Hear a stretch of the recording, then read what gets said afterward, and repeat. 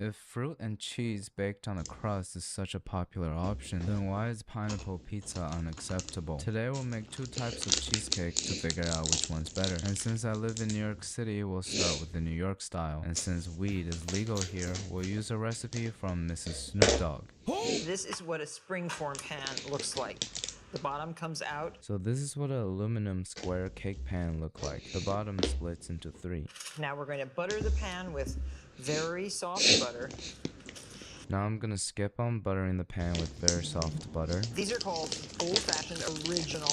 They don't have honey, they don't have cinnamon, they don't have chocolate. So these are called Trader Joe's Greatest, Thick and Extraordinary. Kinda sounds like a title of a video not suitable for YouTube. Just break them up a little bit and put them into the food processor. We need 12 graham crackers. So we'll break them up a little bit and put it into a food processor. So easy. Grind these up. So easy. Now we'll grind this up.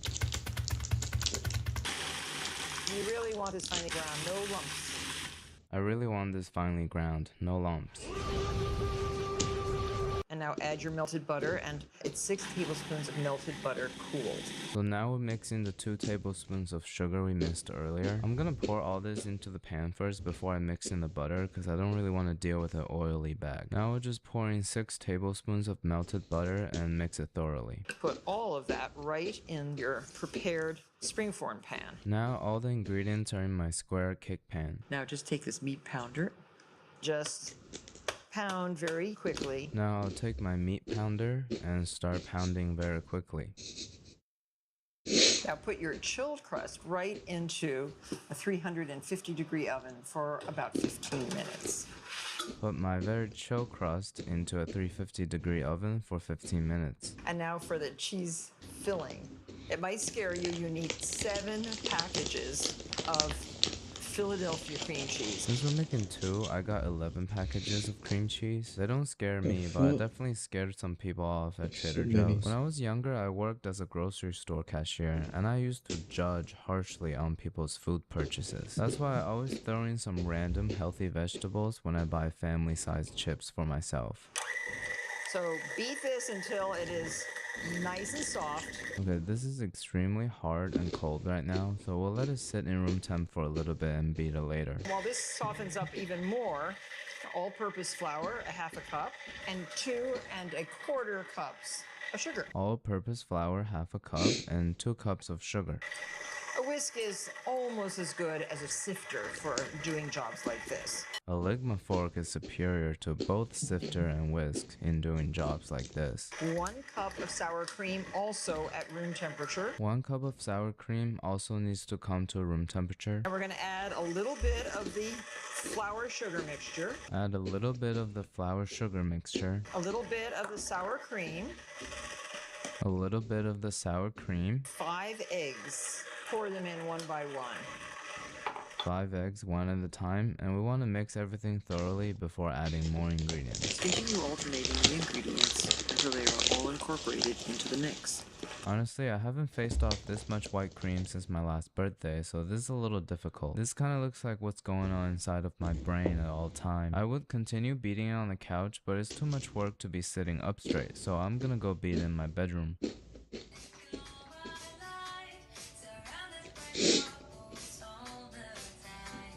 This will be filled. This is the baked crust. You can see how firm it is. So this is our crust. It's all bubbly and stuff. It's heavy. It's 56 ounces of cream cheese. As you can tell, it's already nighttime, and I just spent my only day off this week on beating 56 ounces of cream cheese. And for some reason, it's still clumpy. Don't bother adding it all up. You're going to probably not want to think about the calories that are in this cake. Now that I'm looking at this huge tub of cream cheese, I realize it's definitely not gonna fit. And I don't want it to overflow because you guys are gonna be making way too many dirty jokes in the comment section. Like how Future Canoe's cake is filled to the rim with white creamy. Now, if you want to gild the lily, you can add a little bit of lemon zest to your batter. And just add another dimension. What Why is she telling us this when we're halfway pouring into the pan? You guys already know how much I love zesty stuff, so we can't skip this step. Once we completely fill the pan, we'll take another one with just parchment paper and no crust. We'll just bake it and maybe we can make fried cheesecake for a future episode. While the oven's heating up to 350, we'll put both of them on a sheet pan and warm up some water. And I love my new tea kettle. Oh, this is the best, so big. I love my kettle too, even though it's not as big as Martha's, but the size doesn't matter to me. It's all about how fast it can make the water come to a rolling boil. 45 minutes at 350 degrees, then reduce the heat to 325 and continue baking about 30 minutes longer. 45 minutes at 350 and then 30 minutes at 320. And guess what? You're going to know something that most of your friends don't know, a cheesecake without a crack. Now that we have perfected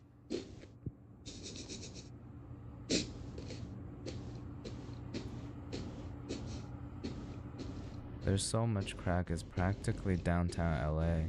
This is the New York cheesecake, baked to perfection. Notice no crack? I've noticed several. It's like sitting in a classroom behind people wearing tight jeans. Also, these are so jiggly, I'm starting to question whether or not I made a Japanese recipe. These are extremely hot right now, so I feel like I shouldn't release them from the pan just yet. Also, I'm getting pretty tired, so I'll put them in the fridge and make the Japanese one tomorrow.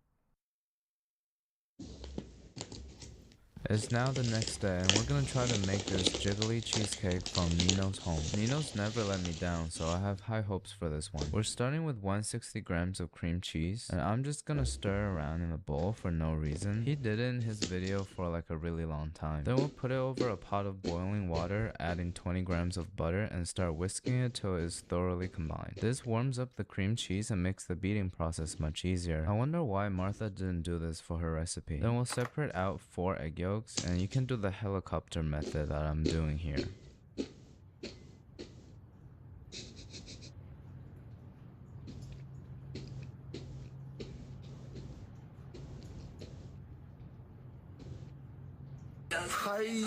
Then we'll put the egg yolks into the cream cheese and mix it all together. For some reason, this step always seemed a little dirty. Once that's done, we'll move on to the most annoying task of the day, whisking these egg whites. Since a lot of you have been questioning the legitimacy of my process of beating it on the couch, I'll just beat it right here in front of you.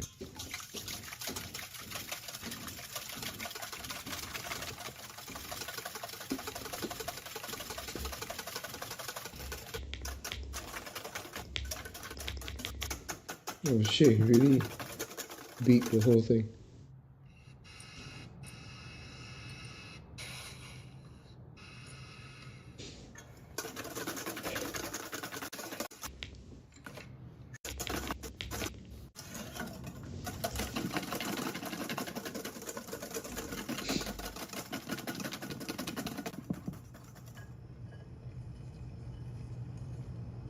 So as you can see, I've been single for a while now. Now we'll put in a third of the egg whites into the cheese and yolk mixture and whisk it in. When it's fully combined, we'll pour it back into the egg whites and we'll use the whisk to mix again. You might be asking, I just did all that work to incorporate air into the egg whites. If I want to keep it fluffy, I need to fold it in. That's what I'm thinking too, but in the original video, Nino used a whisk the whole time. And since I'm known for being good at following instructions, I better stick to his method. I used all the cake pans in the last recipe, so we're gonna have to use these instead. So with the aluminum dish placed in the hotel pan, we'll pour in the batter till about 80% full. And same method as before, we're gonna pour in a lot of hot water around it to make sure there's no cracks on top. This time I used a much deeper dish, so hopefully it doesn't end up like last time. So we'll first bake at 350 for 20 minutes and then reduce the heat to 310 for about 45 minutes. I just really hope I can bake at least one cheesecake with no crack.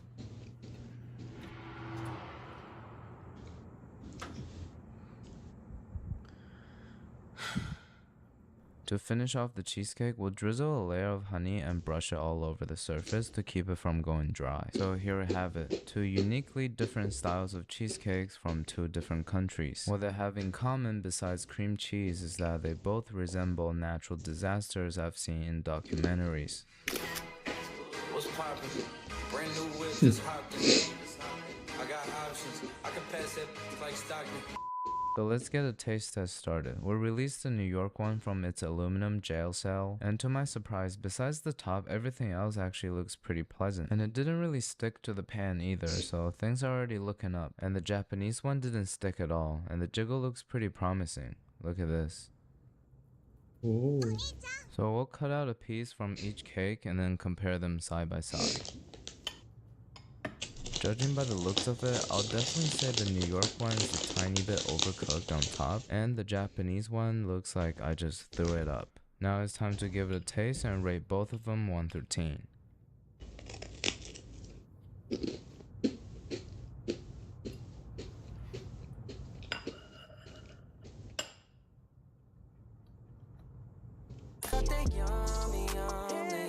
It's a little more spongy than I had hoped, but it's still pretty rich and creamy. I'll give it a solid 7 out of 10. I can live without it. Let's move on to the Japanese one. It's definitely very jiggly, but the little pieces of egg whites floating around is definitely scaring me a lot.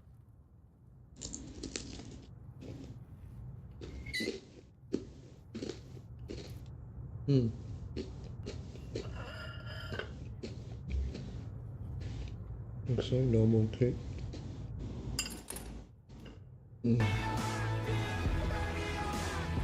I'm gonna give it a second chance as I did to Cupid. I don't want to be close-minded.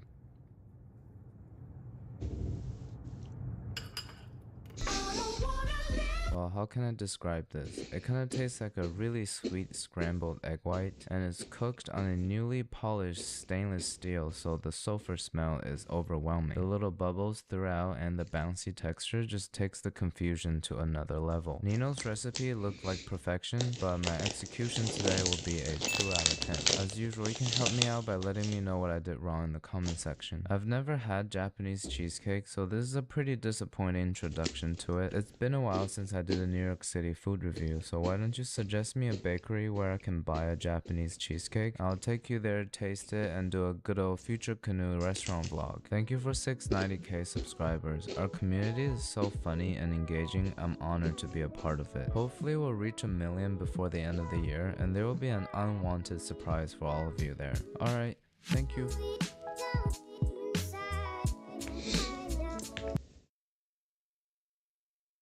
The doctors are running away because today we're testing out some of the most classic apple recipes in the world. And for each recipe, we'll use a different species of apples so we can learn about them together. Let's jump right into it. Our first recipe is apple crumble. It's the easiest dessert I've ever come across in my life. This is my go-to recipe when people ask me to bring dessert. They'll never find out how lazy I actually am. And we're gonna use 2 rave apples. They're named Rave, but I don't think they're that into EDM music. It's crossbred between Honeycrisp and Monarch. 4 out of 5 on sweetness and 5 out of 5 on crunch. We'll put these aside first and get started on the crumble. Starting with 6 tablespoons of butter. I didn't measure it, but it looks right. Half a cup of all-purpose flour. I'm using almond flour here because I have too much of it. I don't know what to do. Also, they both start with A, so it must be A-OK. Half a cup of brown sugar, half a cup of oats, which looks like bird food when dry and horse food when wet. And then unfortunately half a cup of walnuts chopped. It's technically supposed to be pecan, but with all this nuts around, I'm just trying to finish. So now it's time to mix everything together. First we gotta fish the butter out, melt it. It'll be easier if you started with melted butter in the beginning, but I didn't on purpose because I'm a professional. Once they're mixed, we'll set it aside and move on to the apples. Peeling apples is such a time-consuming and annoying task. Sometimes even squirts out juice that gets everything sticky. Pour them out and chop them into little cubes like this. Now into the bowl, add 2 tablespoons of brown sugar, half tablespoon each of cinnamon and cornstarch, and finally the juice of a half a lemon. Mix everything together and then into the baking dish. Now put the crumble we made earlier right on top, flatten it, into the oven at 350 Fahrenheit for 40 minutes.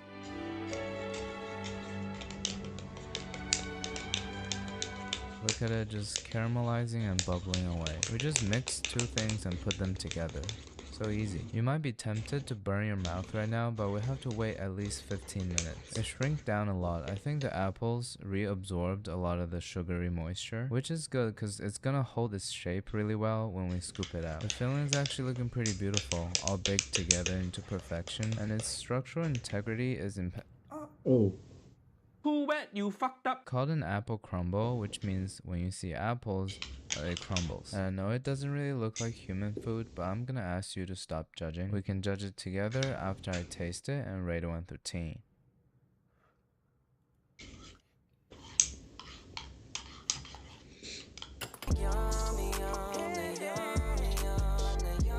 The crumble on top gets really crispy, kinda tastes like a brown butter oatmeal cookie. It's a good contrasting texture to the soft and gooey apple filling underneath, and the cinnamon really comes through. I mean, everything's sweet, you got some crunchy parts, you got some soft parts.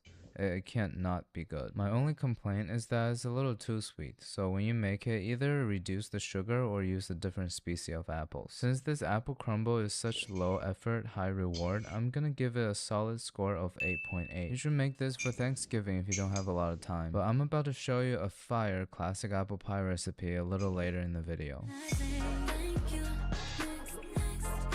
Our next recipe is an Italian apple cake. People generally associate apple desserts with East Coast America, but this fruit actually originated in the Middle East, much closer to Europe. These are some Honeycrisp apples. The most basic of all apples, goes well with pumpkin spice. 4 in sweetness, 4 in crunch. This time my brain finally came of use and thought of the parchment paper method. My knife keeps getting stuck. I really should make that knife sharpening video soon. To make the perfect Italian apple cake, we need to slice them as thinly as we can. If you have a Japanese mandolin, it'll make your life so much easier. Dealing with apples versus beating egg whites, I can't decide which one I hate more. Squeeze lemon juice on top to keep it from oxidizing while we work on the cake batter. In another mixing bowl, we'll crack 3 eggs. Half a teaspoon of salt, a splash of vanilla, 1 tablespoon of sugar, and some optional lemon zest if you want, 100 milliliters of milk. I got that myself, my dad's still out there getting it. Finally, 25 grams of melted butter. Bring everything together with a Ligma fork. And that's it for the wet ingredients. Moving on to dry. 120 grams of all-purpose flour, some cinnamon, a key bump of baking powder, Star Platinum. Now we're folding the apple slices batch by batch to make sure each piece is coated in the batter. I was fine doing this for a while until eventually I gave up. Just remember to be gentle to them as they're very fragile. The recipe used a 10-inch cake pan. I only have a 6-inch one, but I'm used to having fewer inches than other people. Also, I ran this thing in the dishwasher. Now the metal feels all weird. Why did that happen? Let me know. Right now, I'm just crumbling up a piece of parchment paper to prevent leaking. Scooping the apple and batter mixer little by little, because if you dump it all together, gaps may form. Flatten up the top. Hopefully it won't overflow. Into the oven at 350 for 1 hour. I let it bake for additional 20 minutes because since our cake is so tall. The original recipe looked like a Spanish tortilla. Instead of potatoes, it's apples. Very flat and many layers. It says we need to let it cool for at least 30 minutes, but I'm really impatient. Now it's a question of how I'm gonna get this thing out. First, I attempted to scoop a knife underneath and just lift it right up. But it seems like the blade is too narrow to keep it in shape. Then I just moved it to a plate with a paper. Maybe we can just cut it like this. Nah, the paper really bothers me. After trying to slide it with a knife and it didn't work, I decided to apply a method more primal.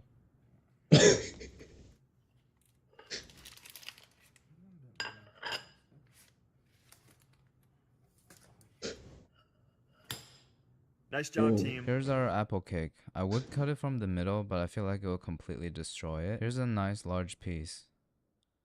Maybe we should have let it cool down more, but it shouldn't affect the flavor. This is the cross section of the cake. It's much more jiggly than I expected. And here's our piece. Just a tiny bit different than the original recipe, I'd say. It's just like the pictures on Tinder and in real life. But in these situations, the rule is always close my eyes and open wide. And the Ligma fork is unintentionally destroying it. It's so difficult to grab a piece. I have really low hope for this one, but let's give it a taste and rate it 1 through 10.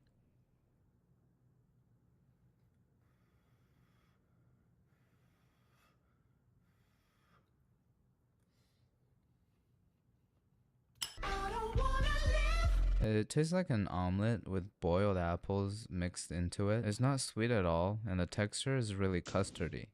not in a good way. The only redeeming quality is these crispy pieces of apples on the side, but they're a little hard to chew. This gotta be the worst thing I've made this week. I know that I messed up the recipe pretty badly, but I highly suspect that even if I executed it perfectly, the Italian apple cake just have a pretty gross flavor profile. I feel like Italians generally love to brag about their food, but I've never met a single Italian that told me about their nonna's apple cake, so they must be not proud of it. And if you have a better recipe, please send it to me. I'd love to give it another try.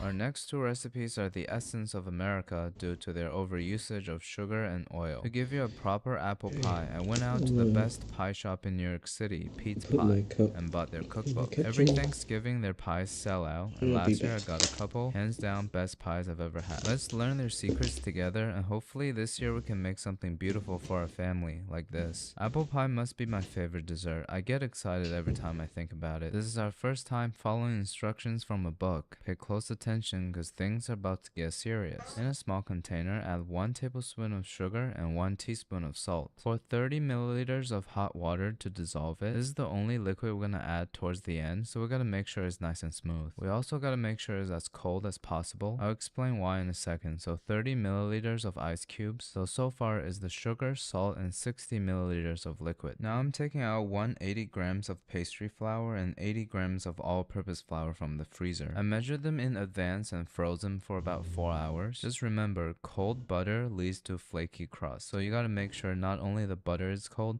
but everything else is cold as well. That's pretty much the main secret to a good apple pie. Sometimes the crust is even more important than the filling. Now I'm cutting up 225 grams of butter, which is a whole block. This recipe is designed to make a perfect 8-inch pie with a whole block of butter. It makes things really convenient. And the book told us 3 methods of mixing the pie dough, and I'm showing you the one without any equipment. I'm gonna show you how to do this completely by hand. First step, toss all the butter pieces into the flour so they're lightly coated, and then pick up some individual large pieces and start squeezing them with your fingers. This helps us incorporate uneven pieces of butter into the flour. You want to keep squeezing and pinching until all the butter becomes pea-sized pieces. Pretty much like this. You want to do this fairly fast as your hand might melt some of the butter pieces, but the flour from the freezer should help with that. Now taking the ice, sugar, salt, water mixture, we'll pour bit by bit and try to shape it into a dough. Sometimes you don't even need all the liquid. You just want the dough to be barely holding up together. Divide it into 2 balls. One is for the crust on the bottom and the other one is for the braided lid on top. Remember to keep them cold. While we work on one, we'll put the other one in the fridge. We're gonna use the 8-inch pie dish that Larry was in, just eyeballing its length. I have a laser eye for inches. Flour the work surface and the top of the ball. Flatten it down a little bit with your hand and start rolling it into a circle that's a little bit bigger than 8 inches so we can fold it up. If you're an expert like me, you can also increase your rolling speed.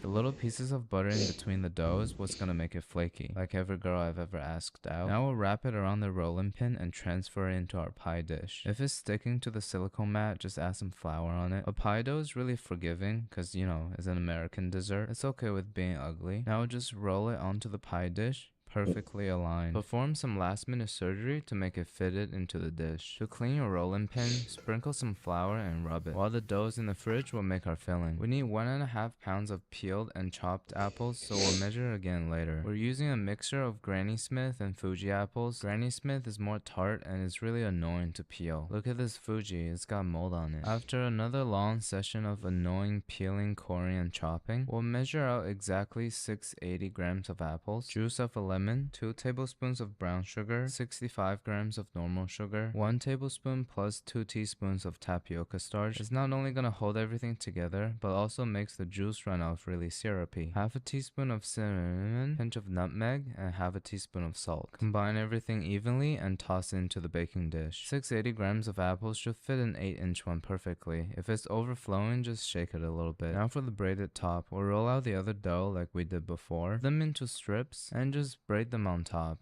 I would teach you how to do it perfectly, but as you can see, I'm struggling a lot here.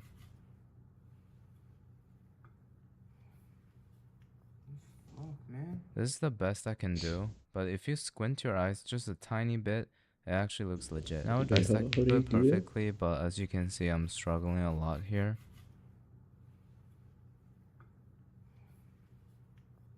Oh man. This is the best I can do, but if you squint your eyes just a tiny bit, it actually looks legit. Now just brush it all over with eggs. Into the oven at 400 for the first 20 minutes and 375 for the last 40. So 1 hour in total. Look at this freshly baked apple pie. I told you if it was ugly, you wouldn't even notice. The juice is bubbling away like caramel sauce. You can even hear it. I'm cutting it like a normal person because I feel like it's gonna be really fragile. Look at this, the best recipe for classic apple pie in New York. Let's give it a taste and rate it 1 through 10. That's good.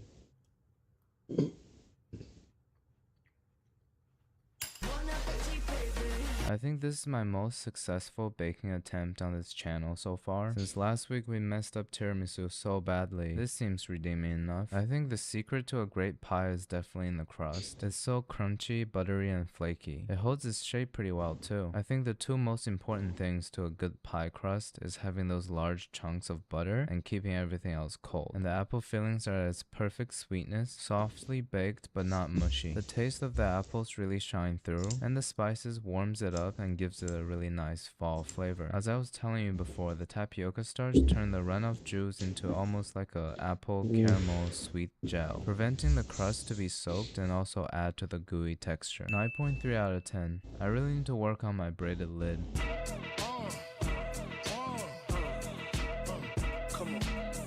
We're starting with 2 Honeycrisp and Wait, what did he call that again? Is that like pie dish?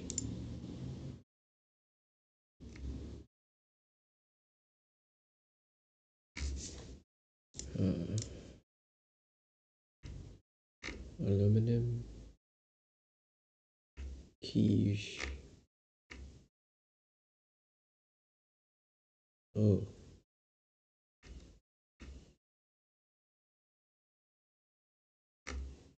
Oh, here's his glass. Oh, this one looks okay.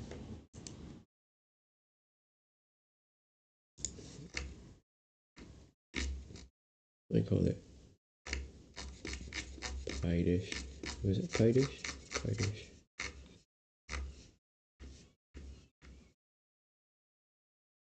Oh, porcelain.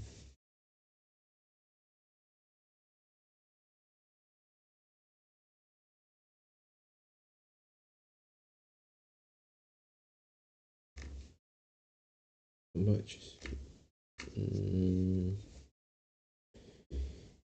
16. How long is 16?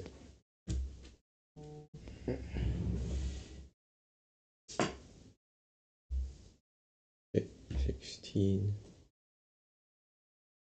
About. It's not.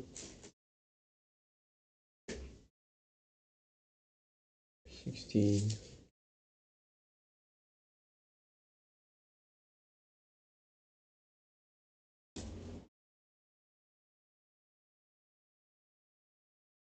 About this.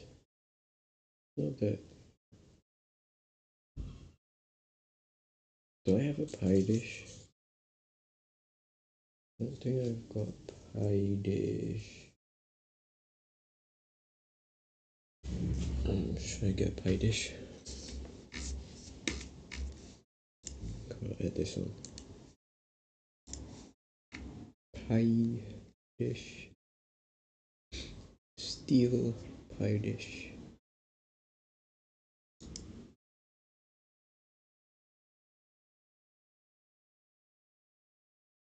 Long lasting, it says.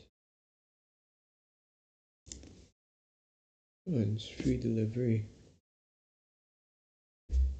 22. I'm gonna pay a few more pounds. Get 2 CMO.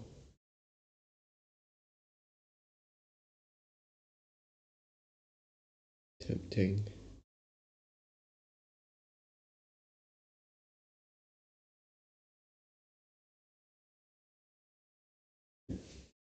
Uh, 22 and 24.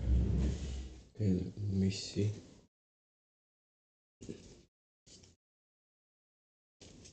22 and 24. 24, 22, 24, 22, 24.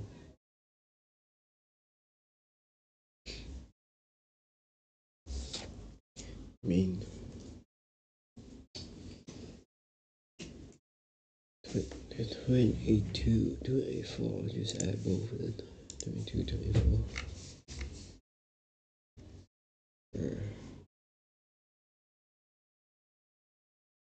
Oh, aluminum.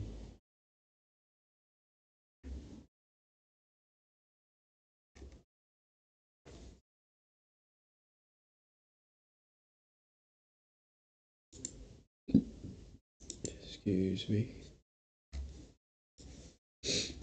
Okay, why? Cake. Cake. A cake pan.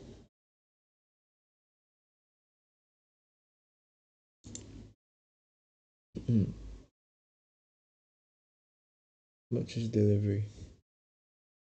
Oh, collection only. No.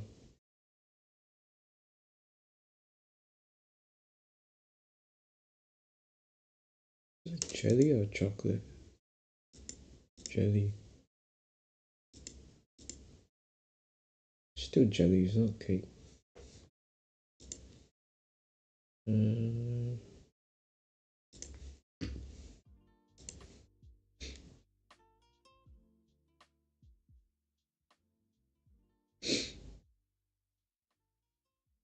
So is this all three?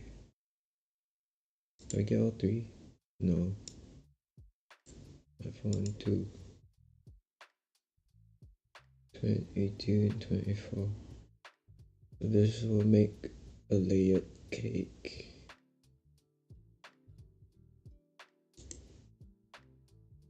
Oh, it's small. Who's gonna eat so much? 24 is a popular one. What's 24?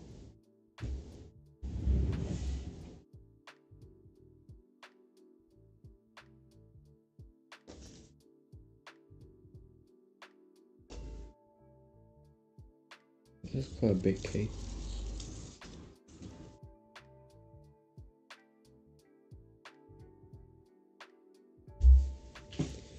Oh, shit. 7 pounds.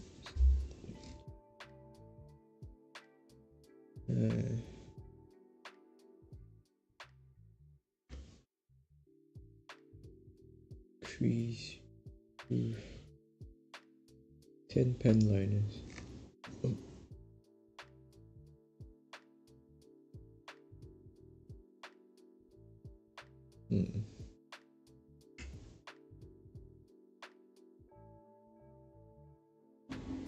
Tins.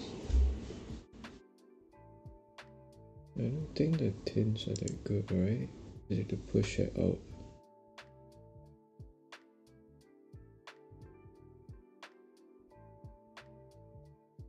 Yeah,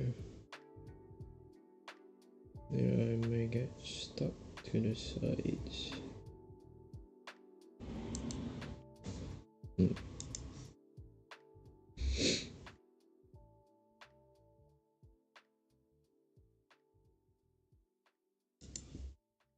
Baking tools.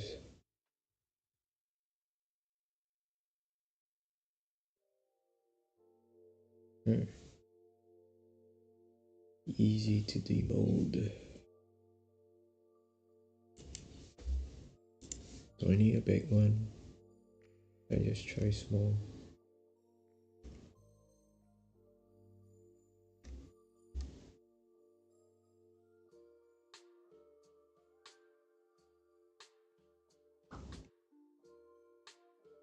Ooh.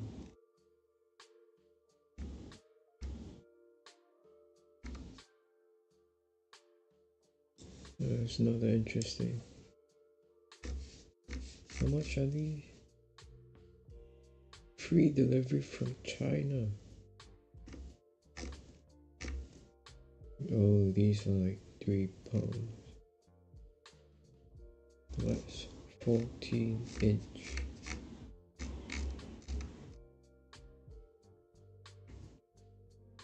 Right. Oh, it's a small one.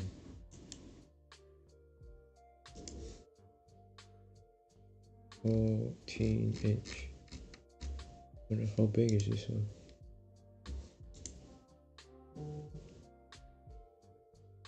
Inch?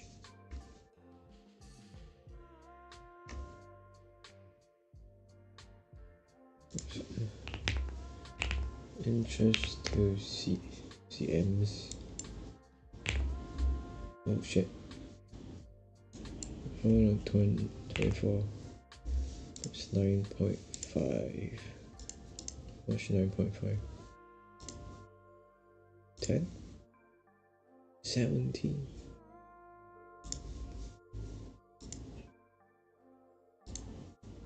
$10-inch. Wait, is this the same one? What the fuck? This one? It's the same one.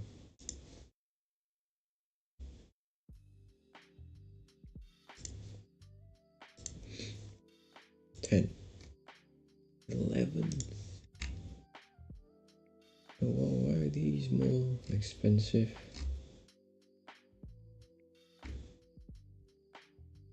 And this one. Are you supposed? Huh?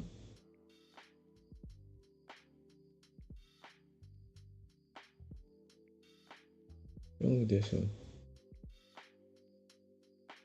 I assume this one's a better, right?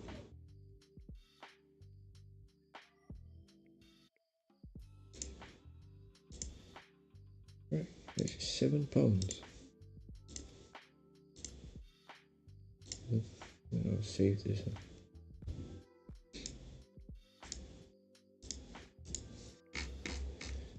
one. Cake pans.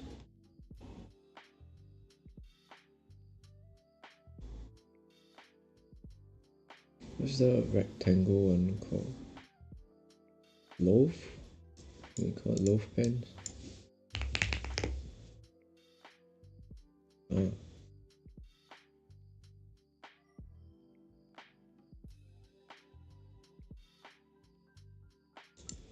Chef Aid. You have your stairs to be oven safe. Thorough even heating. Oh.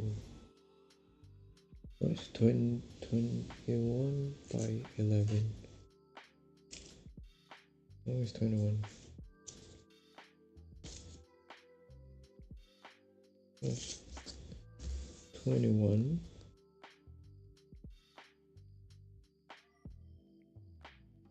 Like, oh. And that's alright. And it's free delivery.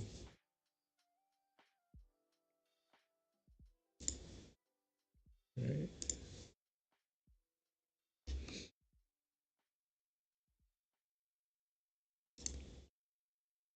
Does it come with anything?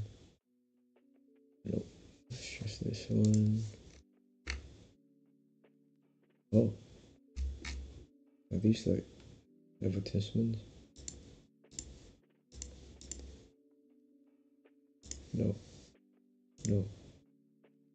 No. Fuck this. 20. Wait. 2, 3, 4. Okay, never mind. This one.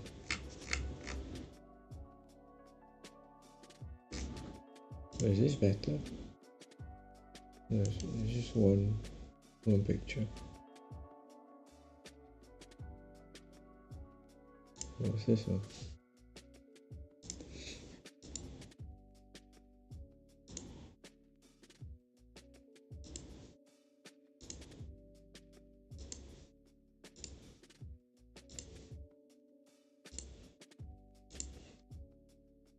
this one?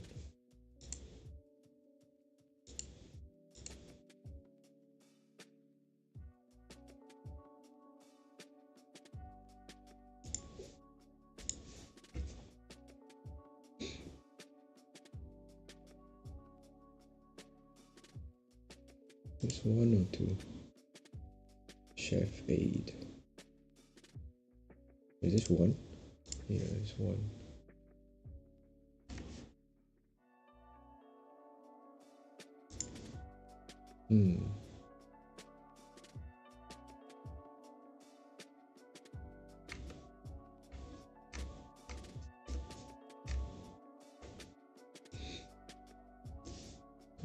What's the...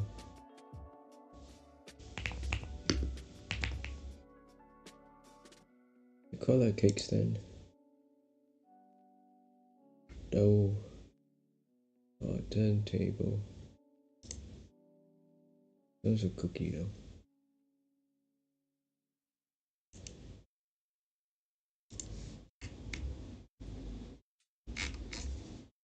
Cake. Turntable.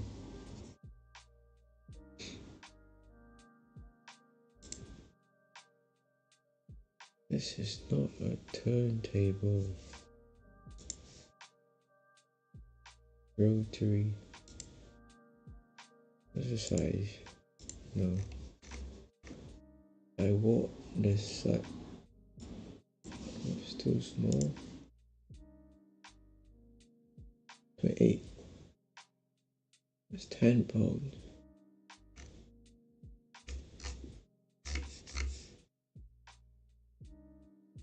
Small cake. 14. Small cake, small cake. They all look small. Wait, this one.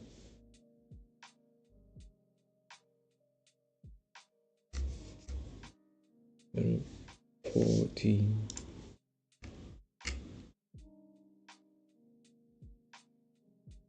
Look small, small, small.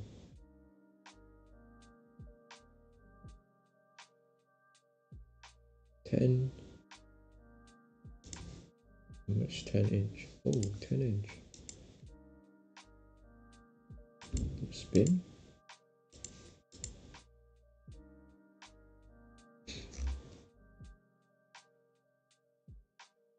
Turntable. Not just a low price or bonkers price, but a blinking bonkers price. Okay. Rotating base. Decent way is applied. The icing the cake, you may want to hold the base. Then what's the point?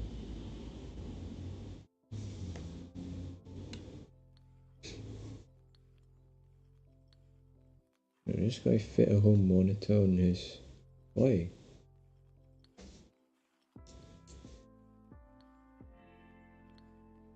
Reviews. Should be it.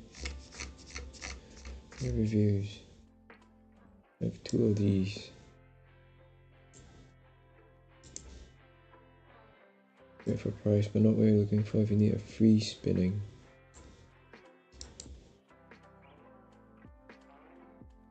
So it's not free spinning.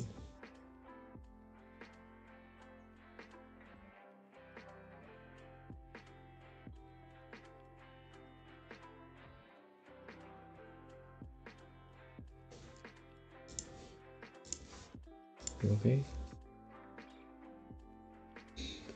6 inches.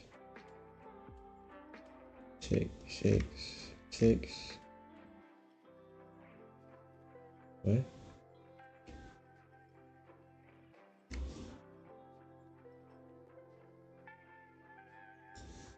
There's someone up there. Oh, it's 10. 10?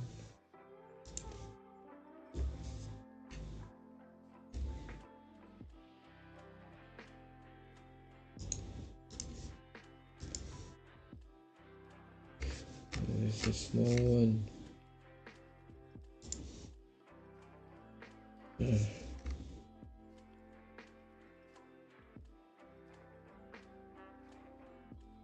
Oh, scraper.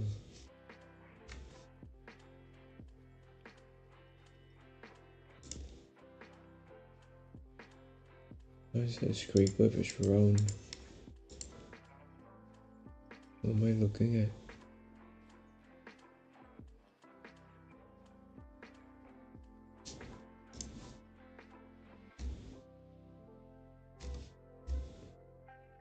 Small cake, 14.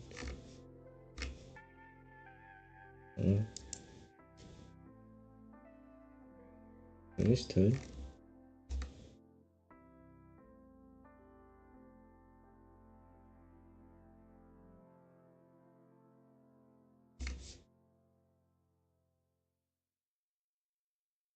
You don't state the size.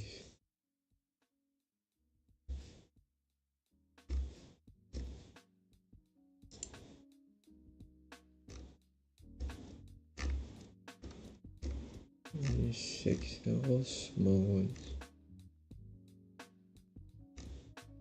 I don't see any 10 inches, 24 cm.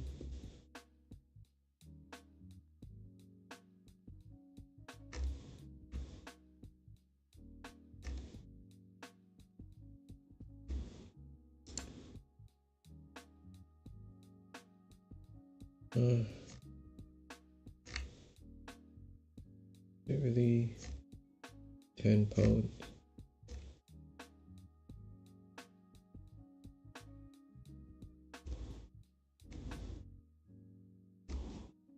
Yeah, I guess it is.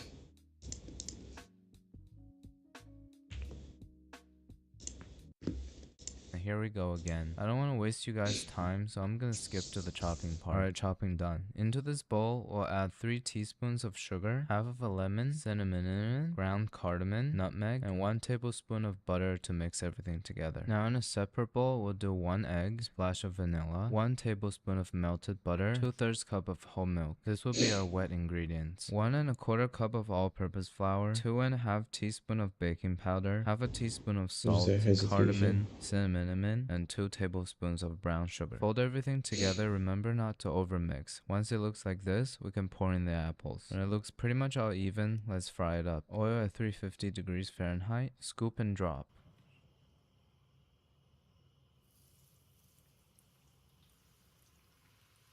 Try to keep the oil temperature around 325 throughout the cooking process. Fry till they're golden brown like this. It should take 5 to 7 minutes or so. For the maple glaze, we'll do half a cup of powdered sugar, half a cup of bourbon maple syrup, and about a tablespoon of milk or any liquid you want. Mix till smooth with a Ligma fork, and now is the money shot.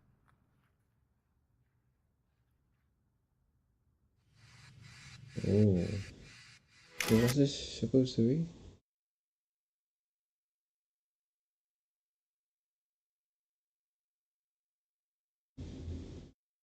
What's wrong with the audio? This is my first time having homemade apple fritters. I'm super excited. So beautiful, dripping with glaze, just like me last weekend. Let's see what it looks like on the inside. Oh. The steam coming off makes it look so appetizing. Seems cooked all the way through, nice and soft. Apple definitely is gonna have some crunch to it. So let's give it a taste and rate it 1 through 10.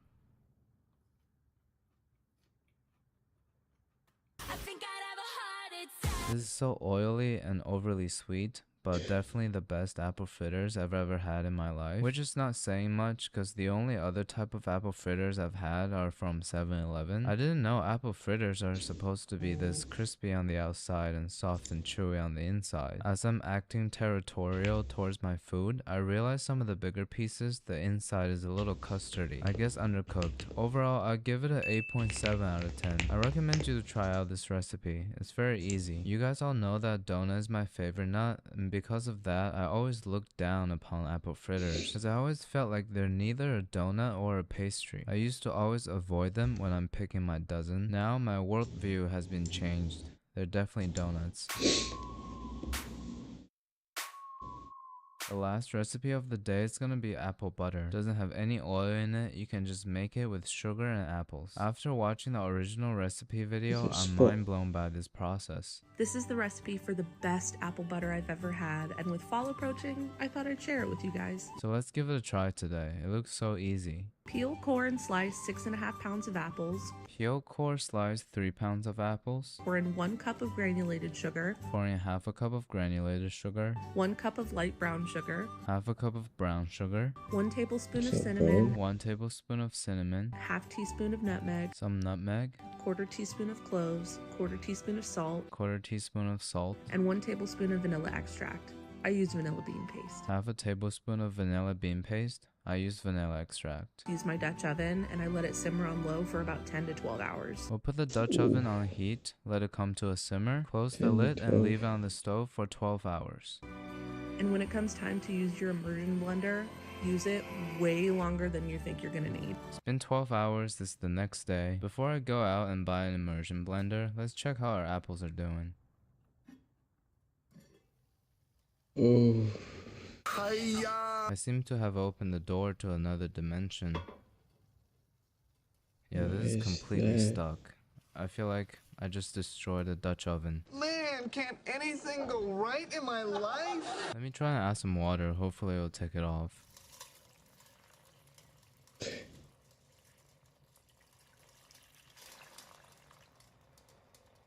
what the fuck? It's starting to sound like it's gonna explode.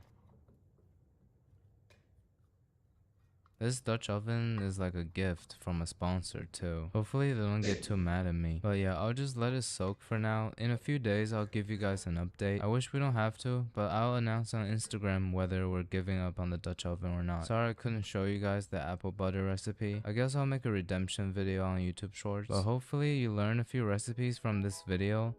Definitely not the last one. I think the crumble, the pie, and the fritters are good recipes for this fall. I have a great feeling this year that this fall is gonna be good for all of us. I hope you make money, fall in love, or just finally stop caring about what others think. It's my favorite season. I'm gonna try to enjoy it. I hope you do too. Alright, thank you.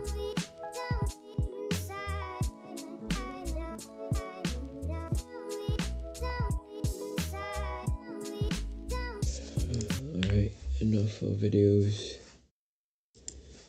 It's time to do some dailies and then study. Load up, load up. Oh, I pronounce this Jati, eh? Oh shit. Oh, she looks nice. No, she looks so different. Right? Is she? Yeah.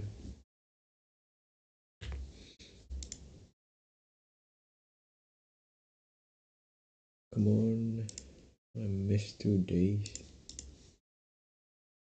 Make up. So for 1 day, I completed all these though. What's this? Upgrade recommendation.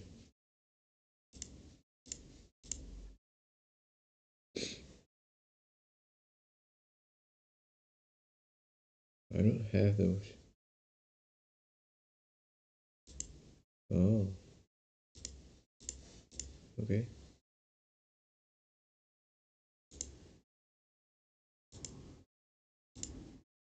Author picks. Yes.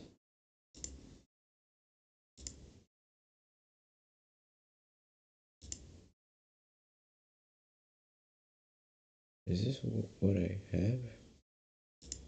No. What? Base. So if I take this one.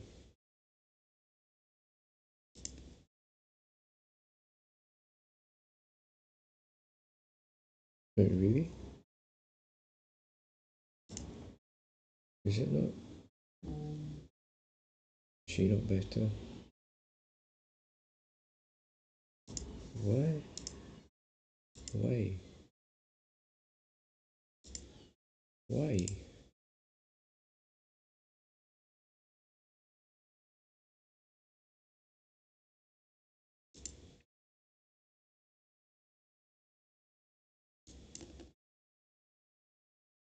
What?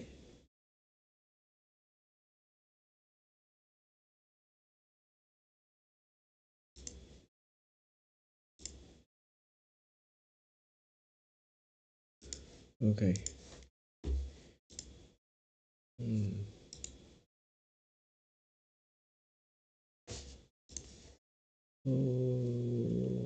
What should we do? Watering first. Update. Oh, it's a fast one. Wuthering Waves. Okay, give me a second to hook it up. And close this off. Game capture. No. Come on, come on.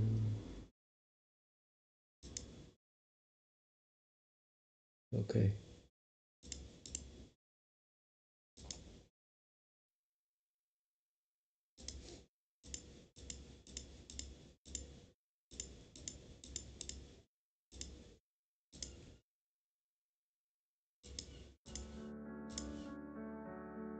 Yes.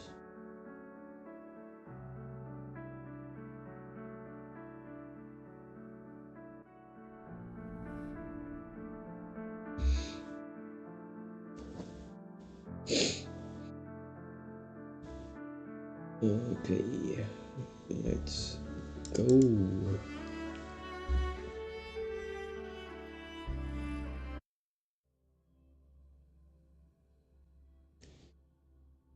What the fuck? 100? No, not 100.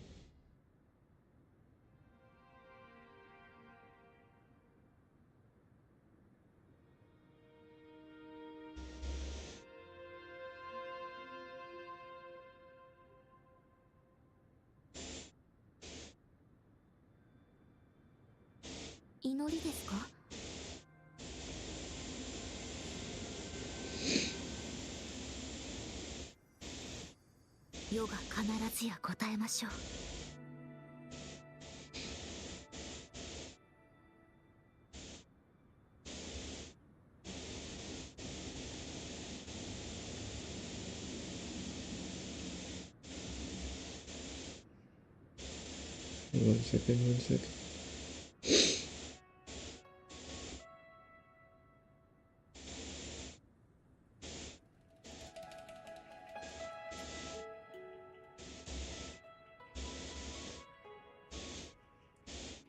祈りですか？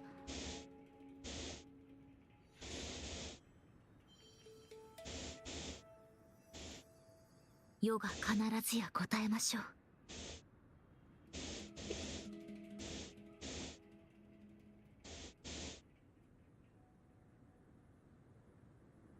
Okay, hold on. Hold on.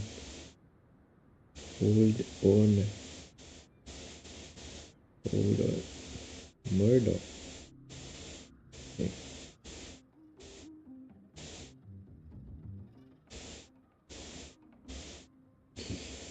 Okay.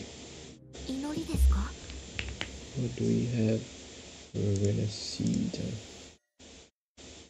got her. Done that. Shit. Shit.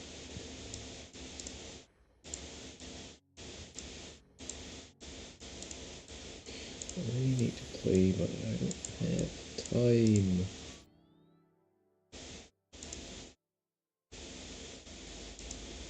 What? Oh.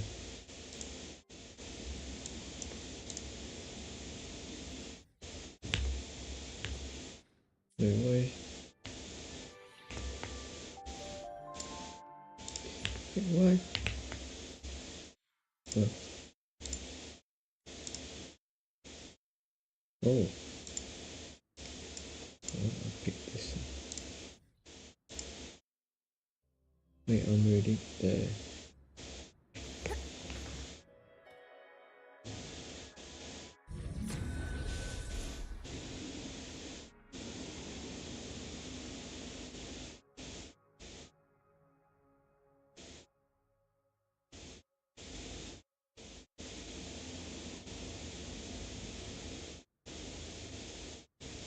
There's my mic picking up the fan.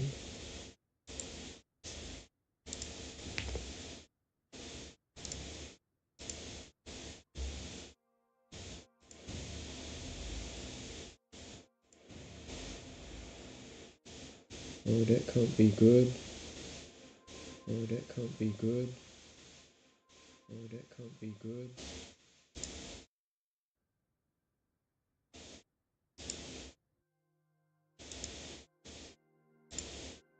I have to increase the noise gate.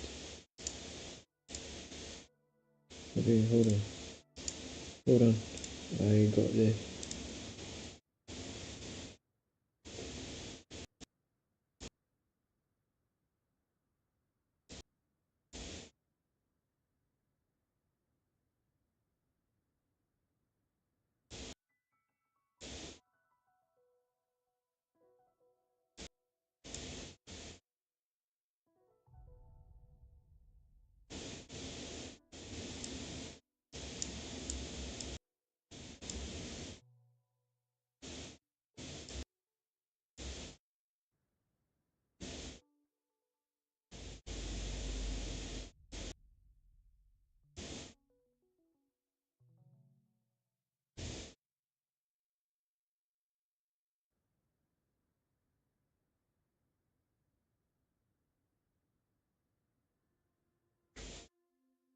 Okay.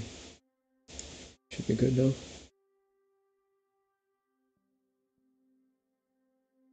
Right?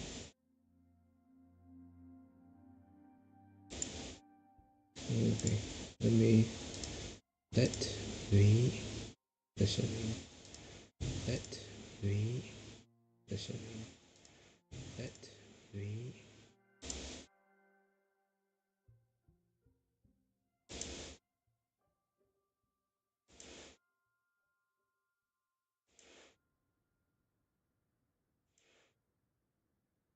Where's the witness? Where's the witness? Oh, the background. What am I supposed to do here?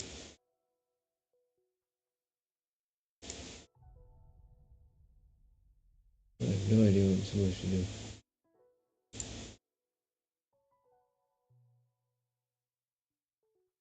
I need a noise suppression. Is that... What about use the CPU though? That shit ass. Hello, hello. Hello, hello. Hello, hello. Hello, hello. Hello, hello. Hello, hello. Hello, hello.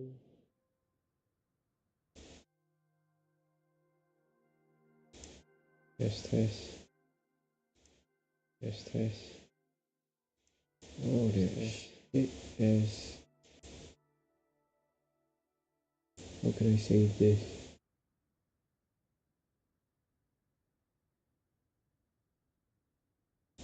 I have no idea how.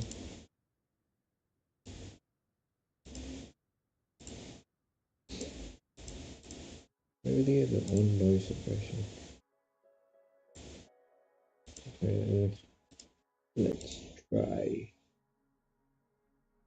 Hi. Hello? Hi. Hello? Hi. Not working.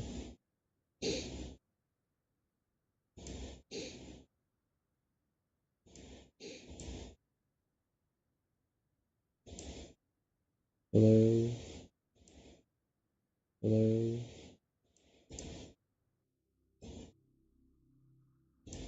Hello? Hello? a shit ass. What? How about this one? How about this one? Oh, this one's terrible. This one. Oh, this one's terrible.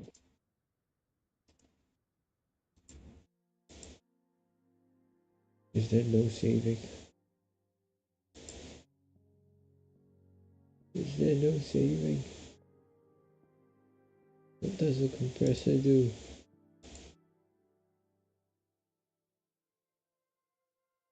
What the fuck? What does this do? What does this do? No, it doesn't fix it. What does this do? No, it doesn't fix it. What does this do? No, it doesn't. Do better? Do better? Do better?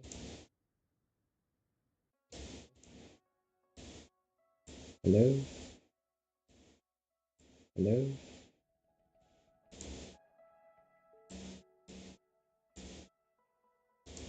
Hello? Hello? Hello?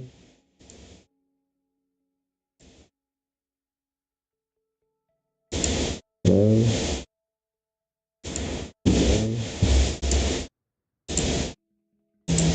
Oh. I'll be scuffed for now. Shit, do with it.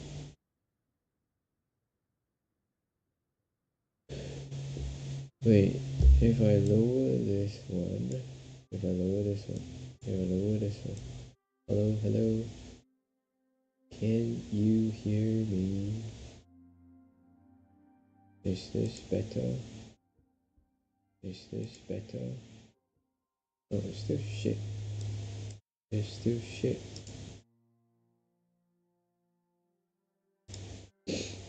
And I don't know why. What the fuck? Okay, I guess you guys just deal with the sound. Wait.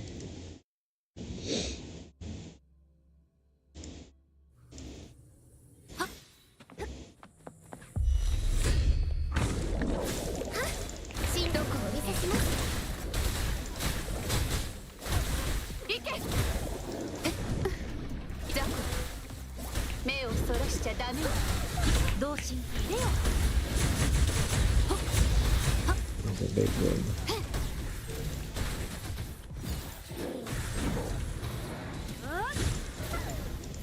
Bam!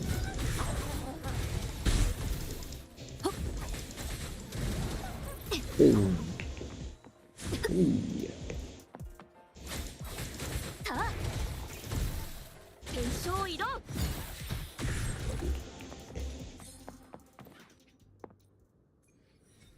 I honestly want to keep playing, but I need to study. After my babies. 閉めるわよ終わりよ遅いつまらないわ兵士でよ世の光にひれ伏せ進みましょう影が舞い踊る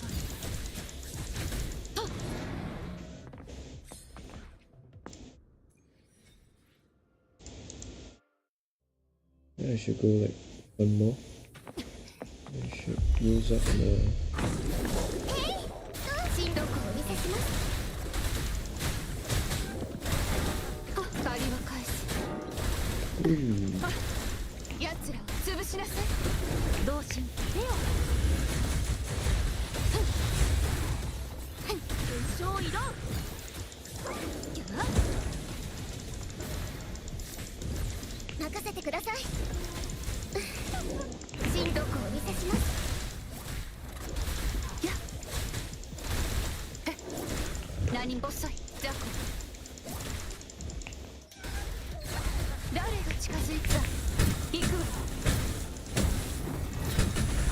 Get right.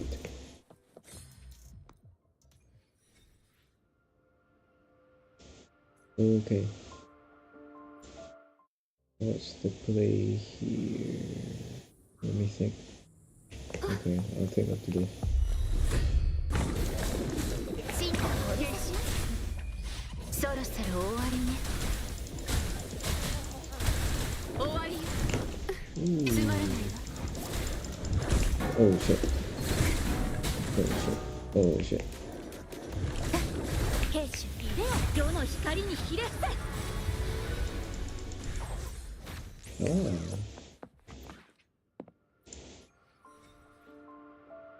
Okay, now we think. No, after this. Okay. 新特をお見せします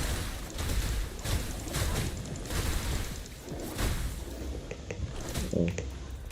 ご退場願おう逃げられると思う逃げろ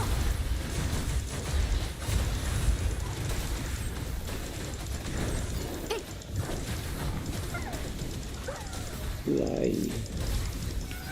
それやっ新特をお見せします容赦しない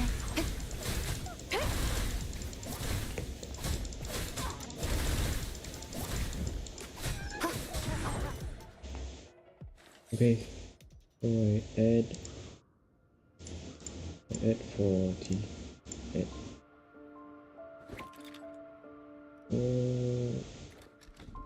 40.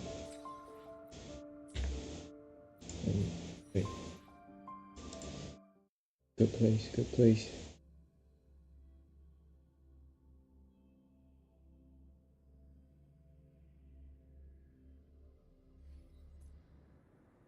Am I not streaming? Oh no, that's a different one. Ooh, lightning.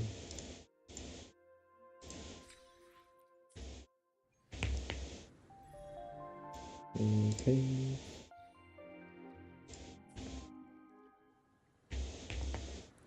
After next week I can play. After next week. Gee, but what about this? I gotta try.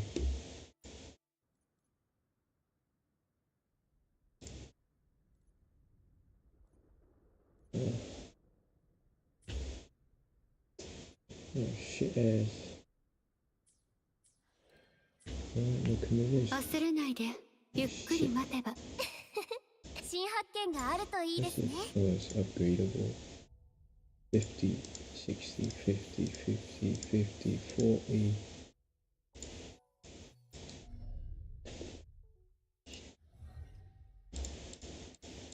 It's a good weapon though. But I tried. Like this. He's not good. Or is she? Gotta try. It's better to try than to not try, right? Suggested attribute. What? Oh. I think I got here. Should I? No. I'll take this one. And then she takes this one. Or I could just click all at once. But resonator. This one. Let's see how shit I can get.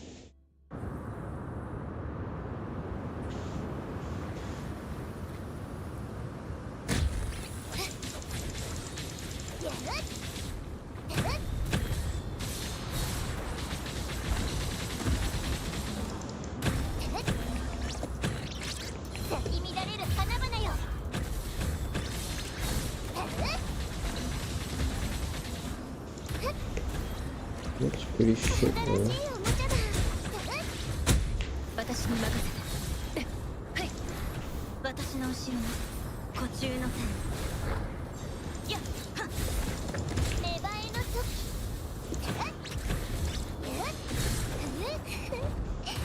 獲物の匂いだもうどこにも逃げられないよその命私のもの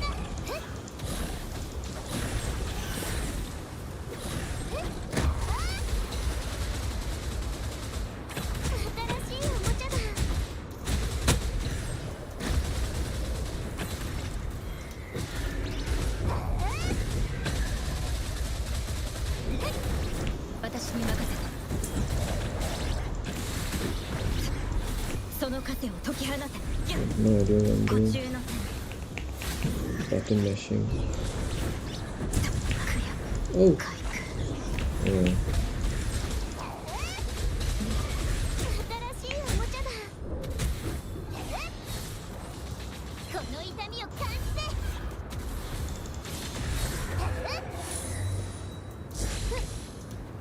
もっともっと私を楽しませて。摘み取る。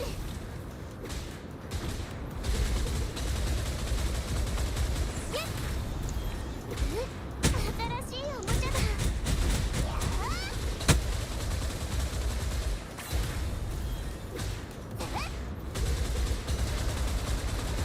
その命、私のもの。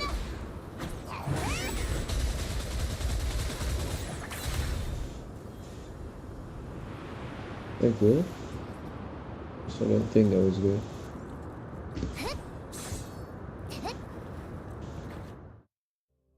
I need to practice more. Oh shit. Probably shit. 進路をお見せします。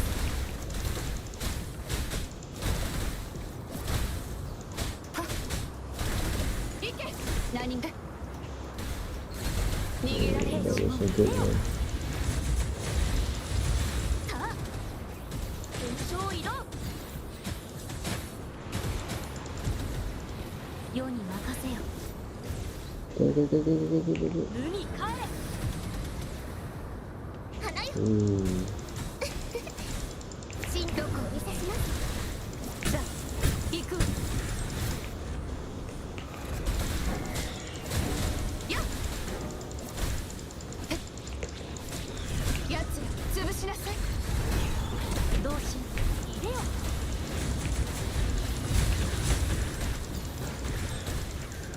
世の光にひれ伏せ。 One more, one more, one more. はっはっ。虹に身を寄せ。 No. やっ。無限の先へ。 Okay. 任せてください。進路をお見せします。痛みつけてほしい。そろそろ終わりね。終わりよ。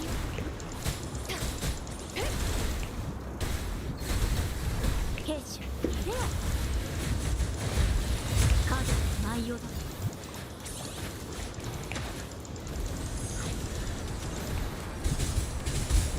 無に帰れ。 Nuke. 花よ。進路をお見せします。やっ。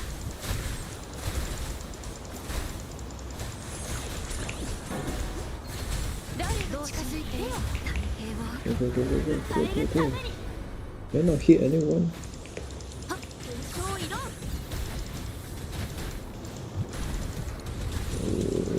あまたなる光よ。 GG's.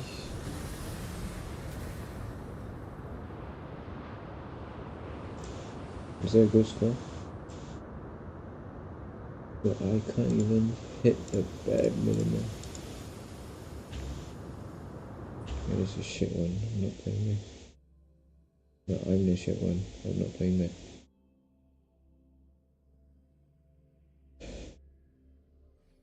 I tried that one. I can't get. No regrets. What's next?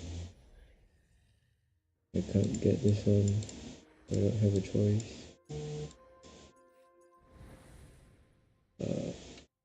Can't be bothered. Alright, we're done.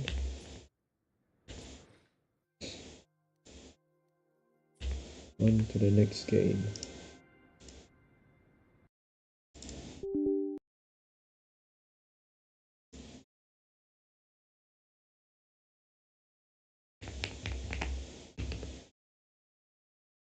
Next game.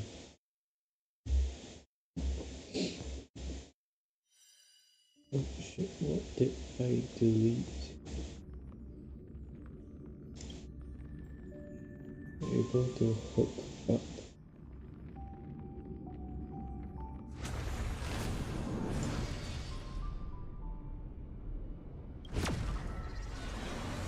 on, hook it up, hook it up, hook it up. Okay.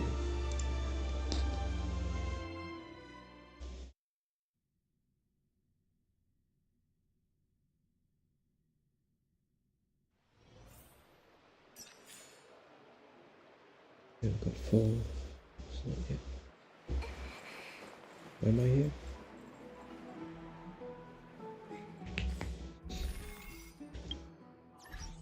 I'll do this.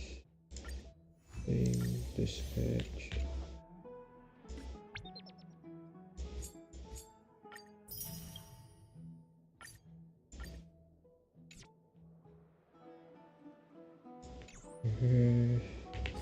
I need new stuff.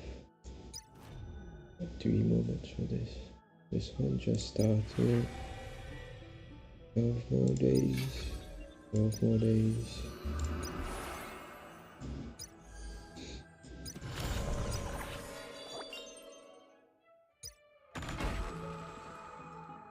Ooh. Don't fatigue much. Good.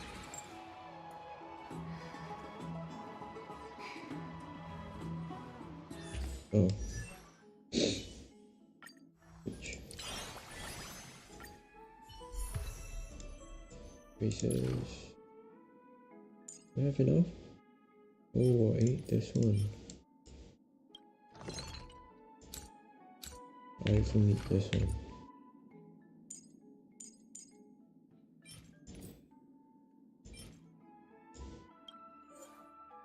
The reset? Yes, it is.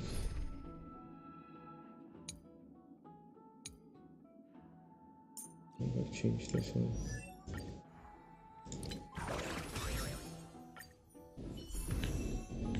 Come on, come on. I need some help. 緊張しないで。前みたいに協力しよう。 What?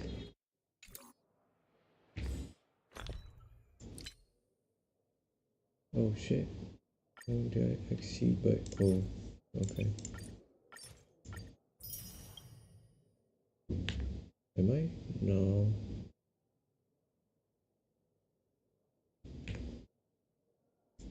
Okay, so what do I need?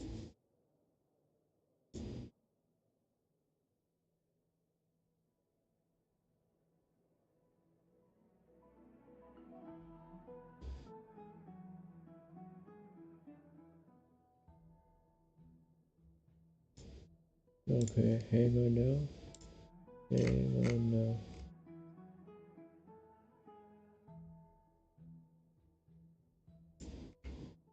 Big ton. What does she use? Lost in her edition.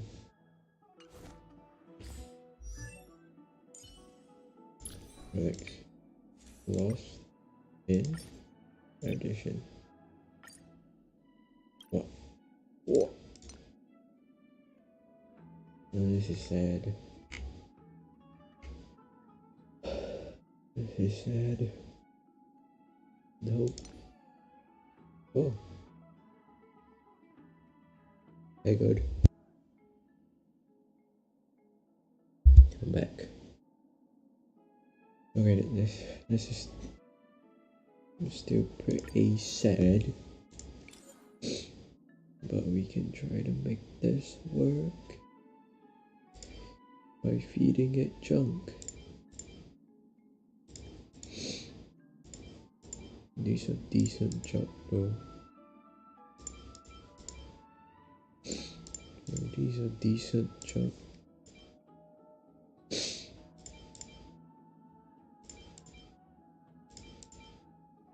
Uh-oh.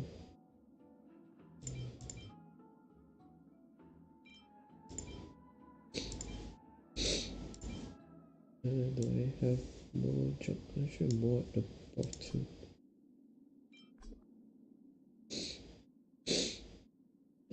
Yeah, I could use this.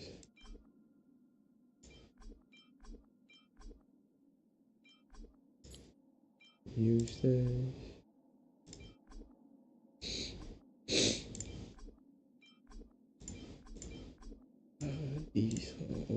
decent job.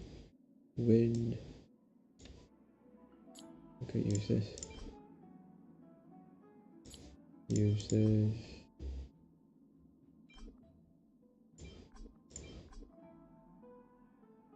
Oh, there's more.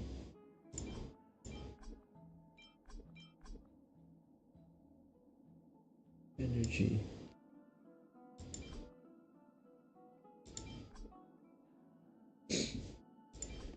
Well, these are decent.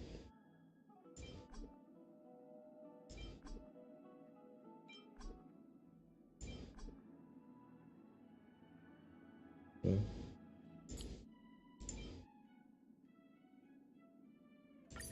just feed this with. What the fuck? This shit. No, this is trash.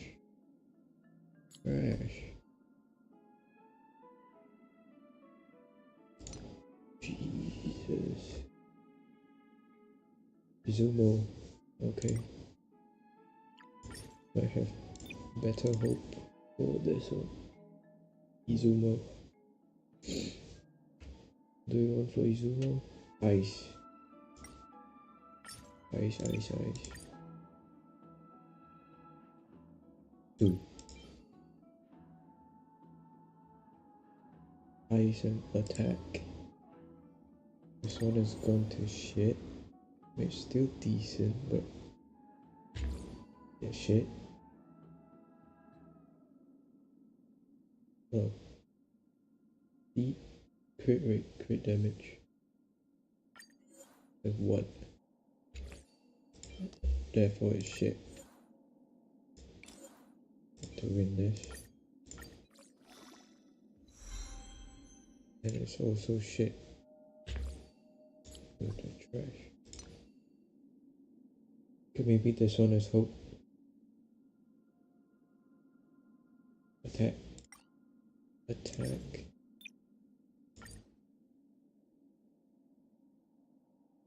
State. Oh. Attack. And what the fuck do I want?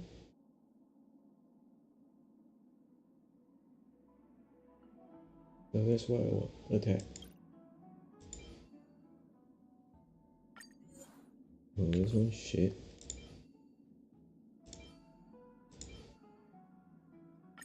We could try to get something out of this one. Nope. Yeah, shit too. I'll feed you this one.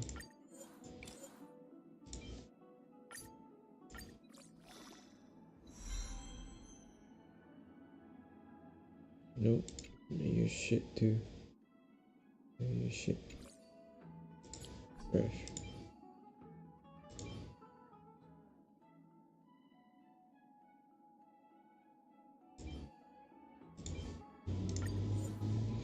Two spirit. That was good.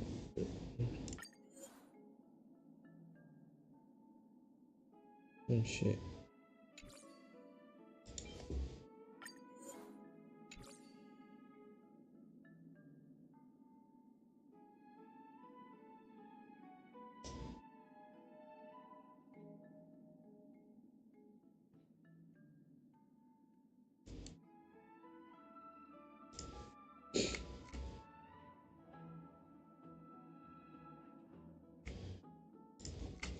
Okay, let's just go down the line.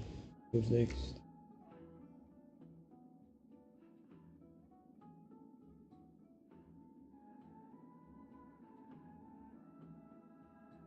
I think McGallagher needs another set to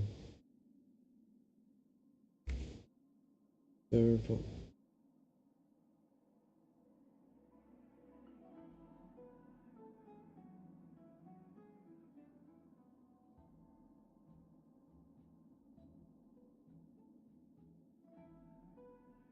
Okay, let's try Silver. Where is she? She's up here. Relics. Do I have her built for the most part?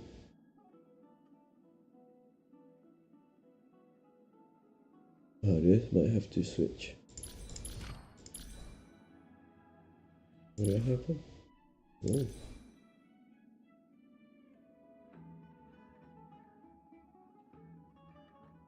Eh.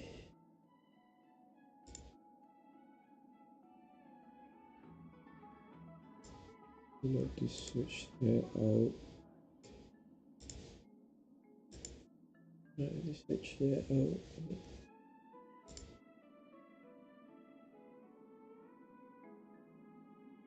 Debuffs.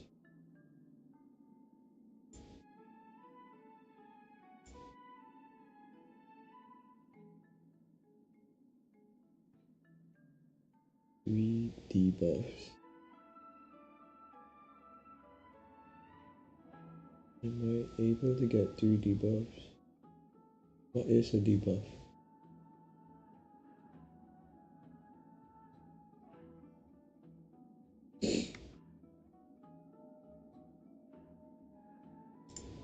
A debuff.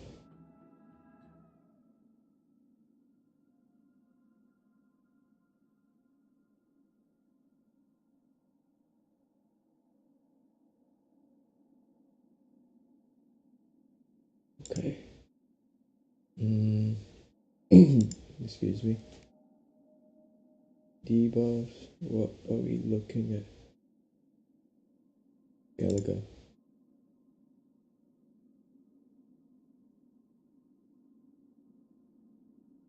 Oh wait. Gallagher.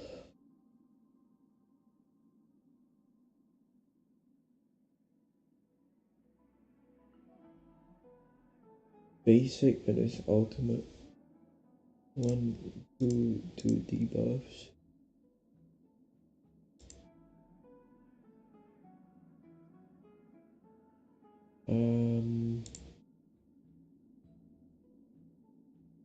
Servo. Wait, another debuff. 2 characters with debuffs. Is that it?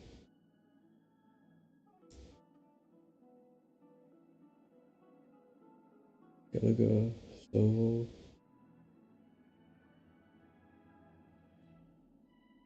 Oh, Big Bertha and Remembrance.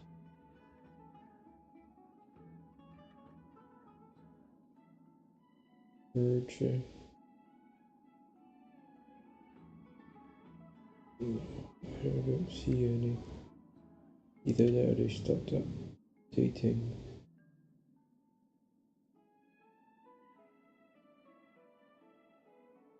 Let me see. Let me see. Let me see.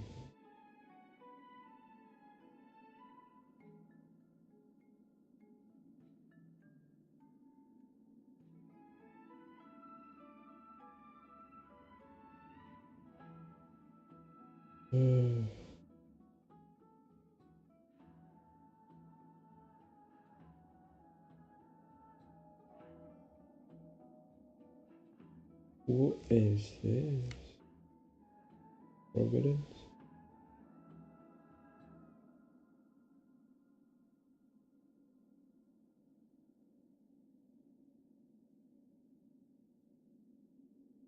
Ashkeron, Quantum. Let me have a read.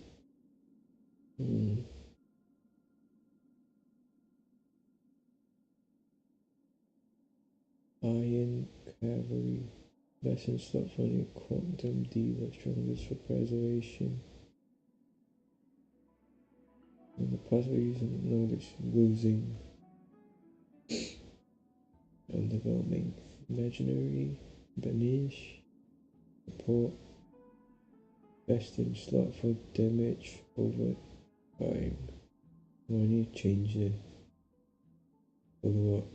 Ashkeron's best in set. I have that one.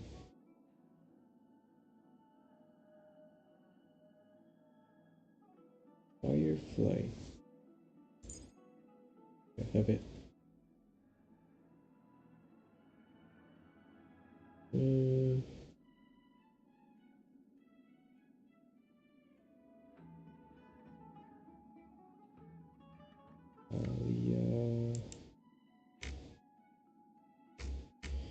What are we doing? Let's over.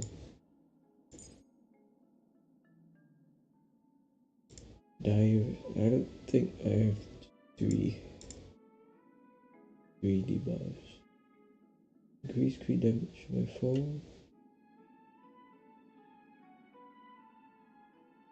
At least.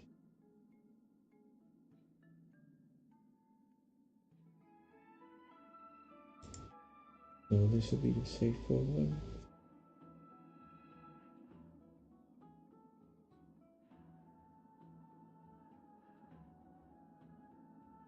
Only use when you play solo with the Herfer, which acts as stack generator, scores damage to.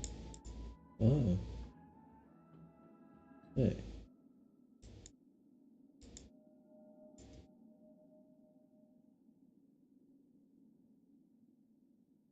Like 12. Increases break, increases lightning. You're saying that I don't need this one.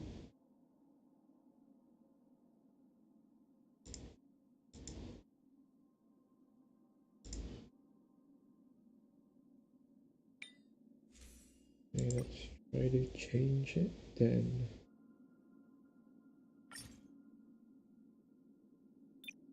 Eagle. Eagle.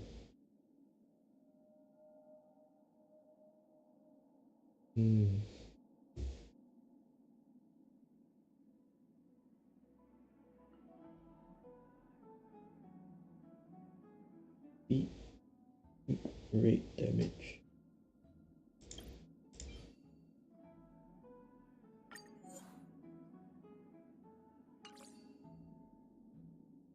Main stat speed. Over damage.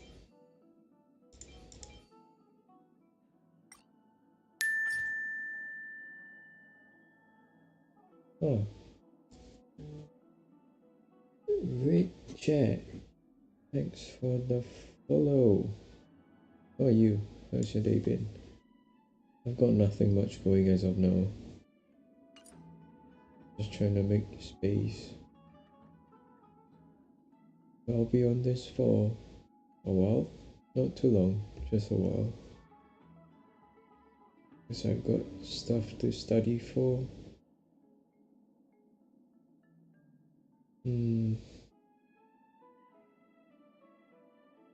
How are you though?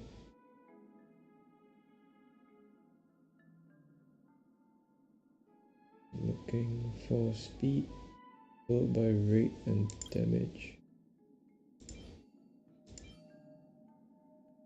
Speed, rate, damage. Speed is priority. I don't have much. I just pick one from the top. This one is speed. Throw in some trash and pray. To bin this one. Is that one with speed?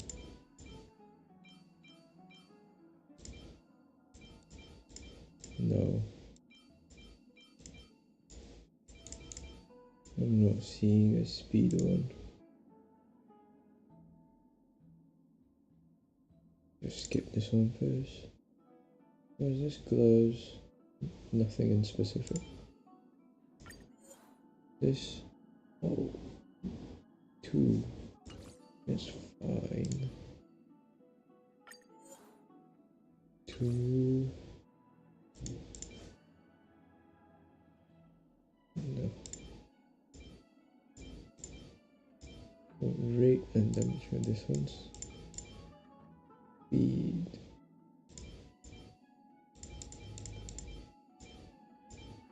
I'll try this one. Wait, what? Defense, no. 1, 1. Oh, I got a rate now. Try pushing for this one. So any more trashy ones?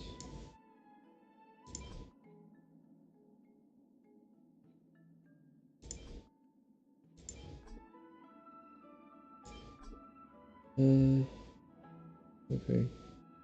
No.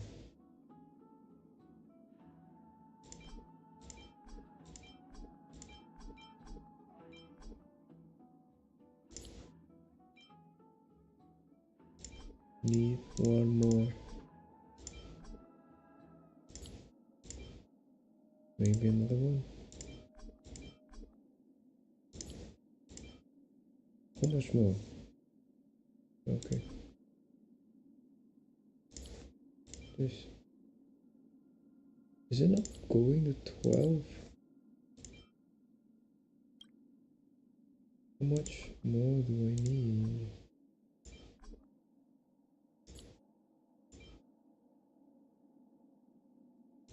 What? Oh, just a bit more.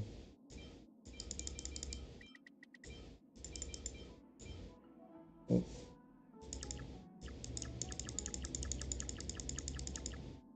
One. B.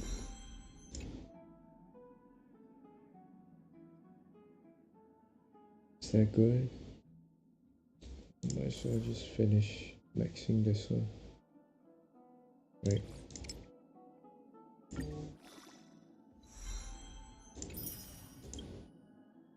One in here, one in here.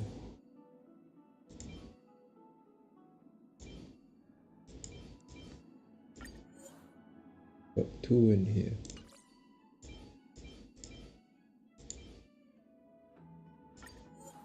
One, two. I'll take this one.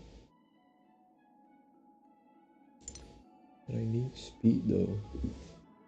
Body. Crit rate. Crit rate.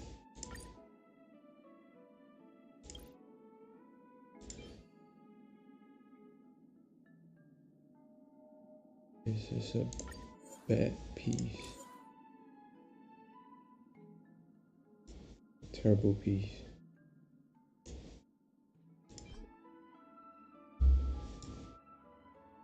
Should I just, I'll just use this one. Speed. HP. Yeah.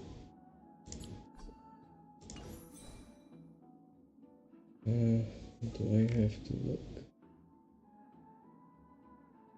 Glomorph.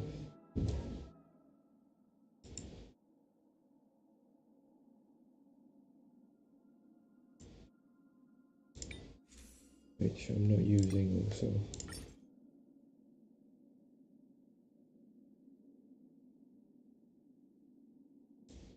Isn't it recommended?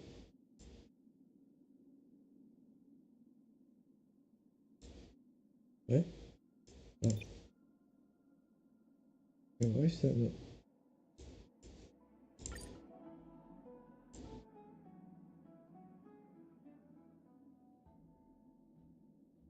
What's the difference?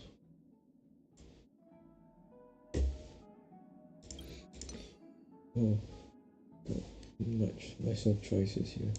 Lightning.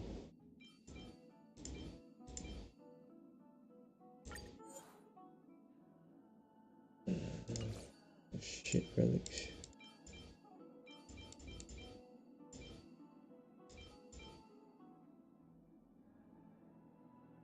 Yeah, they're terrible. Yep, we can't help this one.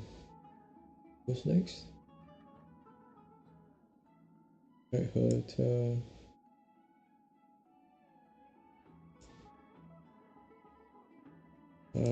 okay. Remembered.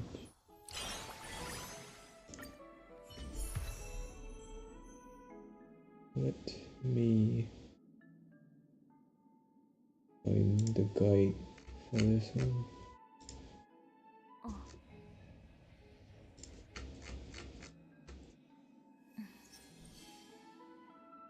Okay. Looking for the best relics for remembrance from purely supportive perspective. Speed sets are actually their best choice.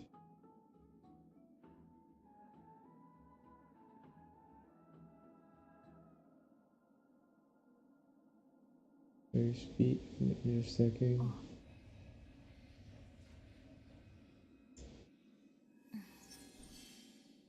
We have to read this.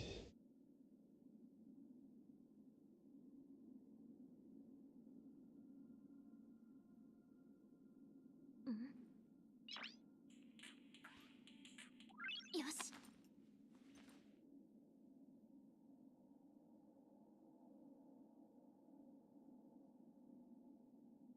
So who am I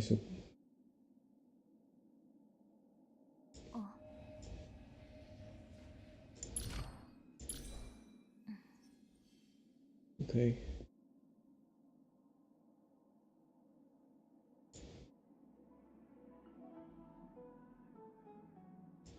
Recommend it.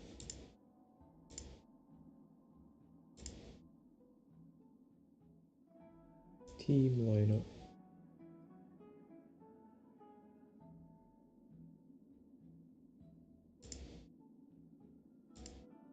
Attack 2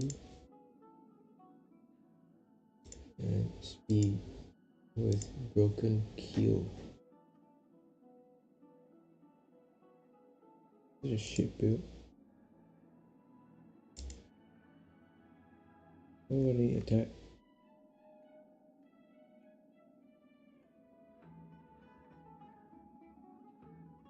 Broken keel.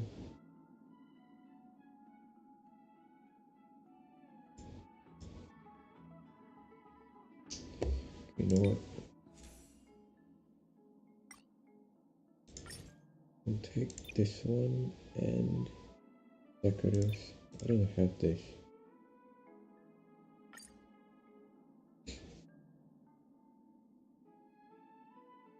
We just have to make things work then. Beat, crit damage, effect resistance, speed. I'm looking for speed.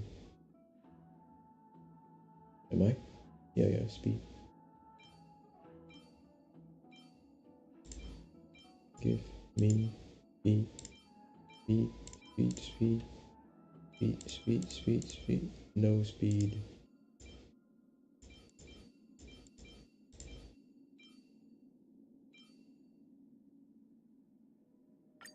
I'll try this one.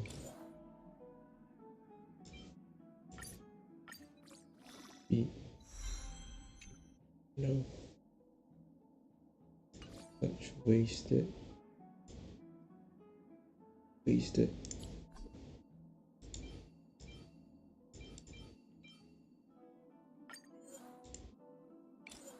Speed.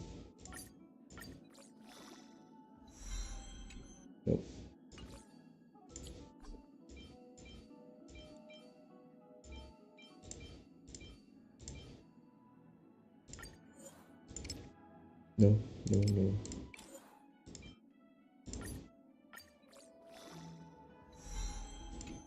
No.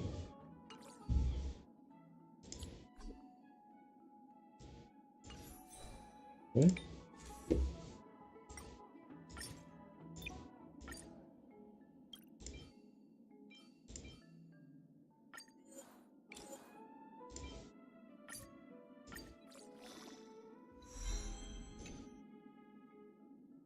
Oh. No.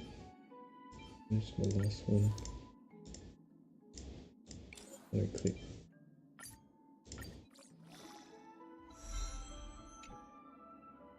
This is also a good piece but on the wrong set.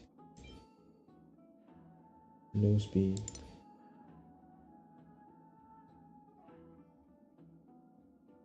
Beat it damage.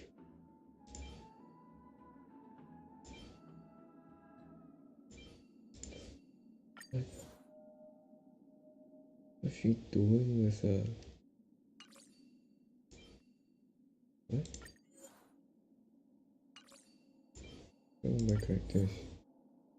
Three? Oh hell yes.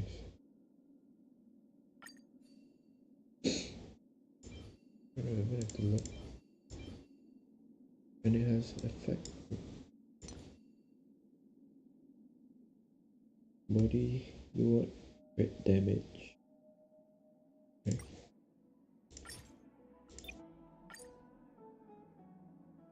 Nope. What about feet? You want speed? Okay. Oh, they both got speed shoes.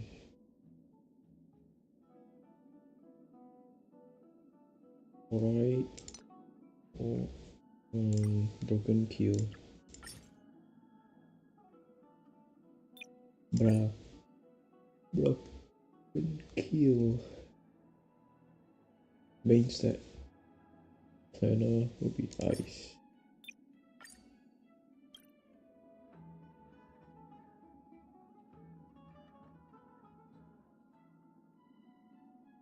There's no speed. But there could be.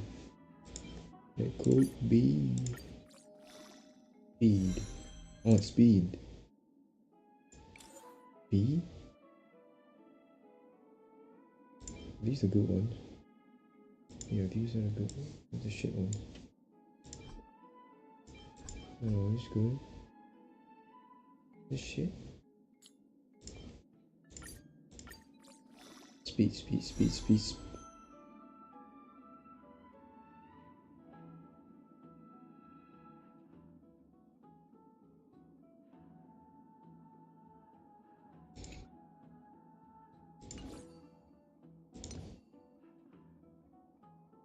Energy regeneration. We have one. Can this one get speed? Speed?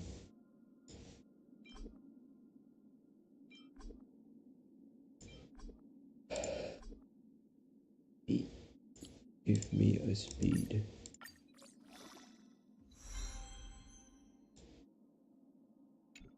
This one's shit. Right, we cycle through. Let's switch her back.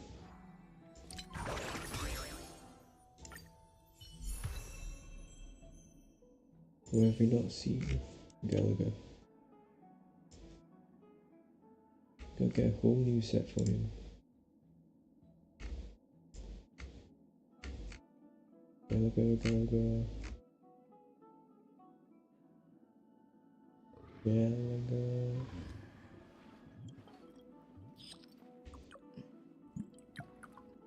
Blue pot. Bit pearl. Bit pearl. Cool.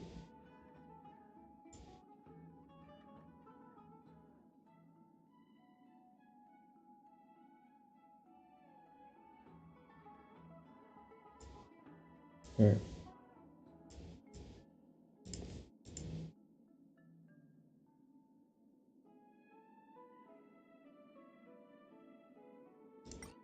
They should have like different, right? What's that? No.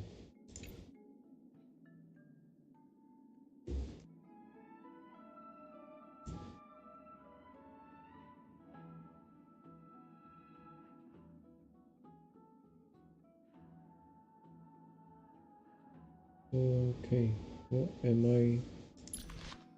is real?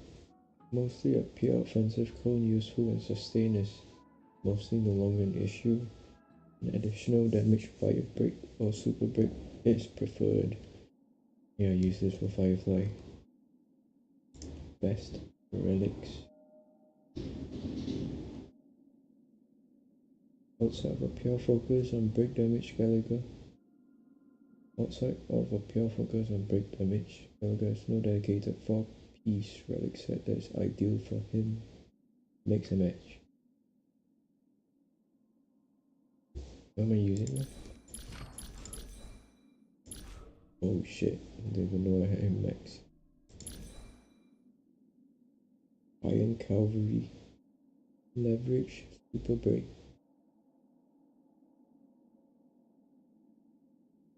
Good option for break scaling characters. No.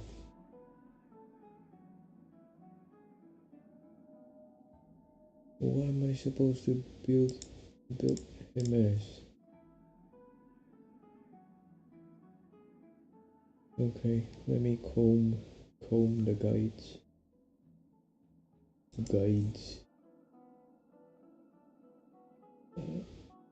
What is this? Sacrados and Watchmaker. So it's break and speed, followed by a broken kill. Quid pro quo. Break, speed, quid pro quo. Does she even ledge? Doesn't even do break, does she? Brief, no. Ice. Just multiplier.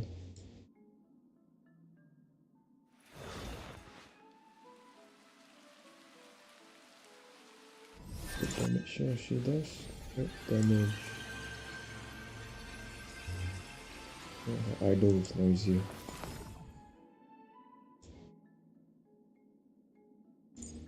Ultimate ice damage. Techniques. Yeah, it's nothing but breaking. I'll switch this out. What? Speed?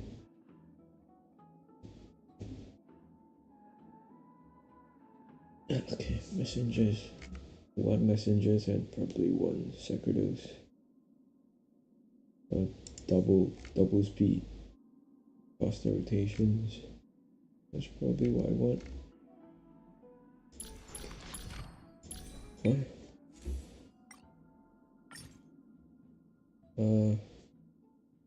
Where? What am I looking for? Speed. Break. Oh, I don't think I'm gonna find any speeds here.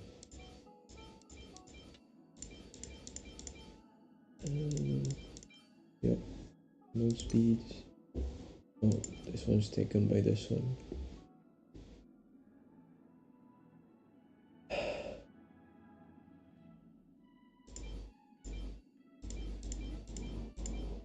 Can I just run some Sacrados?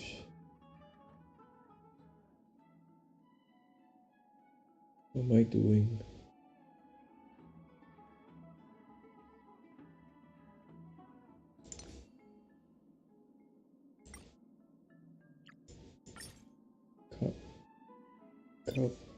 Copagni.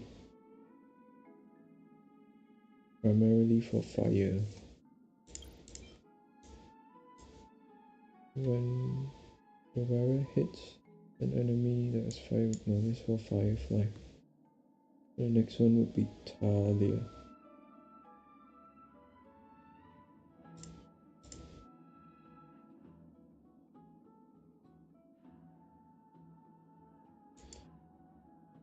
Talia. Fluent planners are all usable and have their own strengths and weaknesses when looking for team-based supportive effects. I should be looking for a broken kill. Yeah. Okay, what stats are you going for? HP for planner. HP. You have one choice. Speed and break. Hope you've got speed.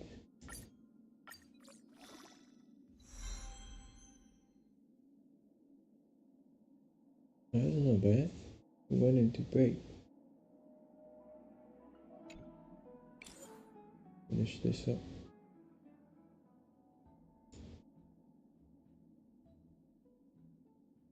What have I been running recently? Yeah, what have I been running?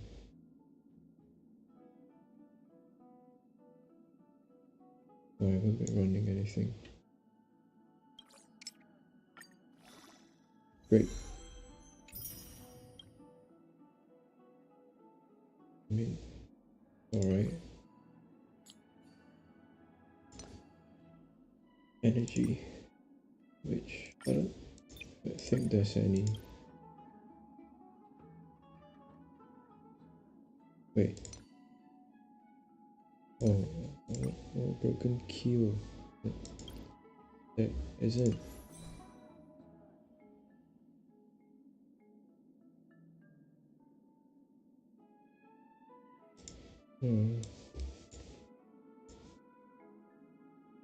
Okay then.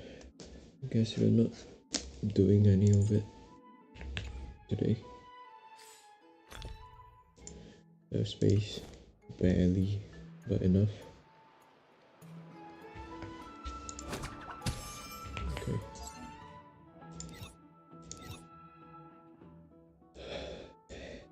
While we do it,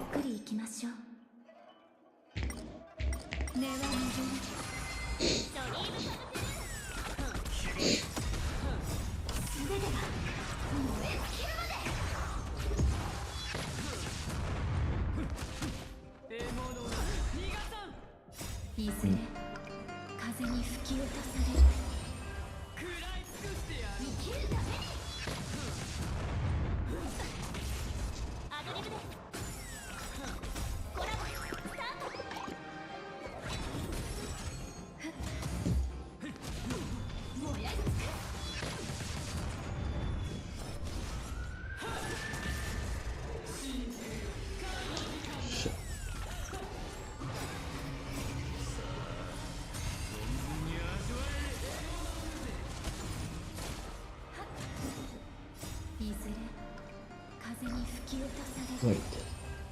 No.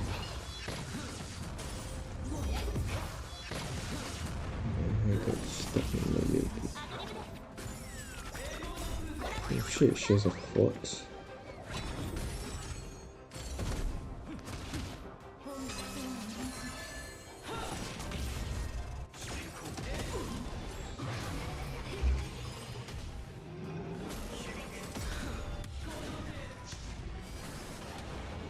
Damn.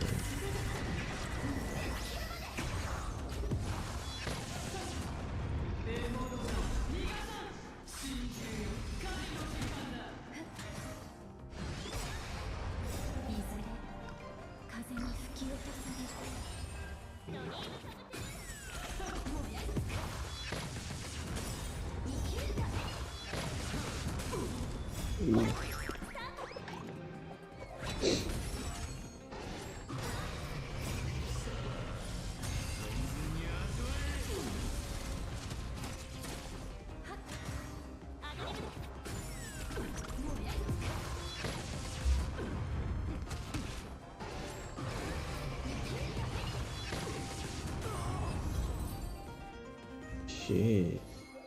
One more. No, wait. Might not need that one.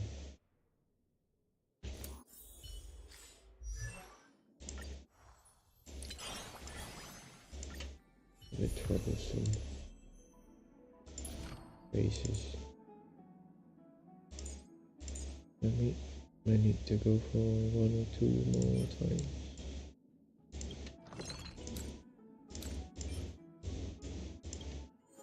Do 6. No.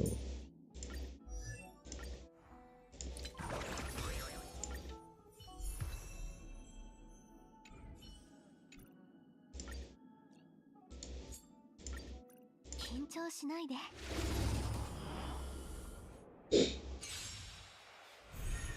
根は巡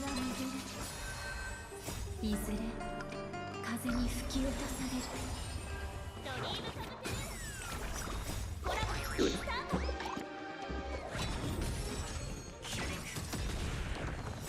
素手では燃え尽きるまで。生きるために燃やす。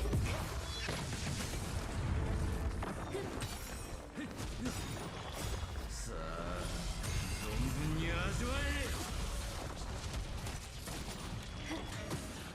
生きるためにコラボスタート。燃やす。生きるためにアドリブです。はっ燃やす。生きるために燃やす。コラボスタート。いずれ風に吹き落とされる。ドリームサブテル生きるためにアドリブです。コラボスタート。根は巡る。燃やす。生きるために燃やす。ドリームサブテルさあ存分に味わえ。生きるために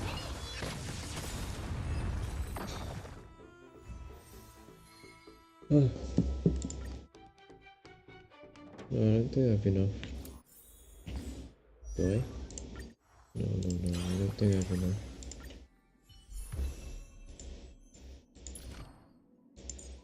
Yep, definitely not enough.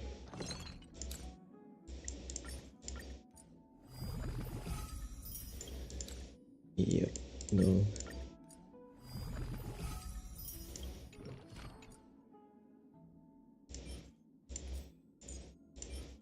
Four? 4, 3, 12.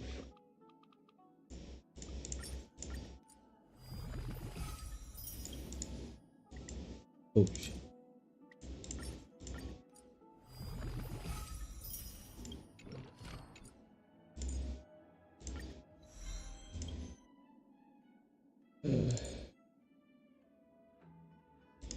Time to get more.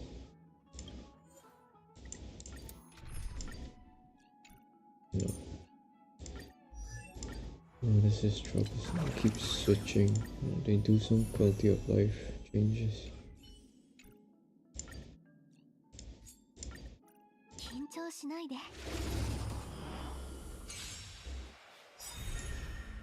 いずれ風に吹き落とされる。コラボスタート。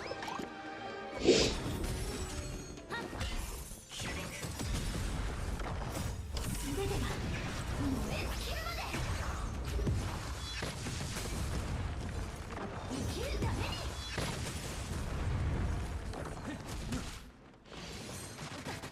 燃やす。生きるために燃やす。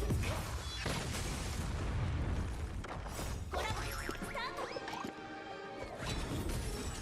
アドリブです。生きるために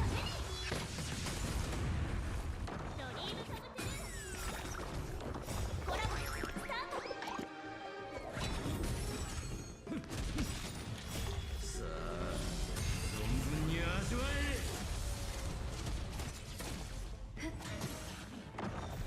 燃やす。生きるためにアドリブです。はっいずれ風に吹き落とされる。燃やす。生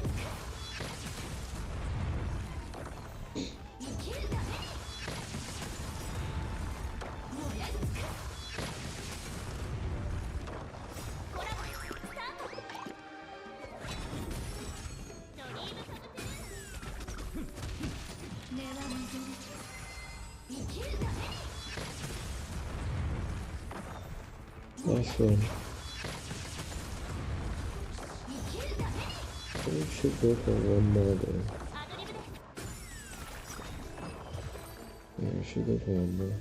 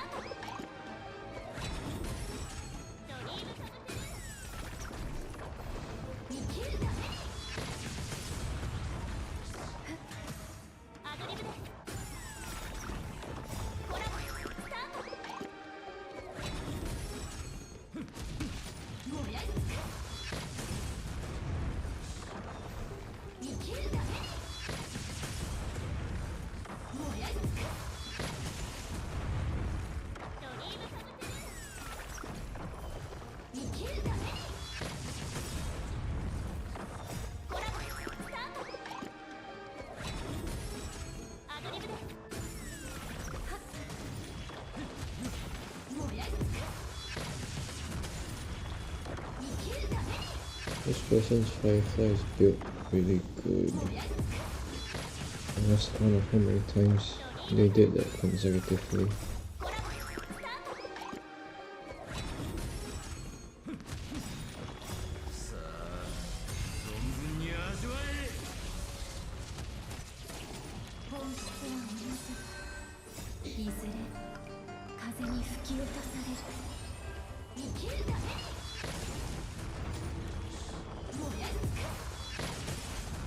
Right. Next up, spin a bit. Okay, please give me enough. No. One more.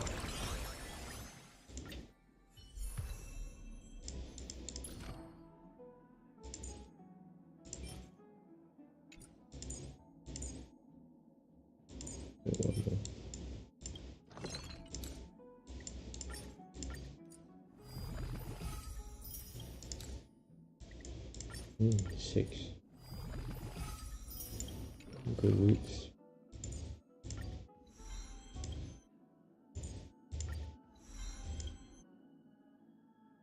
One, 2, 3. Okay, it's just nice. No change.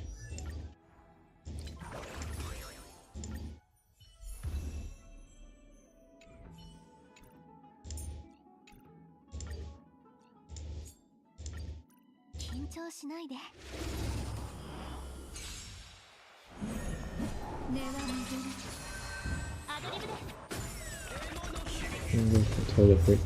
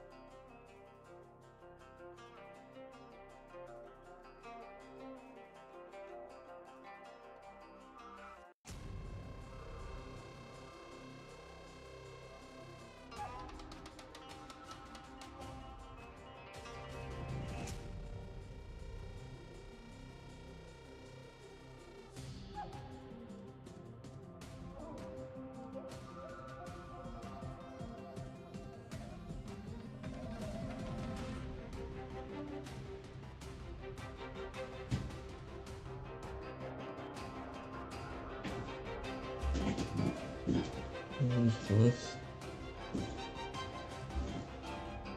Alright.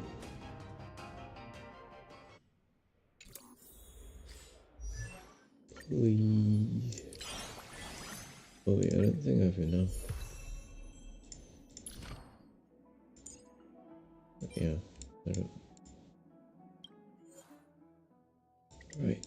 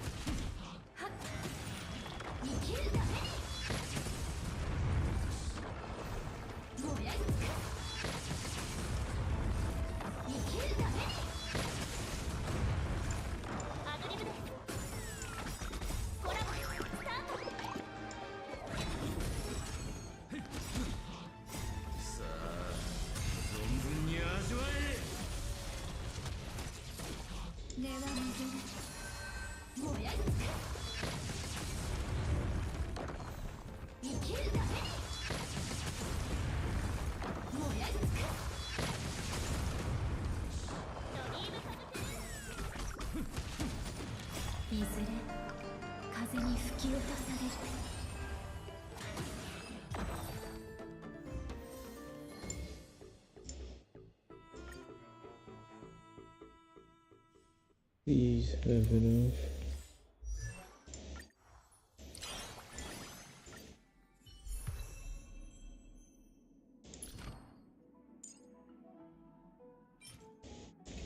Do this one. Nope. Oh, no. Yeah.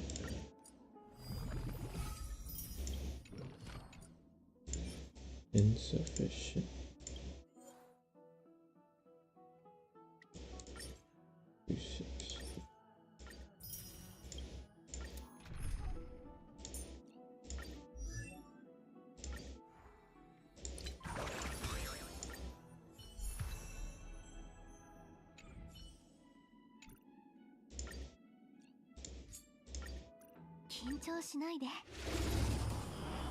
Six.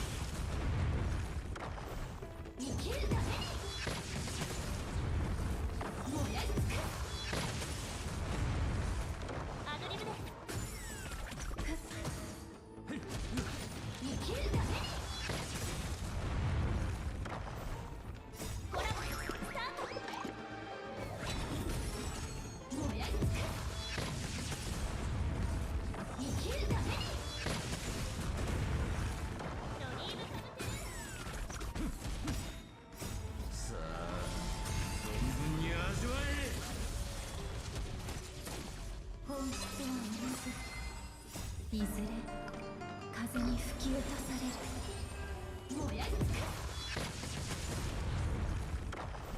生きるために燃やすコラボスタート。アドリブです。はっ生きるために燃やす生きるためにドリームカムトゥルーコラボスタート。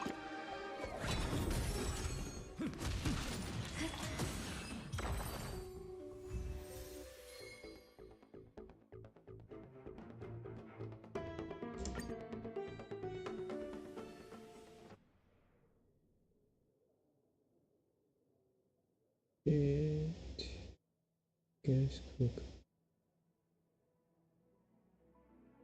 Okay.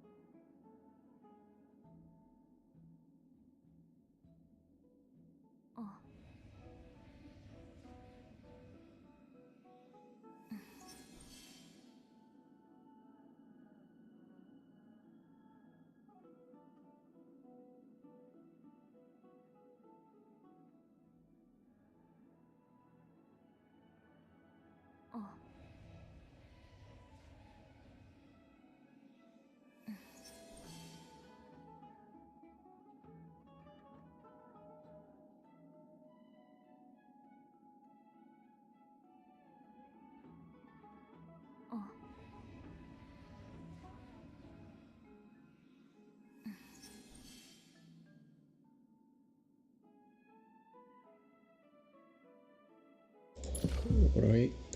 Alright. We're almost there. We're almost there. No, we don't have enough.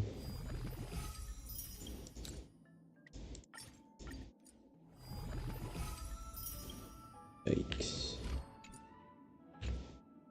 Nope. Guess we're done.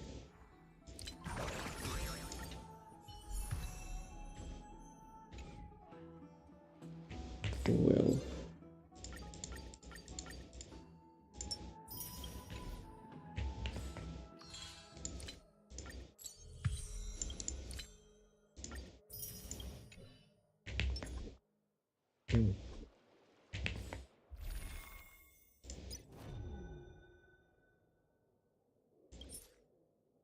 What is this?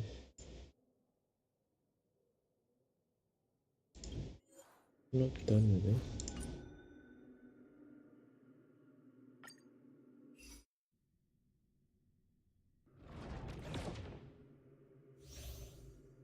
Yeah. What is this?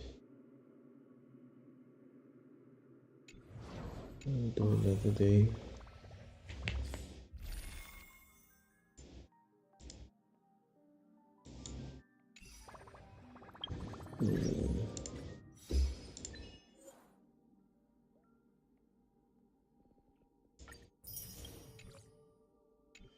Alright, I might have to get off the game now. No, I'll continue playing and not do any work. At least. Yeah, I have to get off. I have to get off.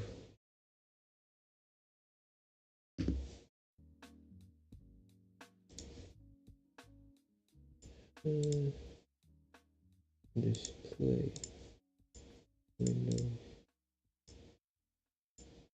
I'm on YouTube. I'm not on YouTube.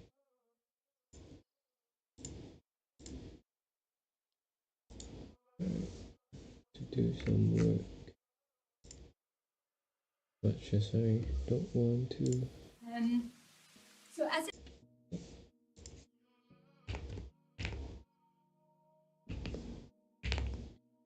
Co-working. Audio capture.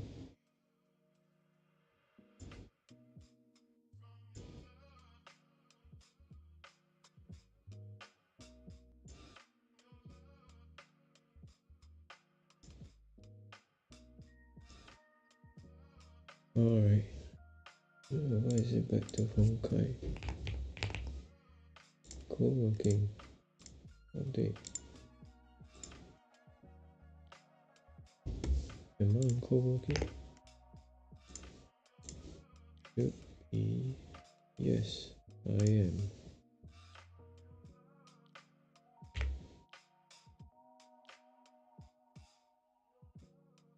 I hate this as much as anyone else. I've gotta study. Gotta study. Why is studying a thing?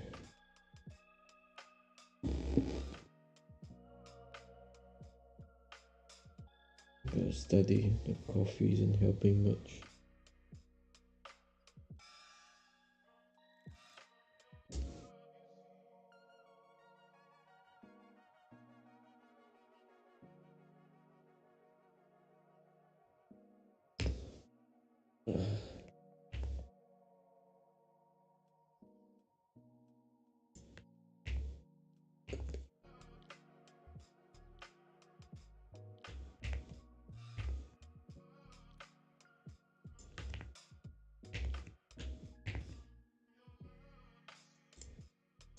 Okay, let me see if it's updated.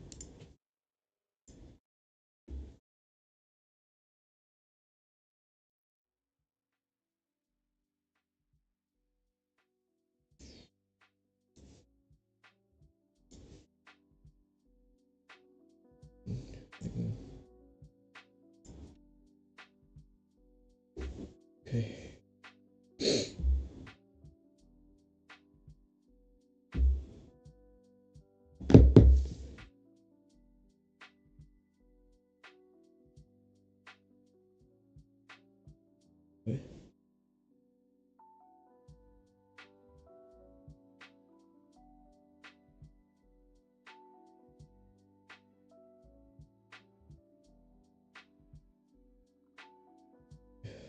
What is this? Lecture 2. Political tints.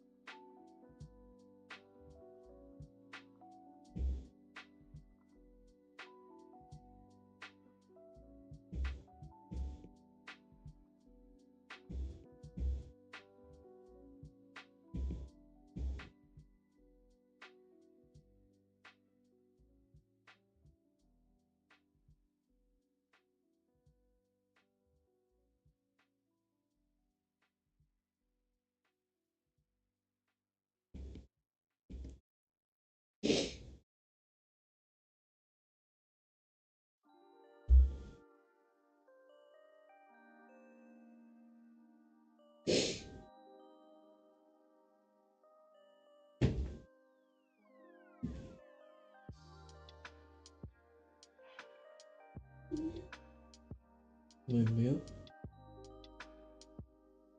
What's wrong with my milk?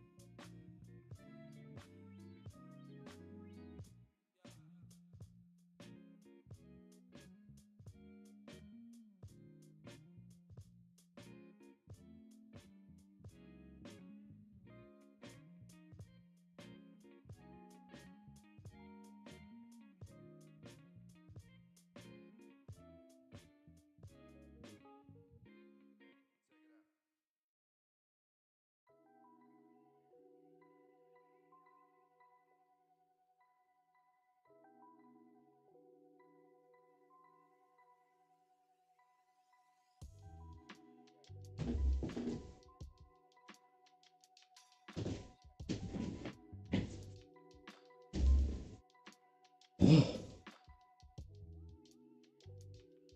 Hmm.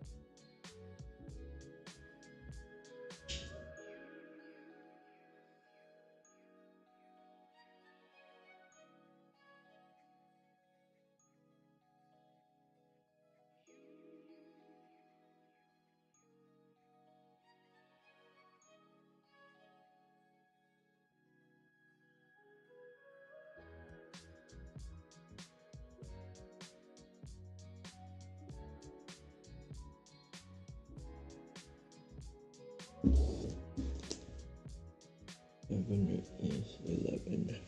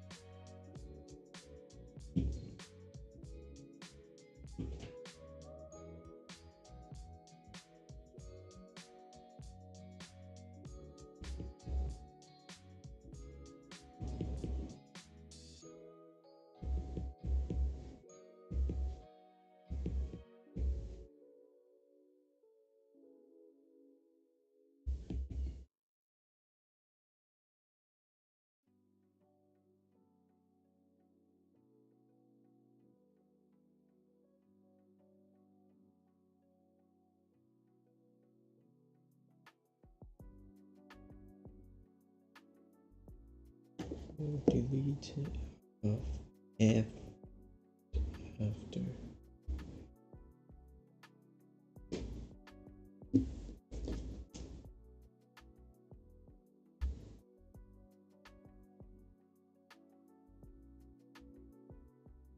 So cold weather. Excuse me.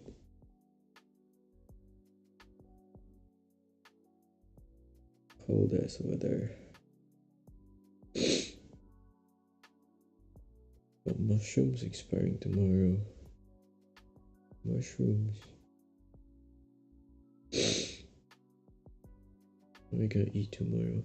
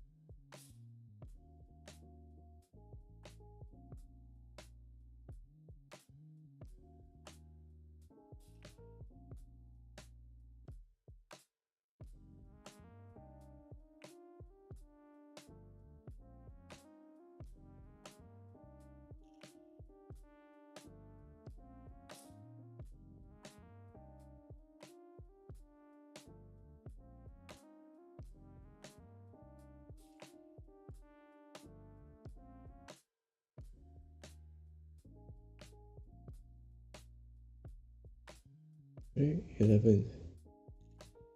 No news today.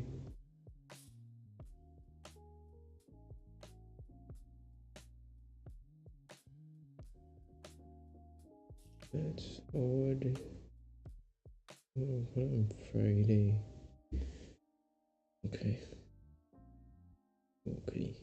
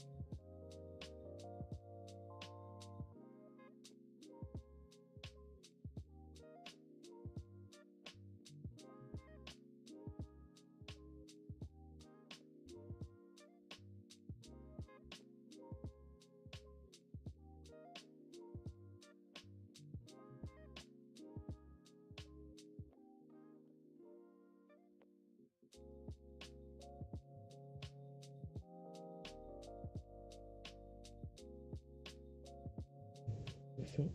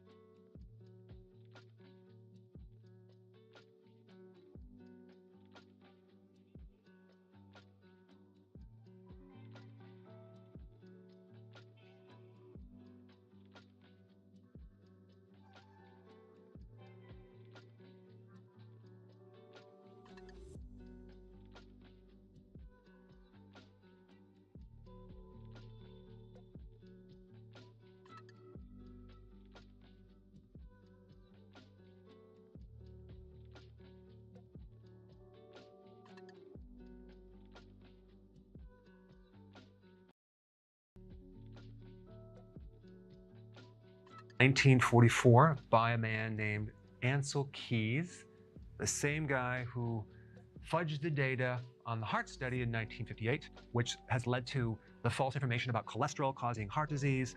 That's the same guy who did this experiment. What Ansel Keys did in the heart study is he omitted data because he only gave you the data that aligned with his premise, okay, that cholesterol is bad and it clogs the arteries. He omitted a lot of other countries that showed no relationship between the cholesterol and heart disease. And that's just another classic example how certain researchers can manipulate data to look a certain way. Now with this experiment, it involved over 36 men over a course of a year.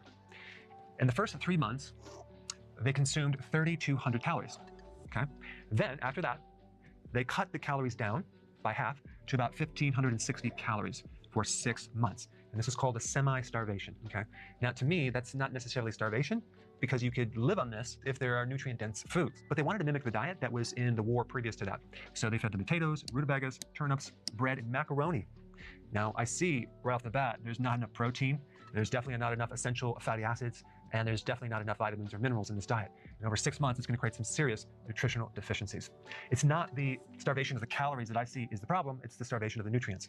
Then after the 6 months, they put them on a restricted rehab period, and they beefed up the calories to 2,000 to 3,200, okay, where they fed them more protein, more vitamins, and so now they were feeling better. And then after that, they put them on an unrestricted rehab period for a short period of time, where they pretty much can eat whatever they want. But here's the outcome. They were exhausted, irritable, bored, cold. This would be a thyroid problem, okay, because you're starving the nutrients. We've talked about that in other videos. Decreased libido, craving food like crazy. They even resorted to stealing food, okay? And as the icing on the cake, it destroyed their metabolism. Okay, the metabolism went way, way down. And this is very similar to some of the diets that are out there that people go on, which are low-calorie diets. When you're on a healthy keto plan and you're doing intermittent fasting, your energy goes up, okay, especially if you're doing healthy keto. You're not going to be irritable. Your mood's going to come way up, and you're probably going to find that your libido goes up. You're not going to crave food. Your hunger goes away. You're probably not going to end up stealing food because you're not hungry, and your metabolism is going to be fine. So that is the benefit and the unique distinction between healthy keto and fasting versus a semi-starvation, typical low-calorie diet that a lot of people actually go on, which they don't really pay attention to the quality of food. So I put a link down below for the actual study, but I want to just point this out because many people that do fasting do not do healthy keto, okay? And they end up with problems, and it's totally unnecessary. So what we can learn from this is the importance of nutrient-dense foods and all of the side effects that we can prevent. And also, if we're trying to do this with weight loss, the last thing we want to do is destroy the metabolism. Thanks for watching.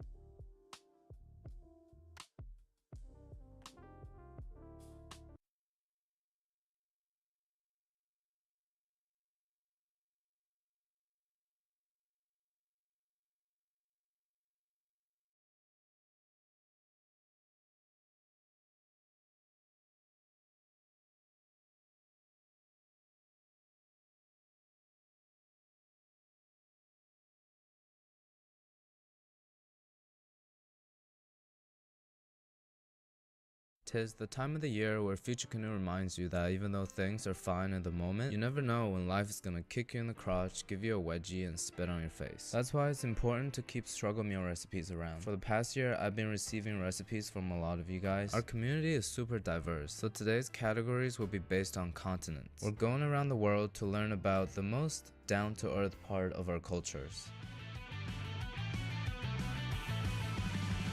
First, we gotta start with an American classic, and no, it's not the apple pie. After piercing the bottom with the Lickman fork, I'll show you the filling of this pie now. What is this, you ask? Exactly what you think it is. The source of life, agua. This is a recipe from the Great Depression era called the water pie. And I'm gonna show you another pie recipe at the end of the video from this same time period that's even crazier than this. On top of the water, we'll put in 4 tablespoons of flour. Apparently, we're not supposed to whisk it or anything, we just gotta sprinkle it on top. Same for the sugar, a whole cup sprinkled. I guess maybe heating it up later is gonna evenly mix it. Everything kinda just clumps up and falls to the bottom. I'm starting to question this method. We'll flavor it with a splash of dessert MSG and top it off with 6 tablespoons of butter. Again, sprinkled on top. Into the oven at 400 for 30 minutes first. It's not looking really good, let me just say that. We'll reduce the oven to 375, covered with foil, and bake for an additional 30. Maybe should have oiled it up first. But after doing some surgery, we'll release the pie and set it in the fridge to cool for at least 2 hours. To my surprise, the pie actually completely solidified. Butter, flour, and water. I guess we're just eating sweetened up roux at this point. This is looking very unappetizing. I don't really want to eat it, so we gotta do something to improve the appearance. I feel like putting fruits or whipped cream on top will be changing the nature of this struggle meal, so I'm just gonna do some sugar and a brulee finish. Looking much better, like a creme brulee but off colored. I would cut it from the middle, but it's already a water pie, so I don't need to destroy it any further. What do you guys think? Doesn't this look so legit? I feel like if you tell me this is like a pumpkin pie, I'll believe it. So let's give it a taste and rate it 1 through 10. Flavor wise, it's pretty much just vanilla, and the store-bought crust is not that nice. But this exceeds my expectations so much that as a struggle meal, I'm gonna have to give it a 9.1. If this YouTube thing doesn't work out, I'll become a waterbender.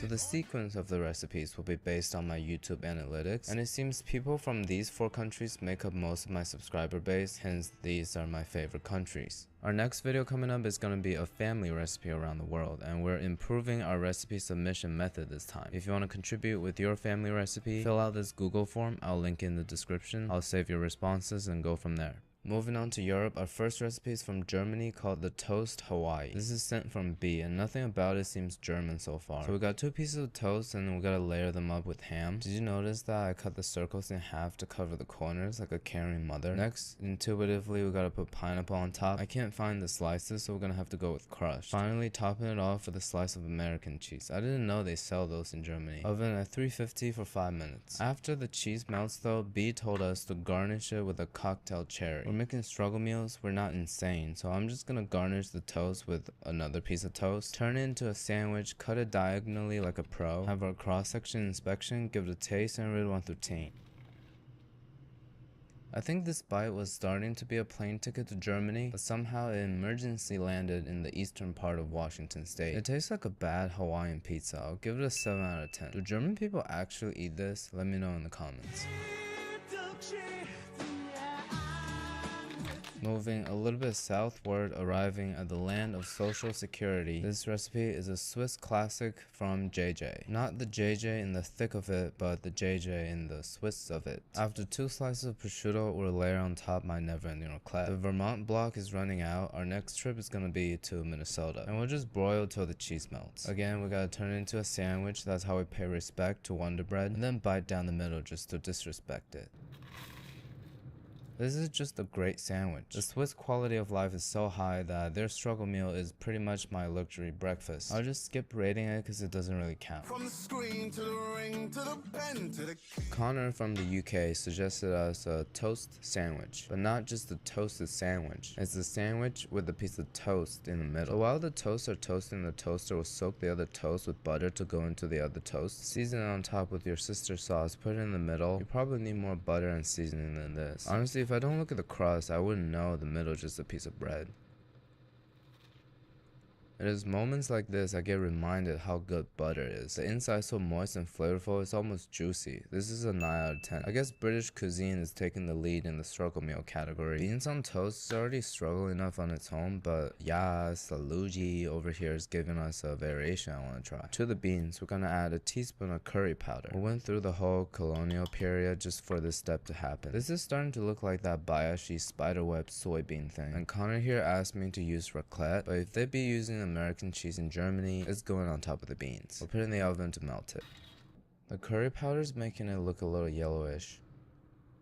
The curry flavor works really well with the sweetness of the baked beans. The cheese I can do without, but still I'm very impressed. I've been eating baked beans for so long, never thought putting curry into it. Another high score, 8.5. British people knows what's up.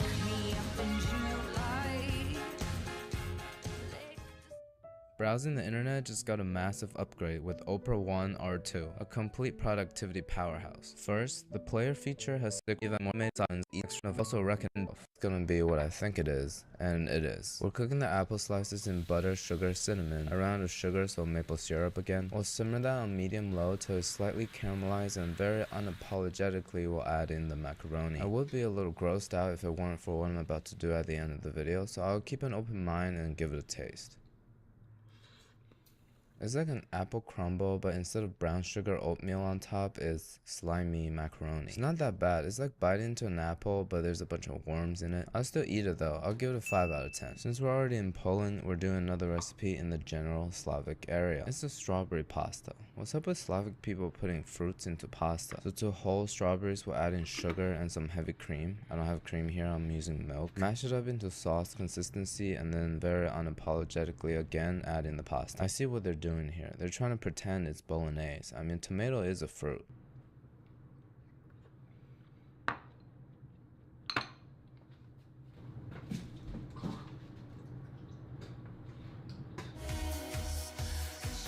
This finished recipe is from Temu, right? A struggle meal from Temu. Didn't know it can get like that. Temu told us to cook the beef and onions until it's nice and gray. And I realized my ground beef is already nice and gray. Which shade of the 50 is this? So we'll saute the onions and beef till it's even more nice and gray. Season with bouillon and just a little bit of ketchup.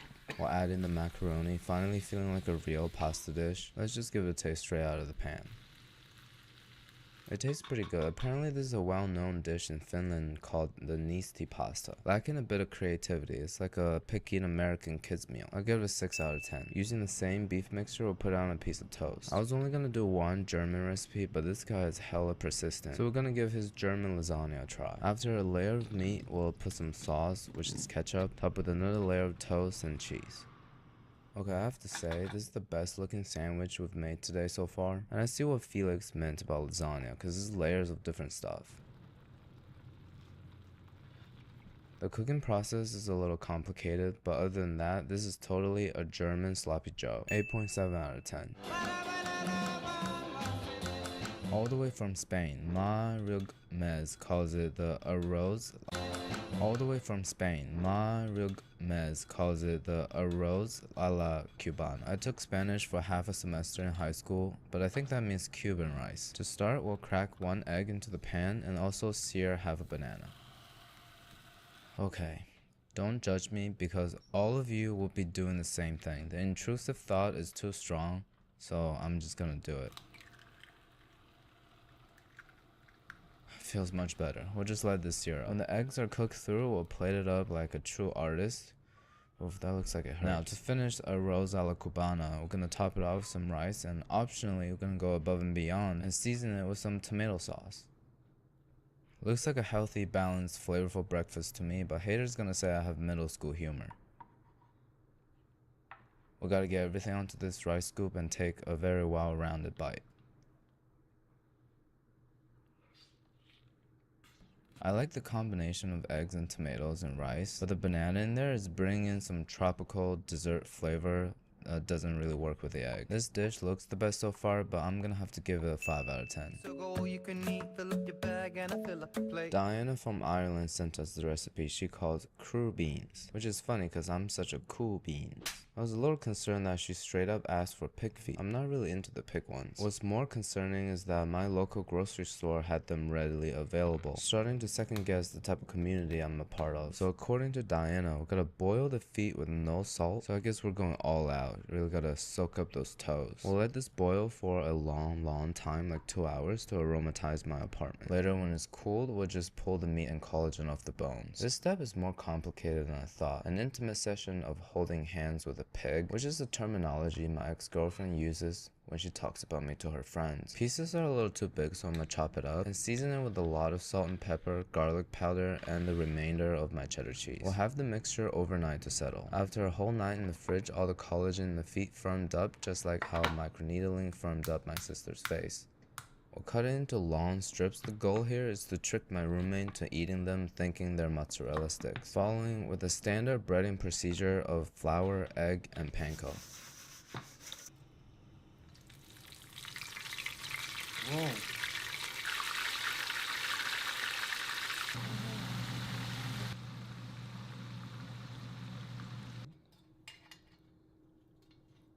Something tells me here that this is not an authentic Irish version of a crude bean. All this work spent on feet, now all I have is fried bits of jelly. It's actually not that bad. It tastes like a more tender version of a salami. It's better though. It's fatty, salty, the crispy bits contrast with the soft texture of the feet. I'll give it an 8.5 out of 10. I'm totally digging this. I wonder how good the real thing tastes like. Our next recipe is from Jens. She's an American college student sharing a dorm room meal. All dorm room meals qualify for this episode because all college students struggle. I'm making this recipe because I feel bad for her because she went to a college that's not worth going to. And since she mentioned it, I guess we'll call this recipe the Hotelli breakfast. So some oats, will crack in an egg, pour in some water, mix that into it, throw in some spinach in the end. Spinach is my favorite vegetable because I can't really taste it. I'm gonna microwave this for about a minute or so. Another great part about spinach is how relatable it is. After it's finished, it shrinks into almost disappearance. I really hate oatmeal because it's horse food, but let's give it a taste and rate 1 through 10. The egg in there helps a lot. It makes it taste less sad and kind of creamy too. With the vegetable and the whole grain oats, this is really balanced. Jens is pretty smart. I'll give this a high score of 4 out of 10. Our friend Zipper calls it the Canadian poutine, which is great. I feel like I haven't had KFC since high school. So we basically just layer in fries, gravy, and cheese on top. I got the chicken tender combo, so I'm gonna cut a few pieces of the tenders into it too. Gravy and American cheese, I'm gonna put it in the oven for about 5 minutes.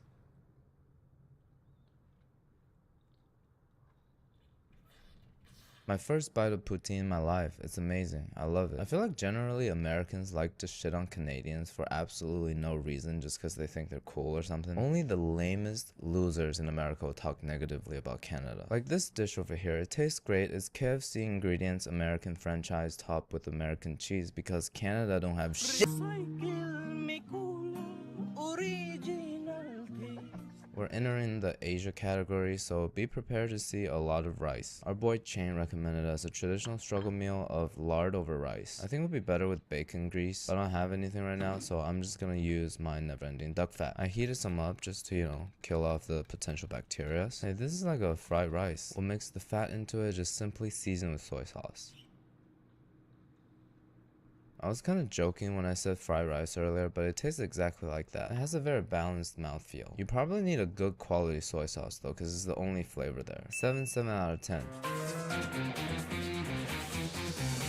Our next recipe is from my P.O. box, along with some gifts. When you send me gifts, you get special treatment. This is called a Tamago Kage Chain. It's very simple. It's just cracking 1 egg into rice and whip it like there's no tomorrow together. I would beat it on the couch, but I'm kind of tired. When the egg gets really fluffy and coats the rice, we'll put it in the ramekin. Sprinkle a layer of furikake. This is like a seaweed creme brulee over here.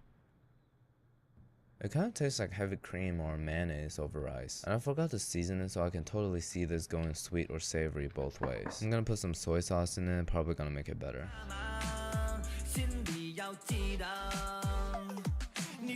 Anyways, Jennifer sent me a bunch of snacks, so we're gonna make her recipe. Basically, we just want to boil a bunch of rice till it's nice and creamy. And after about 20 minutes, we'll crumble an entire piece of soft tofu into the rice. You know what this reminds me of? baking tofu, like how Auntie Helen baked Uncle Roger hot. If it's too dry, add some water and simmer for additional 10 minutes. Finally, season with salt, MSG, or a big tablespoon of chili oil. This is looking like what I don't really want to say here, but let's give it a taste and rate 1 through 10.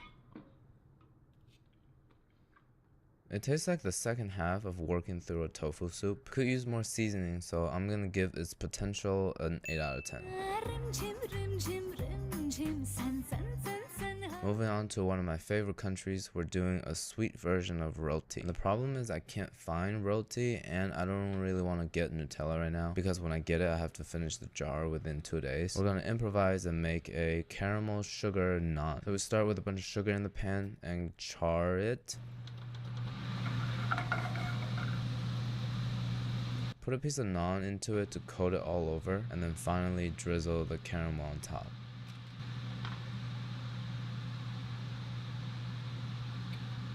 Didn't get the sugar temperature right, but I think a naan tanghulu would be pretty cool. I do enjoy in life and dessert the occasional bitterness, but this is completely charred. Totally my fault. I will take Srinidi's word and give roti and Nutella a 9 out of 10. Also, I've been wondering what's this scent I've been sniffing, and I realized I put plastic plate on burning hot stove. I guess the old Future Canoe is coming back for the rest of the episode. Another Taiwan recipe, another block of rice, cause some stereotypes just write themselves. This recipe is from Denise Go. I don't know if she's Taiwanese, but she's specifying meat floss, and I think that's a Taiwanese product, so we're just gonna group this to Taiwanese. While the rice is boiling to a porridge, we'll cut a bunch of sweet potato and just drop it in. We'll boil them together for 20 minutes or so, adding water when necessary. The rice is gonna break down, become creamy, and the sugar from the sweet potato is gonna get released into the rice. Eventually, it's gonna look like pumpkin pie in reverse. And here comes the real reason why I'm picking this recipe. The last time we bought a whole box of meat floss for one Taiwanese recipe, and I literally don't know how to use this up. So finally we're gonna put a lot into it. Let's put a little bit of furikake too. This is the South Asian equivalent of an oatmeal with beef jerky. I didn't expect how good the macros are. Meat floss is basically protein powder. Okay, the seaweed in the furikake is ruining this so much because it's steaming it and the fishy flavor comes out. It messes with the meat floss and the sweetness from the potatoes. But other than that, it's sweet, salty, creamy, comforting, all the good stuff. I'll give it a 9 out of 10. Jack McCurdy sent us a recipe from the Down Under. Obviously we gotta whip out the Vegemite. I don't think I've ever said this out loud, but I'm such a big fan of Vegemite. It's the best condiment. It tastes straight up like foie gras torchon and under $5. How can people be obsessed with miso paste, gochujang, all these fermented sauce and like sleep on Vegemite, you know? It has all the flavor you need and it can go on any type of carbohydrates. Anyways, we'll put a slice of cheese on top and just toast it. It kind of tastes similar to American cheese. Since the rating of this one is very dependent on my opinion on Vegemite, I'm not gonna rate it. This next one from Janet is an Australian sushi. It's basically instead of a piece of fish, is a piece of avocado on top. I mean, I guess I already pay extra for avocado when I get my poke bowls. This would just be without fish. We season it just like salmon, some soy sauce, or wasabi if you want. I cannot believe my own tongue right now, even though it always lets me and other people down. I really think I'm eating salmon, but not just any salmon, the best salmon I've ever had. I guess when something's full of unsaturated fat, you can't really tell the difference. I can't believe how good this is. Why have you guys been hiding this from me? I'll give this a 9.5 out of 10. I cannot believe this. How did I go through my life?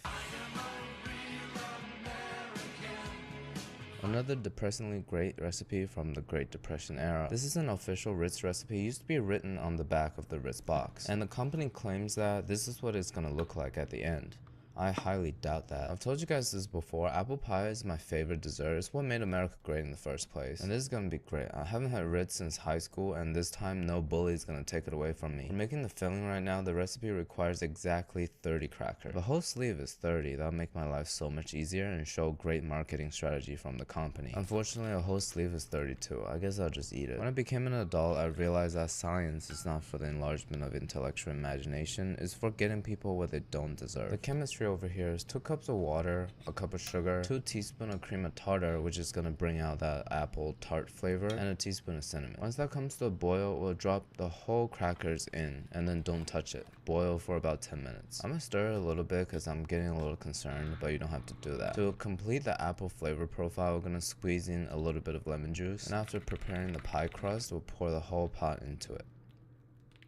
Set that aside, we'll work on our crumble. Personally, I much prefer a closed pie, but I think crumble is the most popular. To a cup of crushed Ritz cracker, we'll add about half a cup of brown sugar, 1/4 cup of butter. Season with cinnamon. I guess the strategy here is not even to imitate the flavor and texture of apples, it's playing the flavor association of cinnamon. I guess the corporate chef at Ritz understand the absolute rule of cooking, that people are gullible, will evenly distribute the crumble on top, and from a distance it looks just like an apple pie. So let's close up the distance and it looks even more like an apple pie. Like these wet pieces of Ritz has the uncanny resemblance of cooked apples. The first round of baking is at 425 for 15 and then lower the heat to 375 for another 20. This is what it looks like after baking. We're stepping into the scary category, so I'm gonna let it sit in the fridge. We'll evaluate overnight.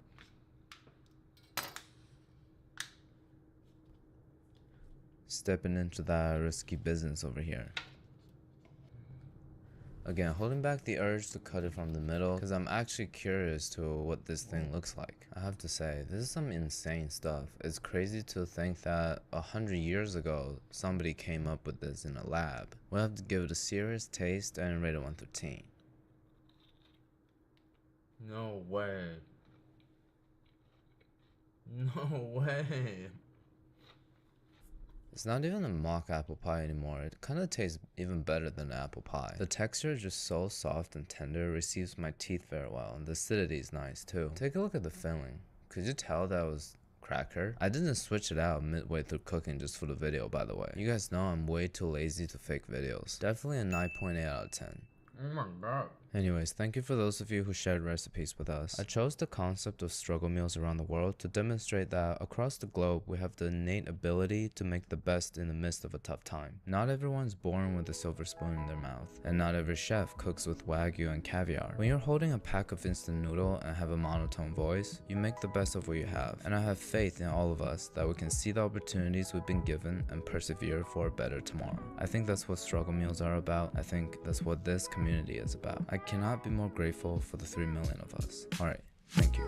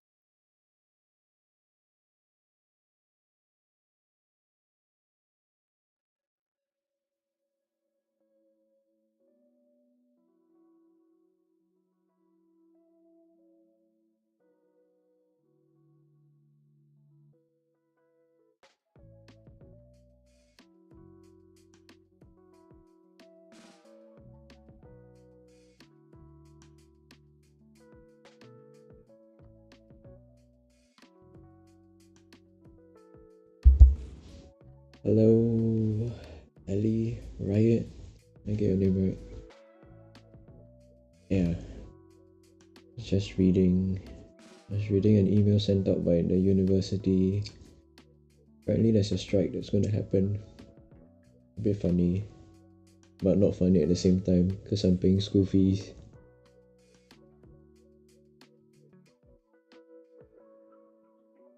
Like lecturers can just go on strike, which means that during that period of time there might not even be lessons. And they're not gonna compensate us if our lecturers go on strike.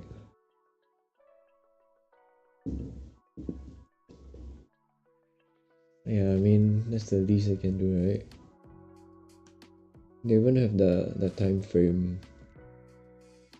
Continuous action of strike from 20th February, but they will stop the strike from 24th Feb to 14 March. And they have like a strike timetable. And better not affect my grades. I'm paying too much to fail my classes.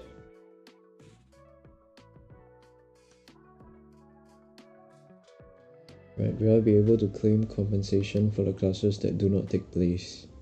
Under the university's terms and conditions, it makes clear that in the event of industrial action, compensation is not payable, as such action is out of the university's control. It's out of my control, then why do I have to pay?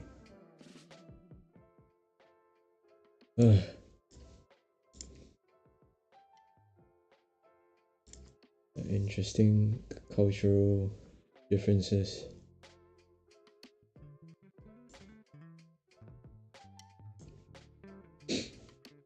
Why are you awake though? Is it? What time is it? 4? No, it's 1. Almost 2. Yeah. I was thinking Karen might be streaming, but apparently not. It's okay, lecture notes got me interested. That's a boring one. I don't play a lot of games, so you're an academic. A man of culture.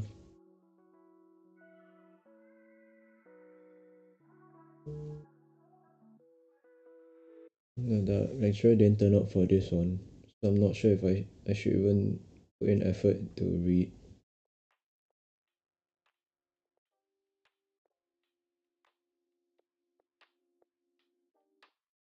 More like fail too much, so I learned.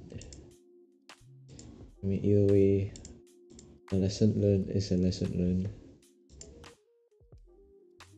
It's okay. We can learn together. I don't feel that lonely. No, after the end of next week, I hope that when I stream, it doesn't have to be under co-working and studying. You know, next week is gonna cook me so bad. I've got 3 assignments, all due next week, 2 on the same day.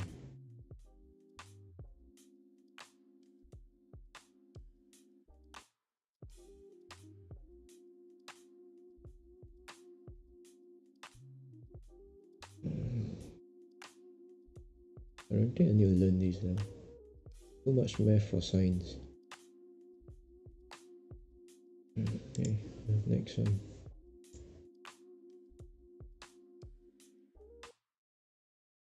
Minnesota.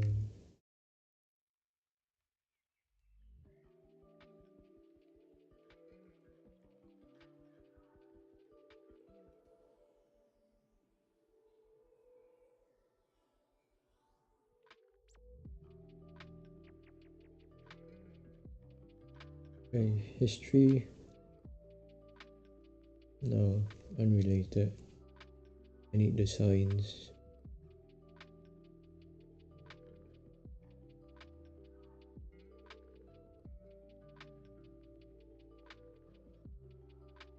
Well, it's quite fucked up, right? They enter this experiment in Minnesota. And the aim of the experiment is to just see the effects of starvation by first observing them under normal conditions, then afterwards when they get starved, and then after the starvation is lifted, the moral and ethicals back then were different.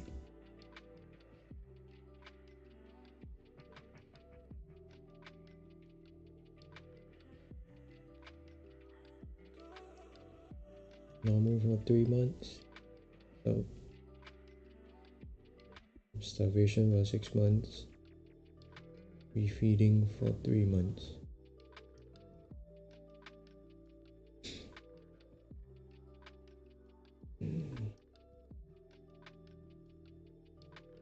Oh wait, refeeding isn't even letting them eat what they want to eat. Just feeding them specific groups. Placebo. Probably normal.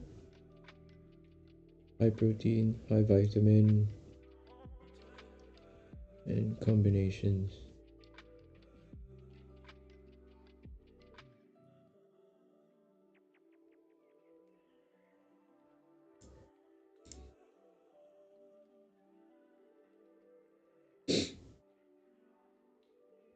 Yeah, I was quite surprised that Corinne is like nowhere to be seen today. Normally should be somewhere on Twitch.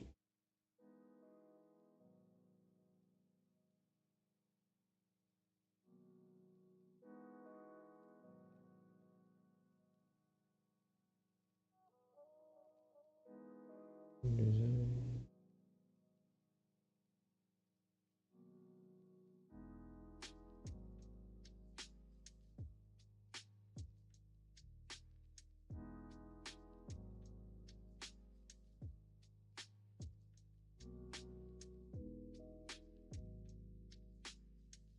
Plus symbols represent the time points at which food intake, basal metabolic rate, and body composition were measured.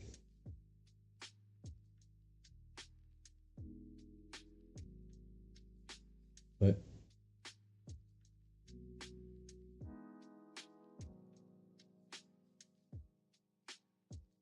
I don't understand.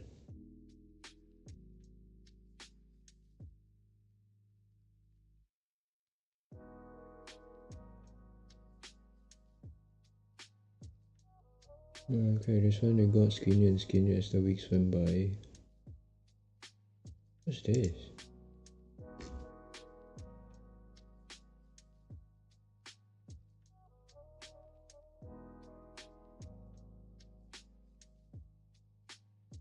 I assume it's... Oh, is it? Fat. Oh yeah. Got skinnier. Average weights. Yeah, it's dropped.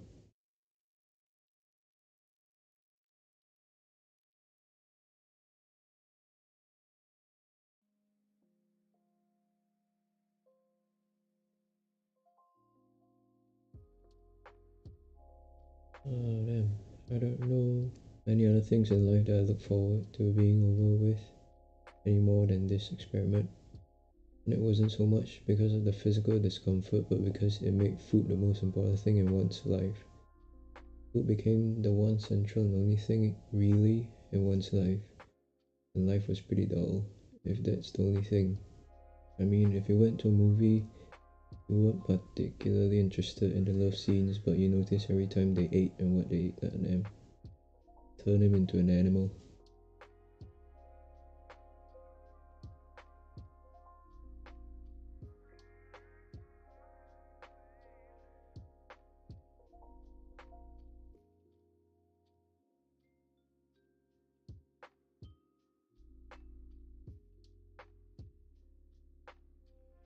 Right issue.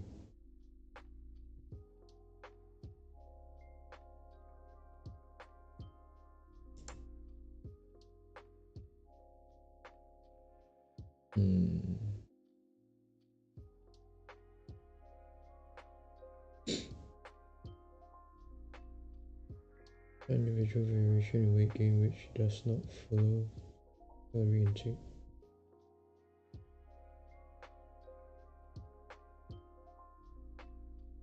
I don't think I need to know this.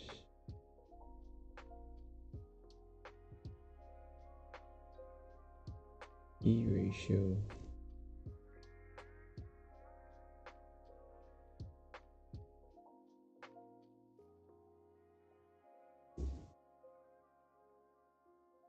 Fraction of energy derived from mobilized tissue protein. Don't understand.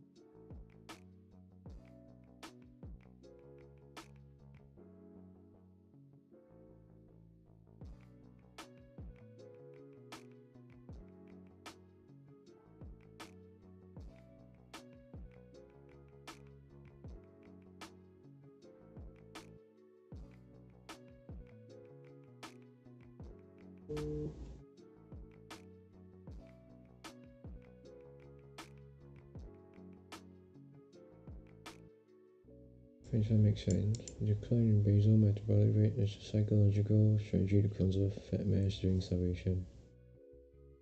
You don't have energy, so your metabolic rate declines. Survival.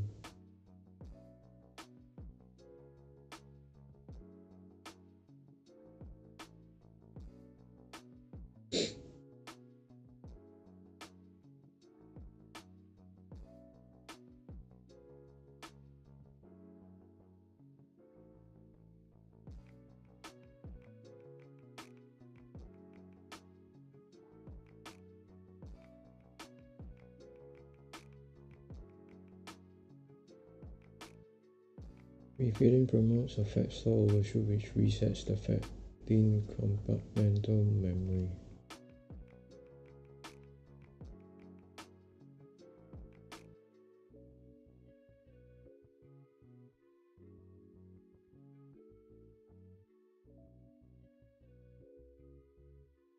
mTOR.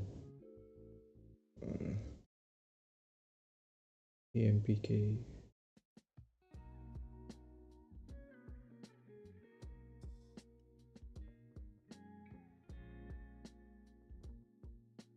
Autophagy. It is too much nonsense.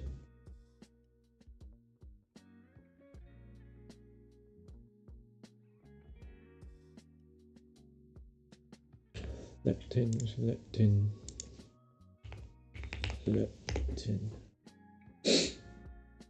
Hunger hormone.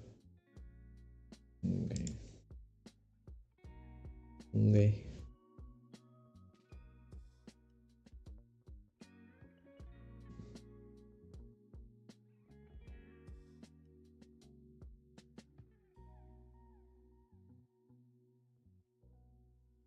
Melanocortin receptor 4. I learned something like that just now. Where is my alpha MSH? Melanocortin receptor 3 and 4 expressed in the brain.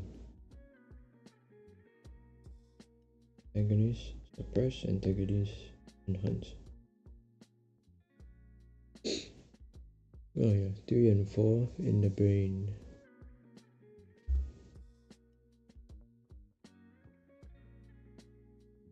Okay.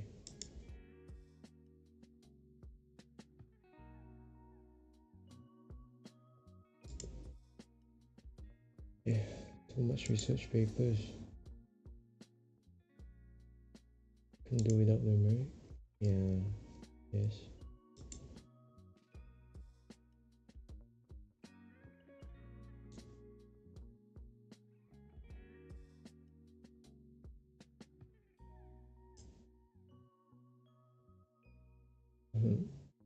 Okay.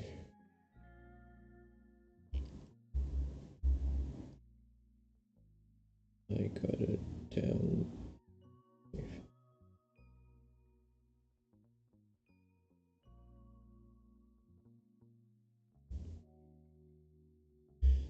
Shit. Got logged out.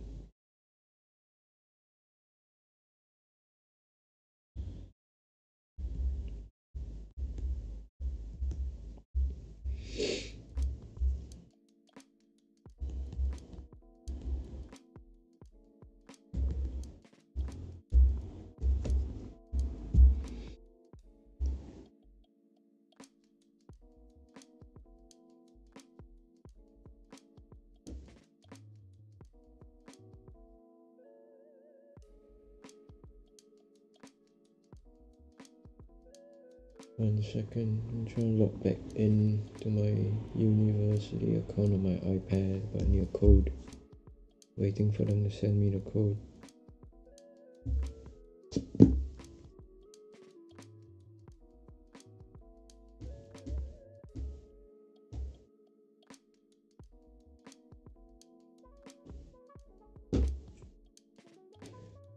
Oh, send me a code.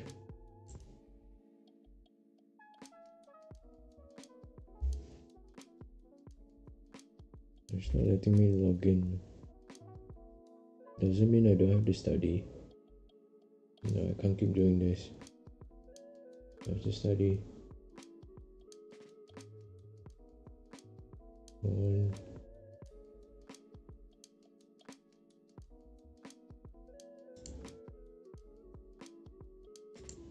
Workshop. Actually, this one, right? Oh yes, got a code.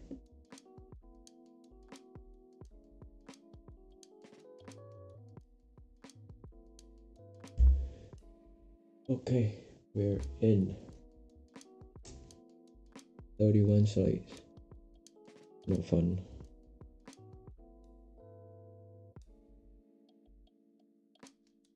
Hurry up.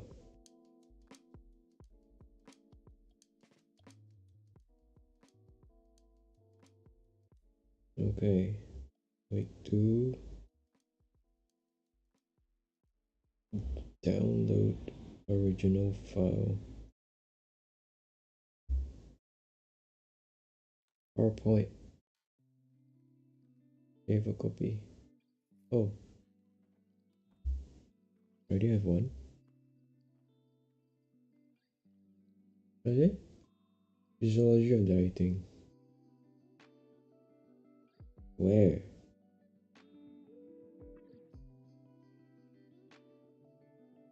I don't see it. What the fuck? Where is it? How do I use it? No, it's Copilot.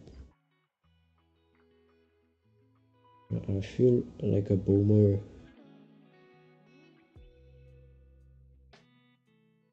What is this? What is this nonsense? Ah.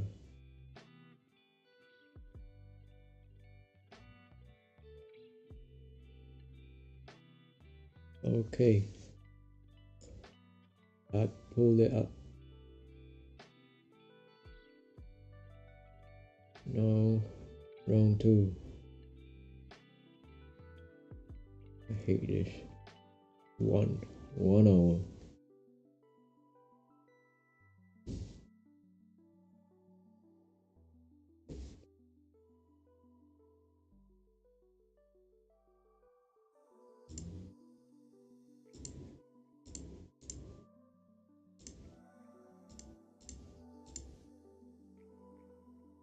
Whoa.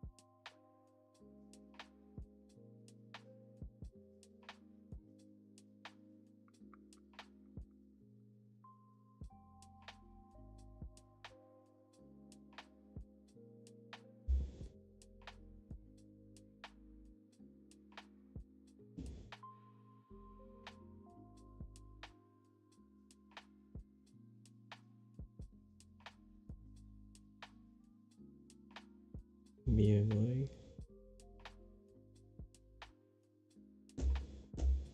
Zoom in.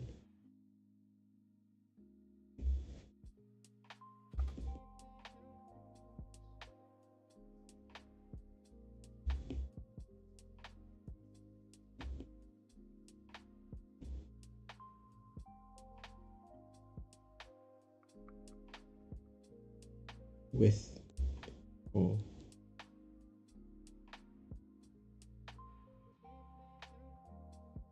you know, none of that auto-save shit.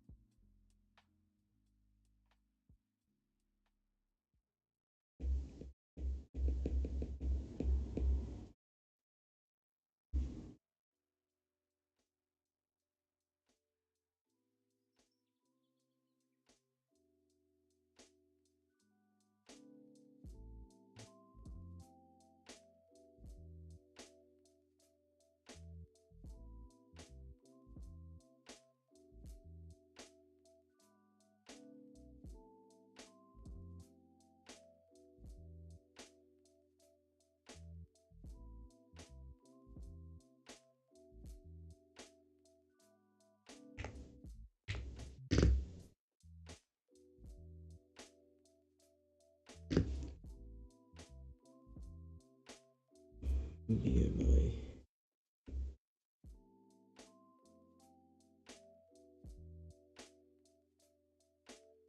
It's not big.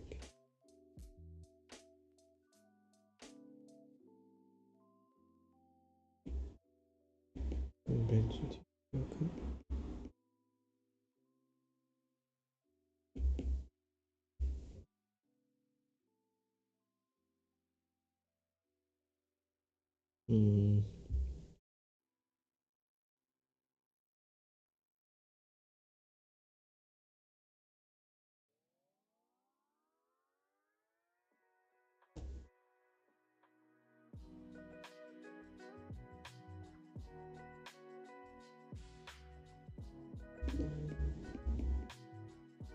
Not accurate.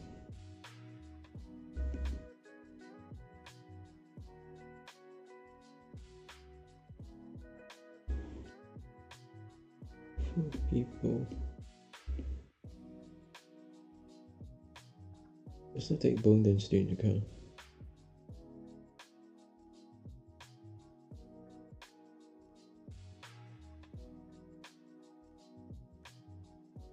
Yes. Dense bones.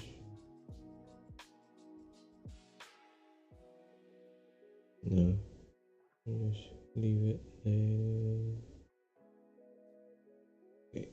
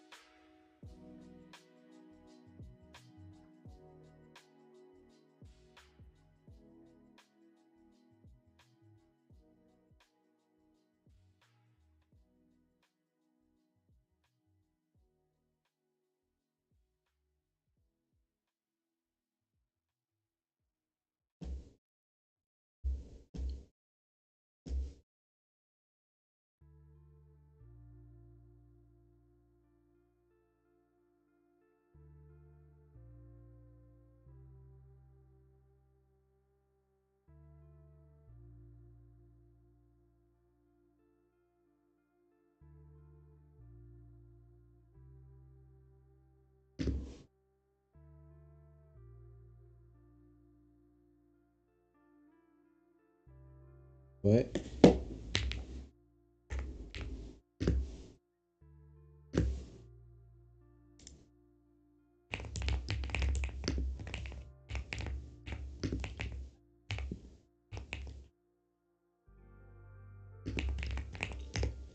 I probably spelled that wrong. IE. Ooh.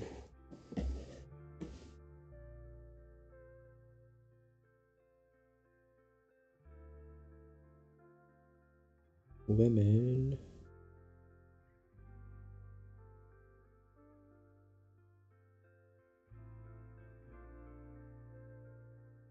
$2,000 calories per day. Recommended.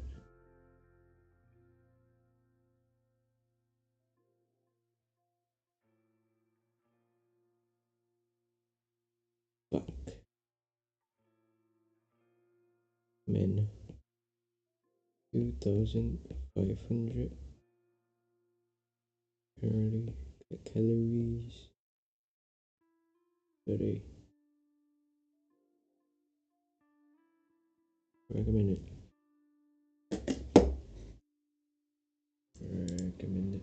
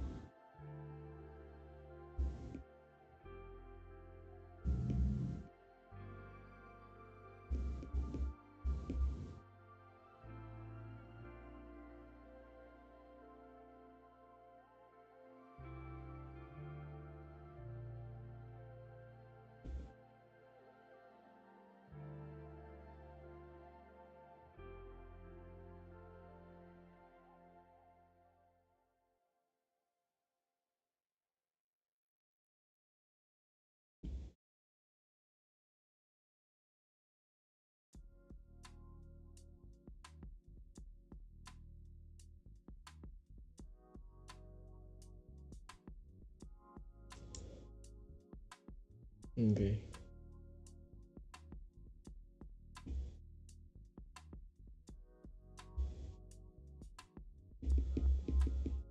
Birthdays. Show event.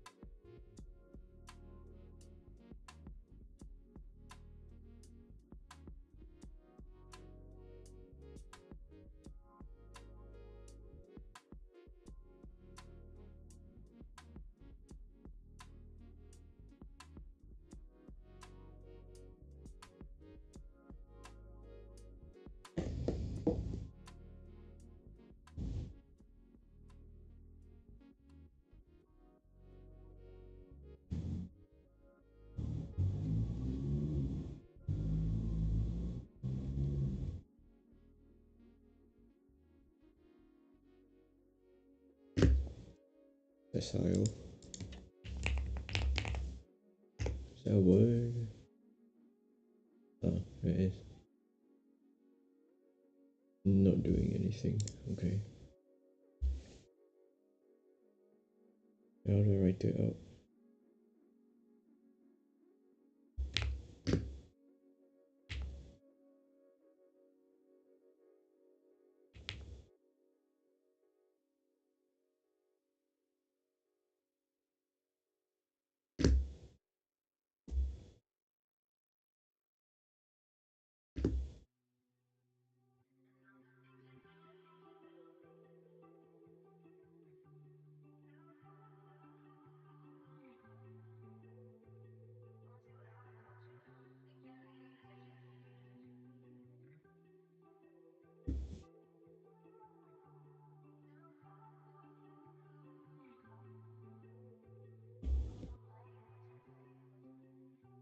Our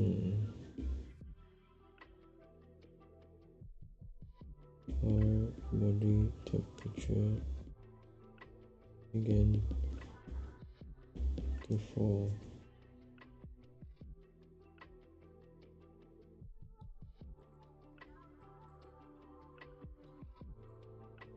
During diet, even before reaching healthy BMI weight.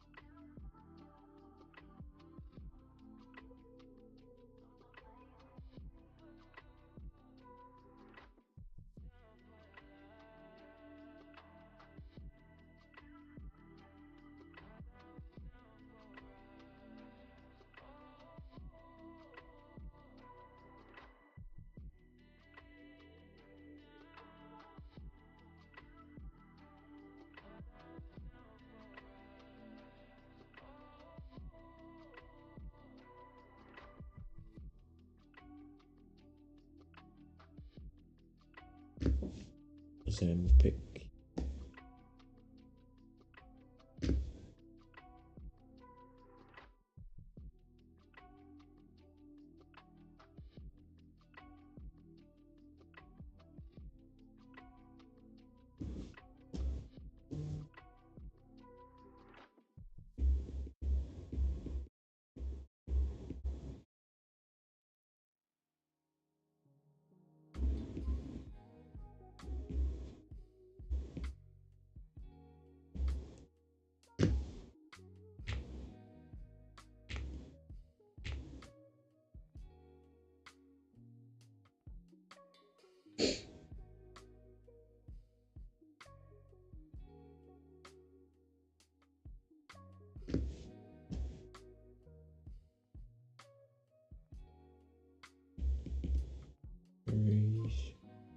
Risks.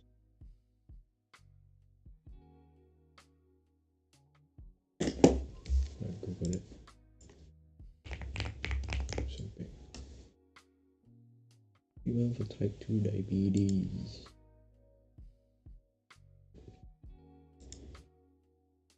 The side effect,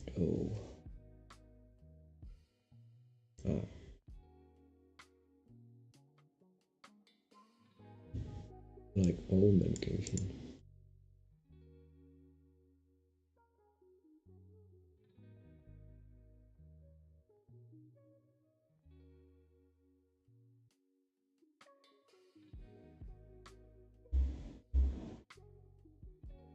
Insect diarrhea, vomiting, retinopathy.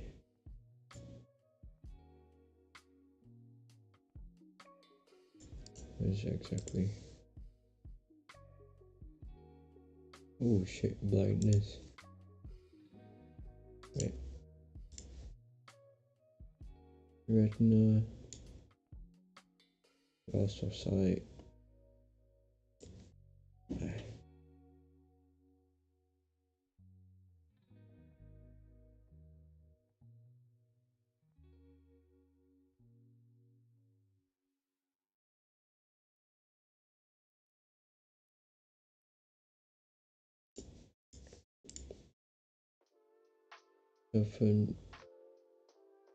Alphanilarias, helping the pancreas make more insulin, help insulin work more effectively. Type 2.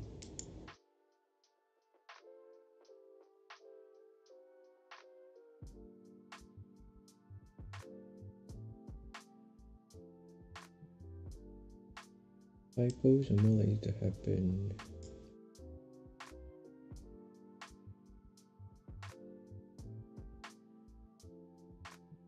Reduce too quickly.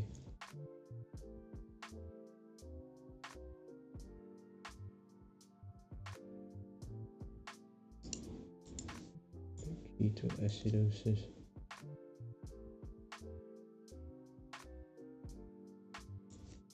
Oh.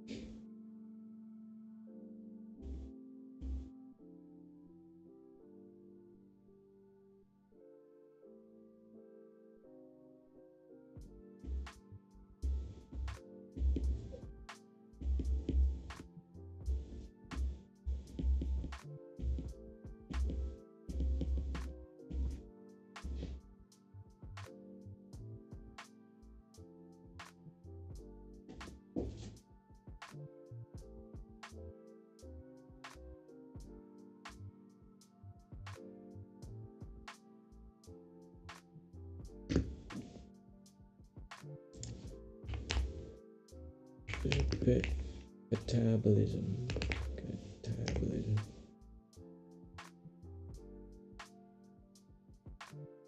Breaking down lipid.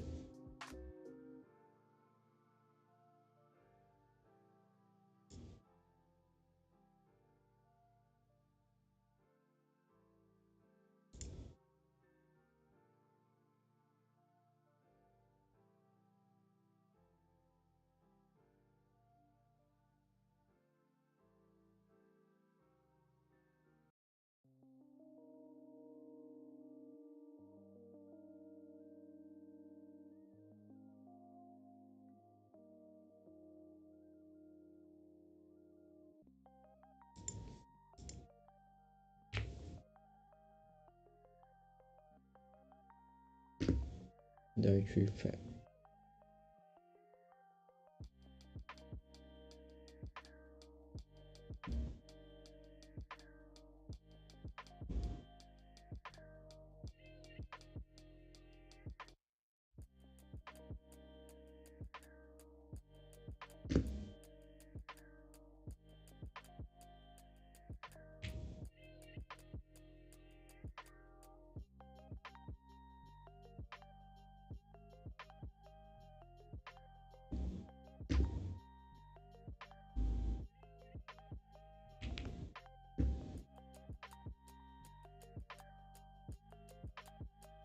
I feel hungry.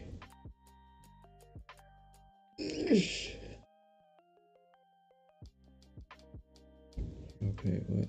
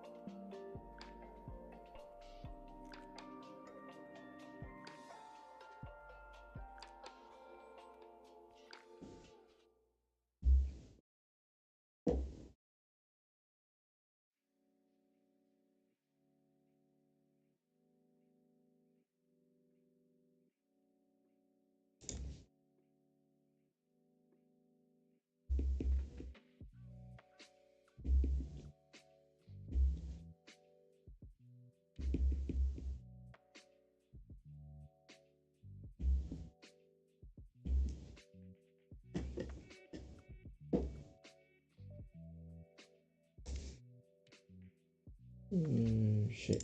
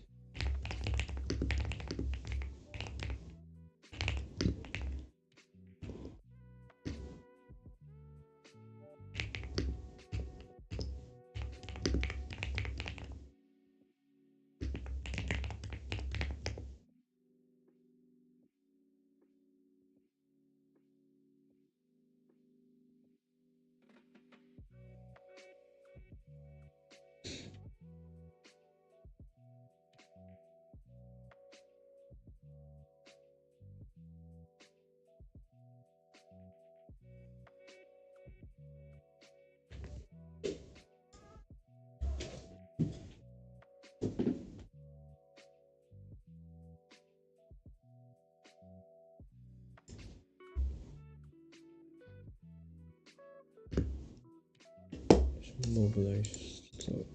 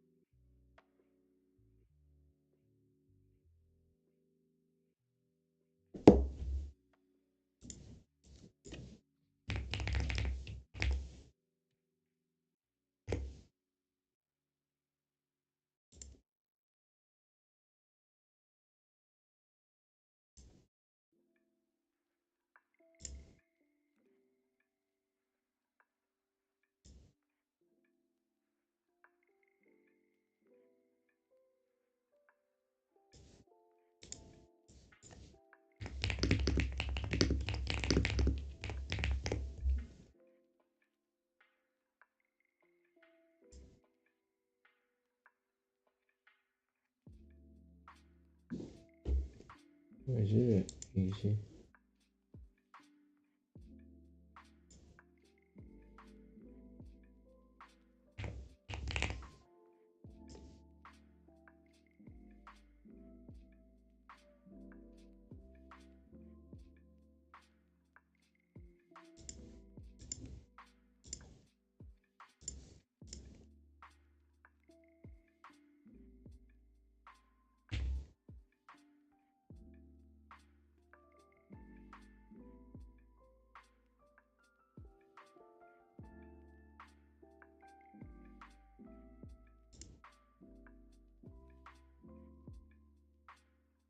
That is a lie.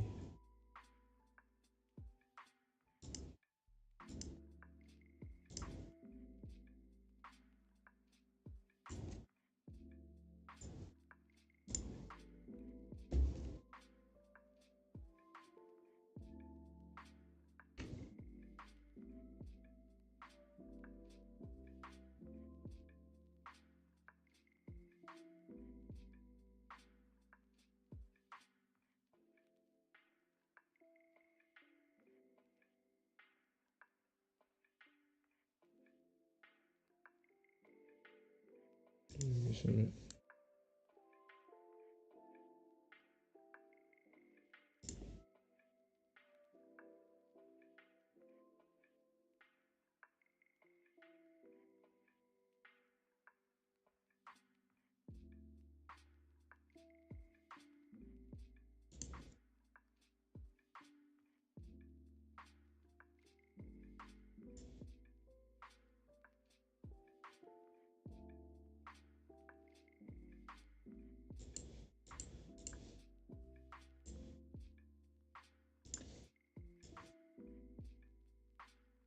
Right.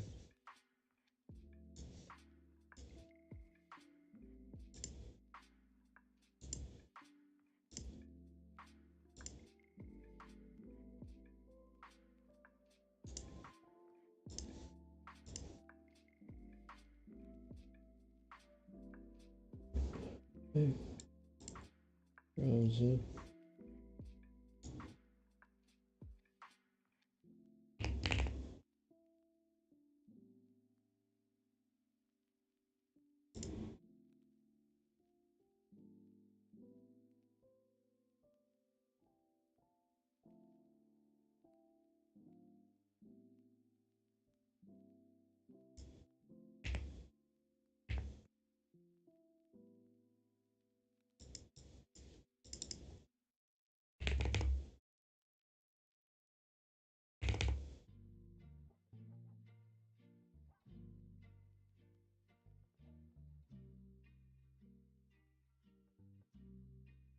Uh-huh.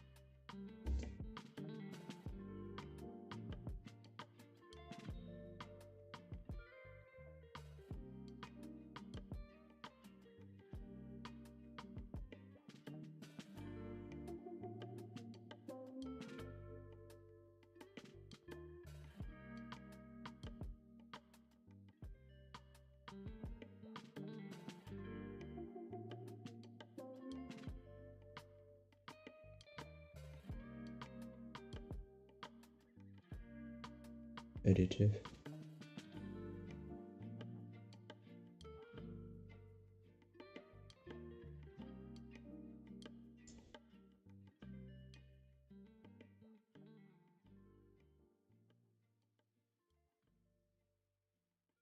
Ah.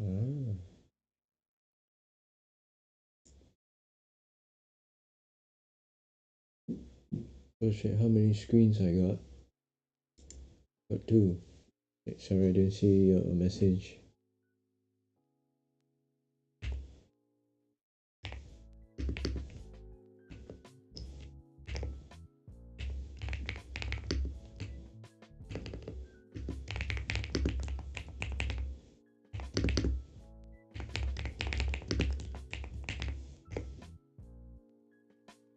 Not sure if it's still here.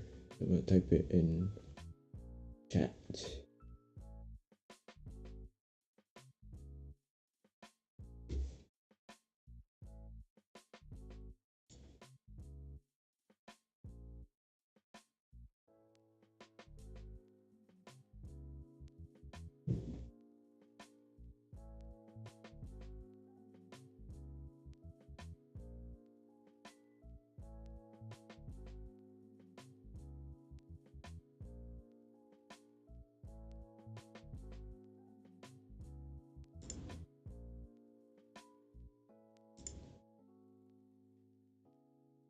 I can't control it. Damn. We're at like 30. Oh, are you waiting? Okay, my bad. Let me like set a timer for dinner later. Can't be bothered to like end and start again. Okay. It is here. Alright. It's gonna be a long one. So I'm gonna pause a lot of time to write everything down.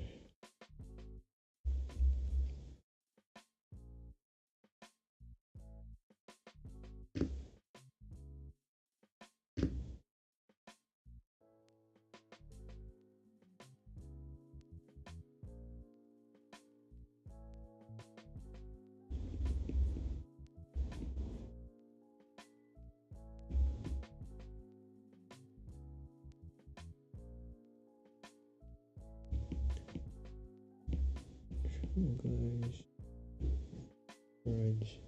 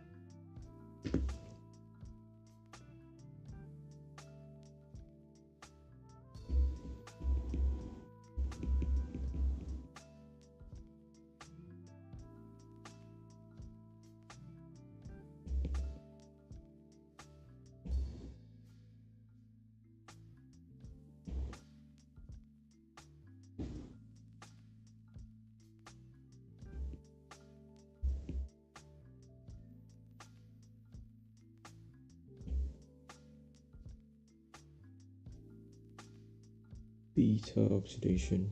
Where? Oh. Okay.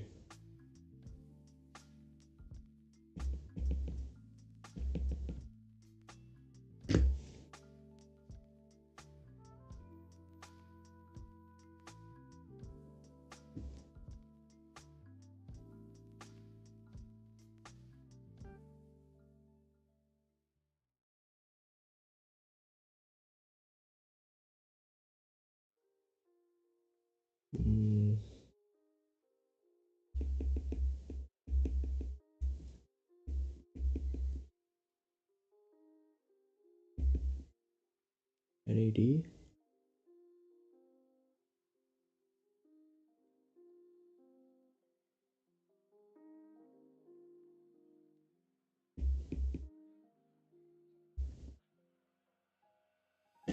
NAD and what? It has it somewhere here. NAD, lipid.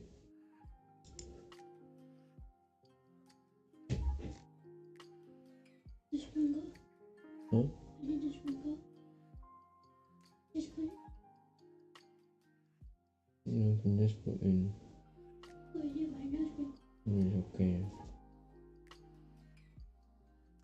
Okay. So you do the something.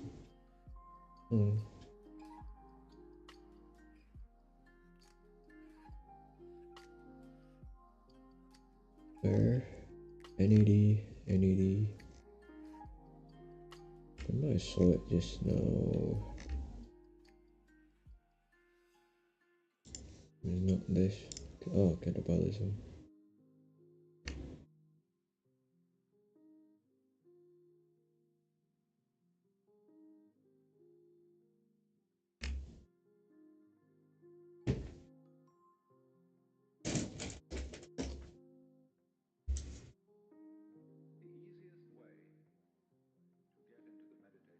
NAD?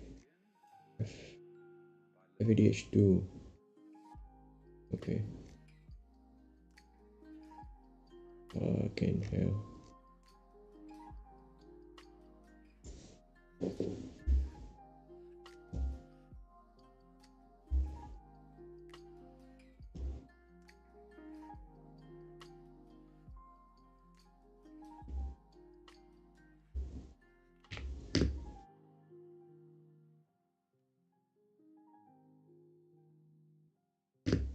I need DH.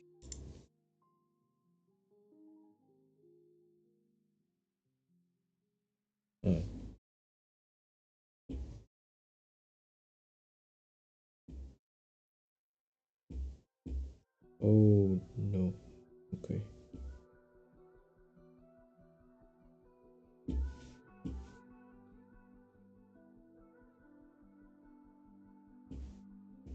And FADH.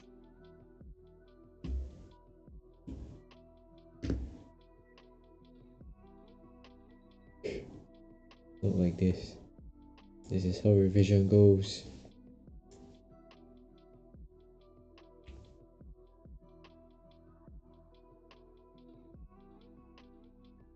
Reducing equivalence.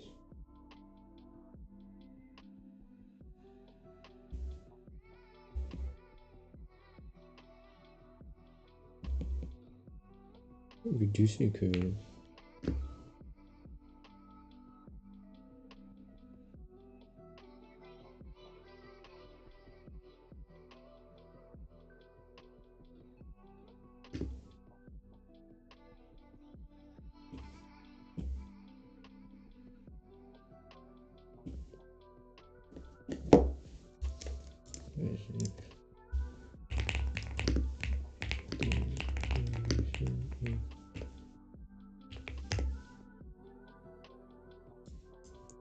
Ensure reduction of the TCA cycle. Equivalence.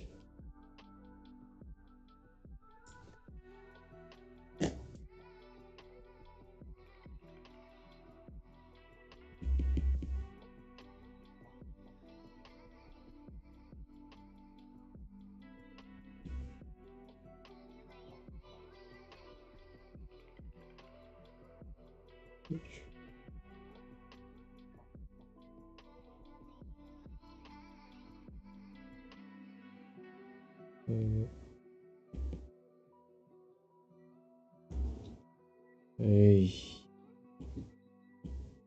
it's bugging out.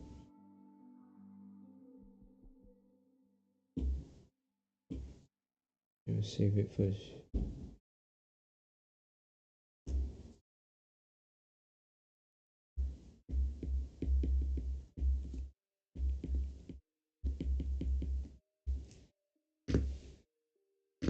I'll leave for a while to learn something else. Okay, go learn more stuff.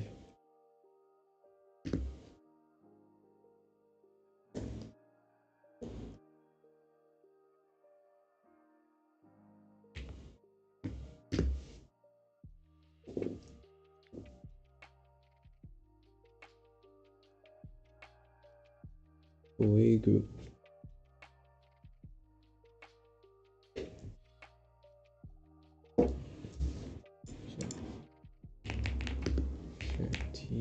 TSL Carnitine. What is a carnitine? Molecule that transport fatty acids. Carnitine.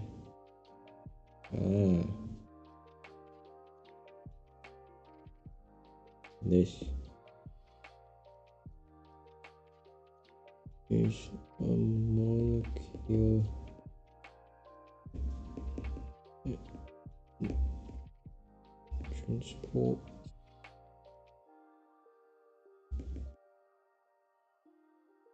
fatty acids into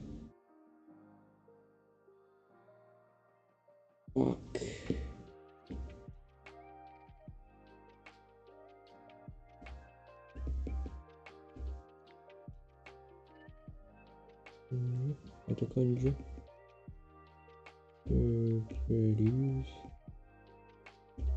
energy.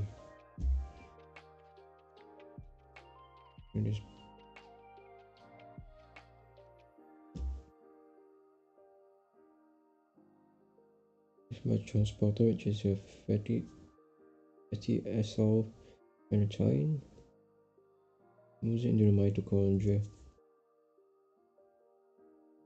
and identifies that fatty acid for breakdown through a process called beta oxidation.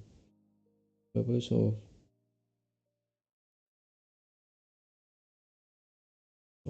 beta oxidation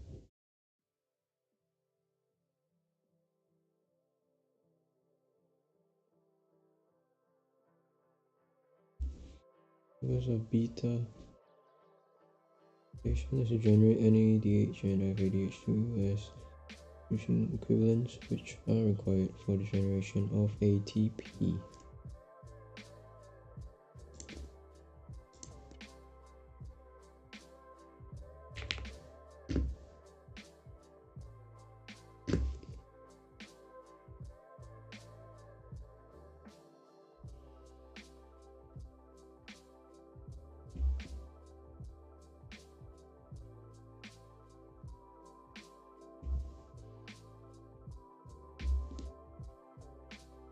A bit too far.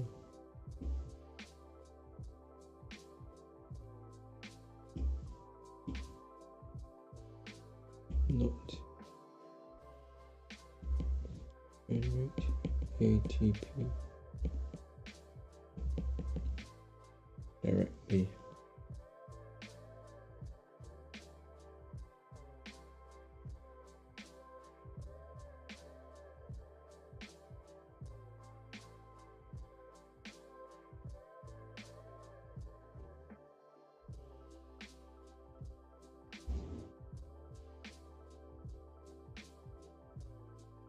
What the?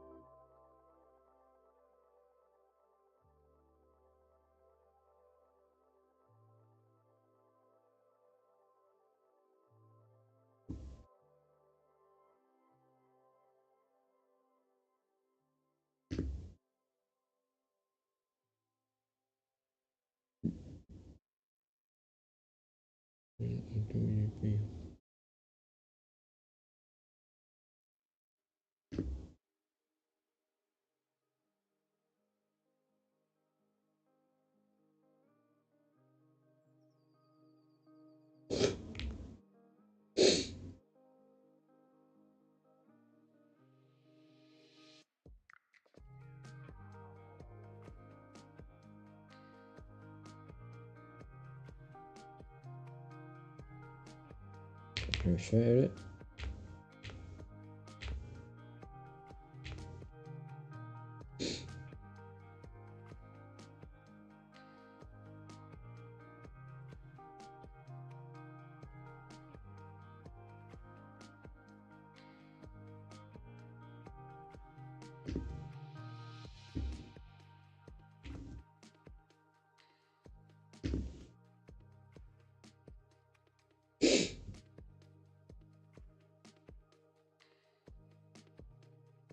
Two carbon groups.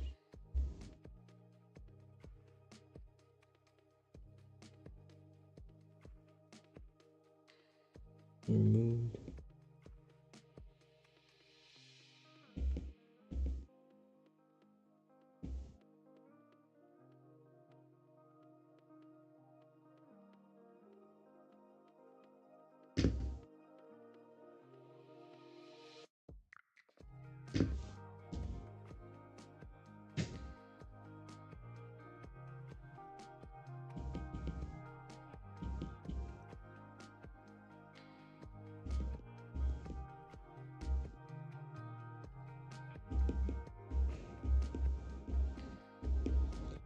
Beta oxidation.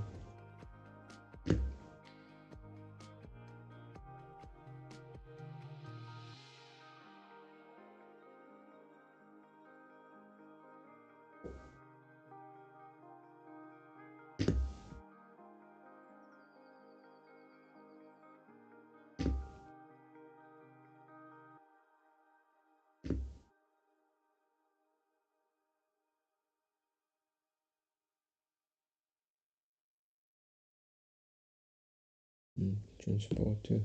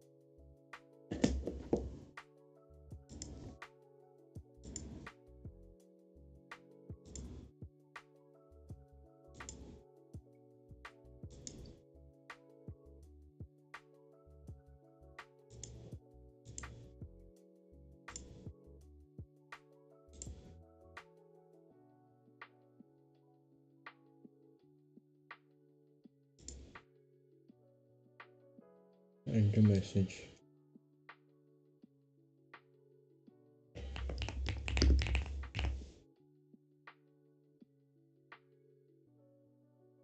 What does it say?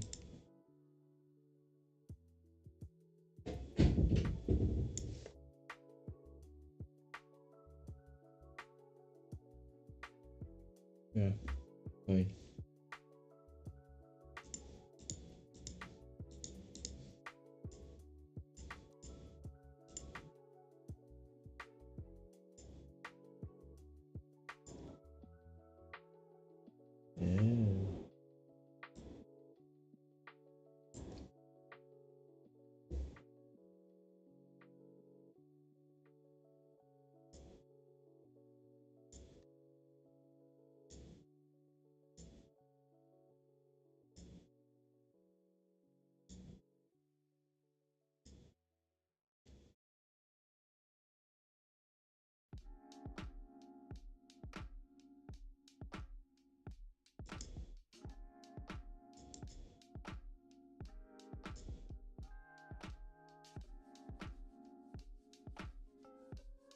I need a timer.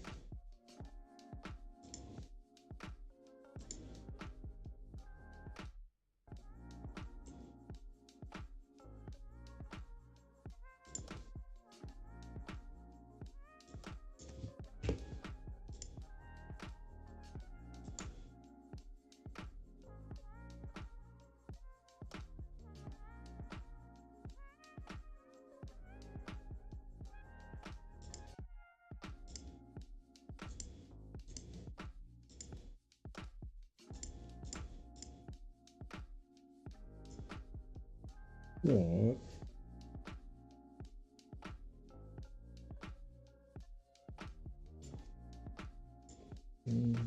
That's all.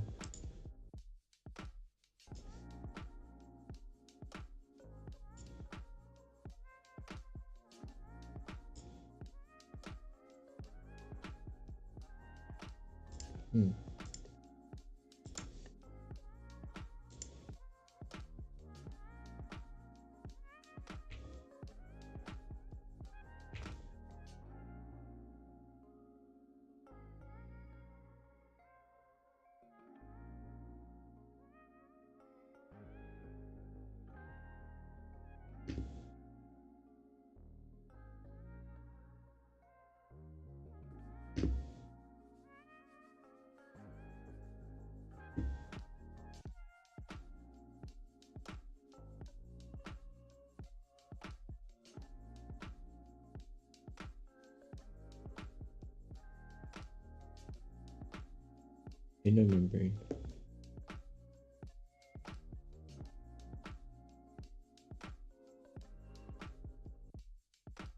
It takes antipop of acetylcarnitine and mitochondrion.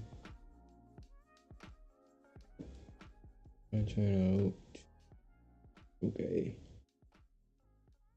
In the result, acetyl-CoA located in the mix. Acetyl-CoA in the mix. It shows where the CoA group links with carnitine goes in, and then the goes with carnitine, and then it links back to CoA.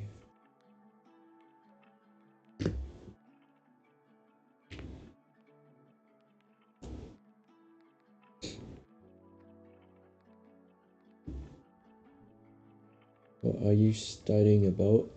I'm studying about effects of dieting, if I'm not wrong.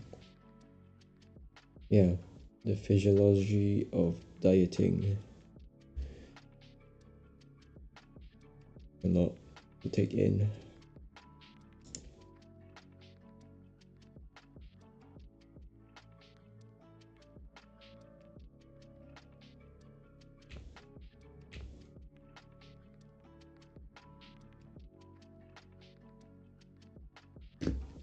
Do I not?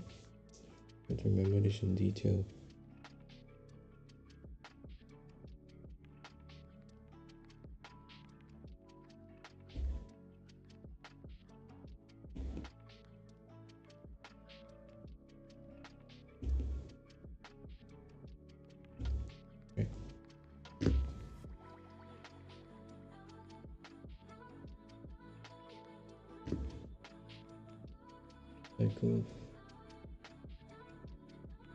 Cycle reaction, mitochondria matrix.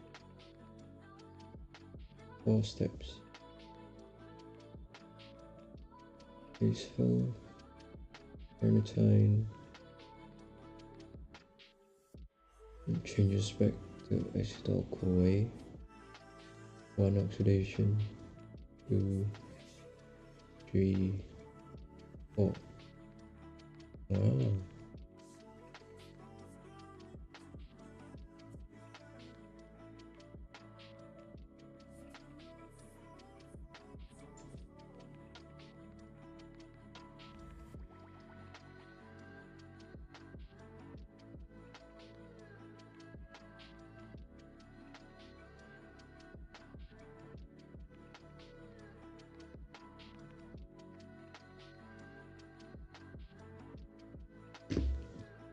Does it lose 2 carbons?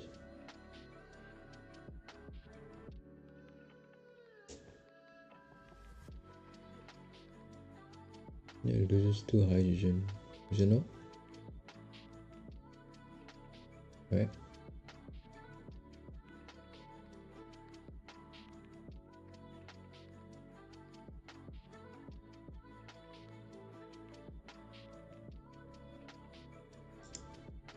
Oh, this one.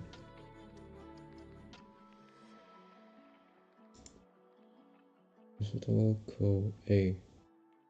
Asyl Koi. If I've been reading it wrong. Asyl. Oh, okay.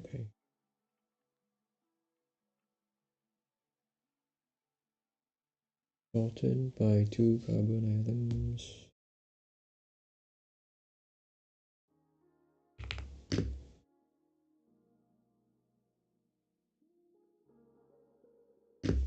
Yeah, start with 2 carbons.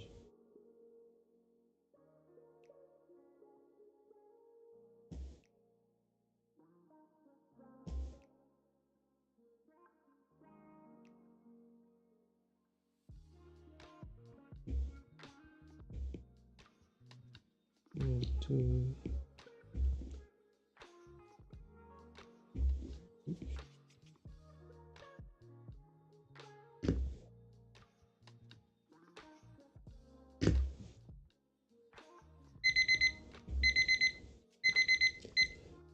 Alright, hang on.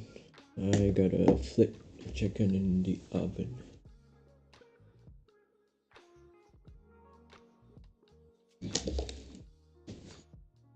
Ugh.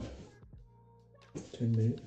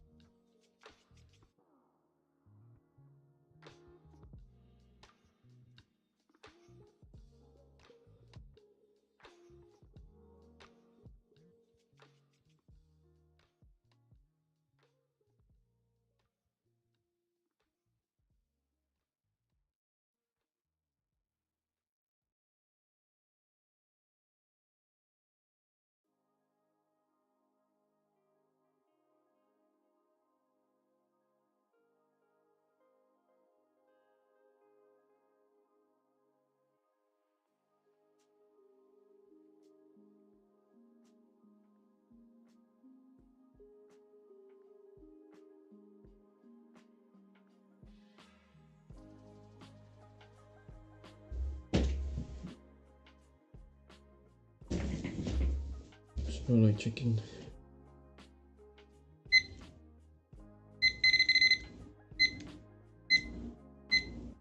Okay.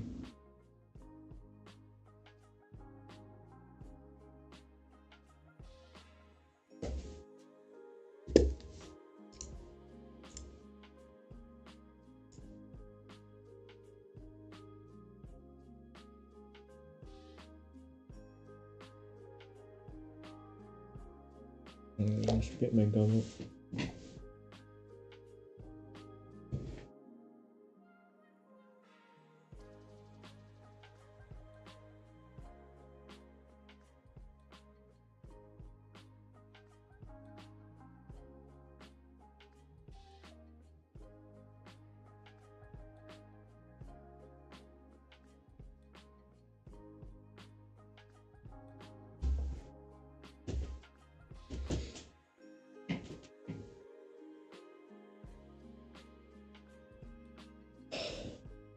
Damn, it's cold.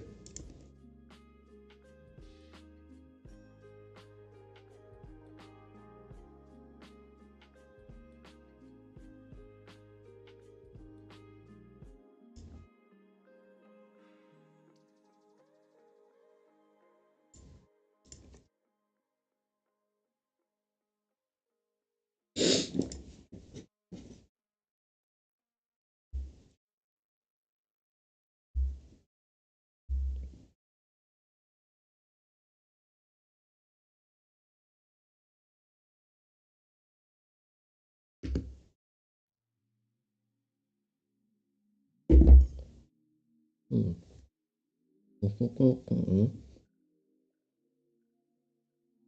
What's FADH2 and NADH? Okay, FADH2. Okay, NADH plus H. Okay. Let me highlight it real quick. Oh shit. Acetyl CoA is here.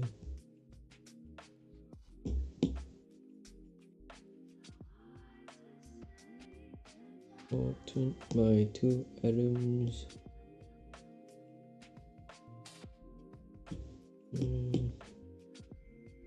FADH2 and NADH plus H. Yeah.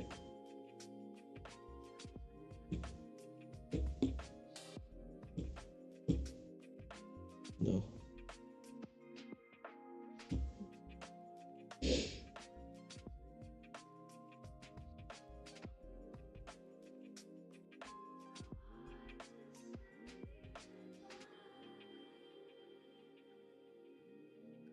N-1, 7 oxidation cycles.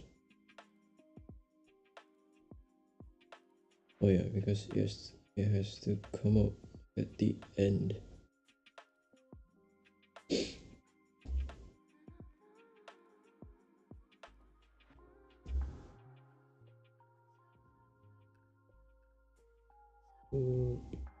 Carbon groups lost. Recycle.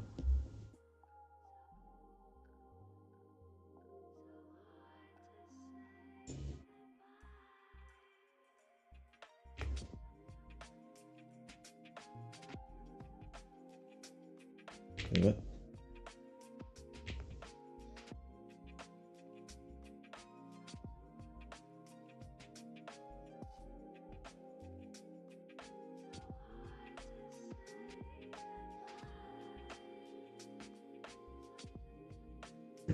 Okay.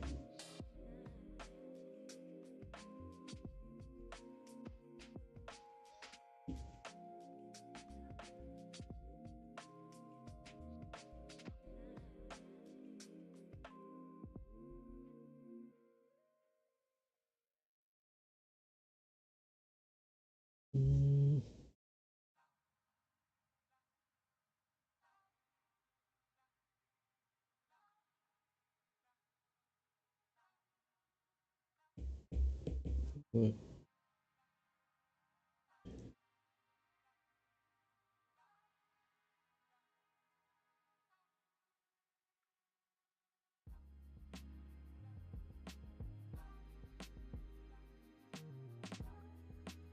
You need to know about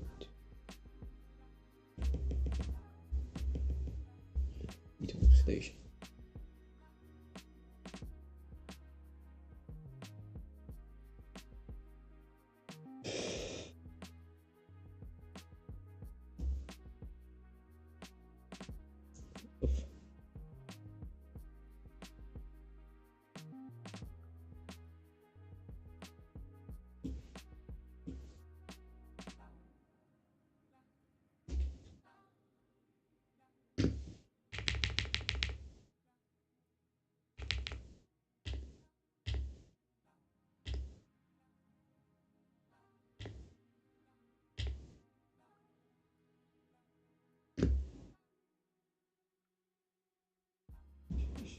What the fuck? This is not intuitive at all. What to use?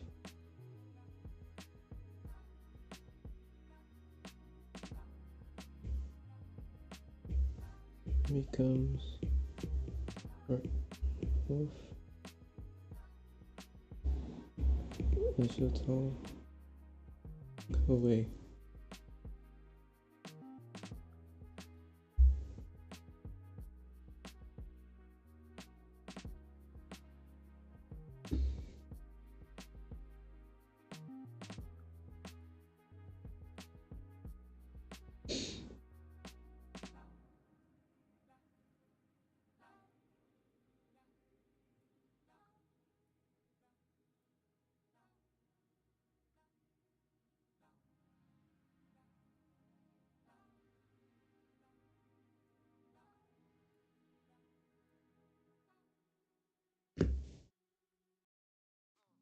Mm.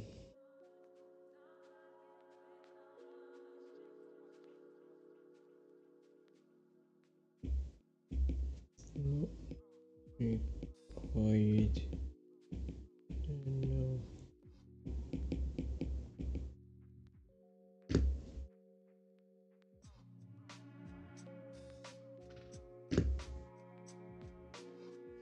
Uh, 8 times divide by 2 minus 1 divide by 2, 8 minus 1, so divide by 2, 9 minus 1, 8. So it's 8 times, so it's 8 FEDH, 8 NADH plus 8. So ATP generation, oxidative phosphorylation. Required for ATP, okay. But why 9 acetyl CoA? Maybe 8.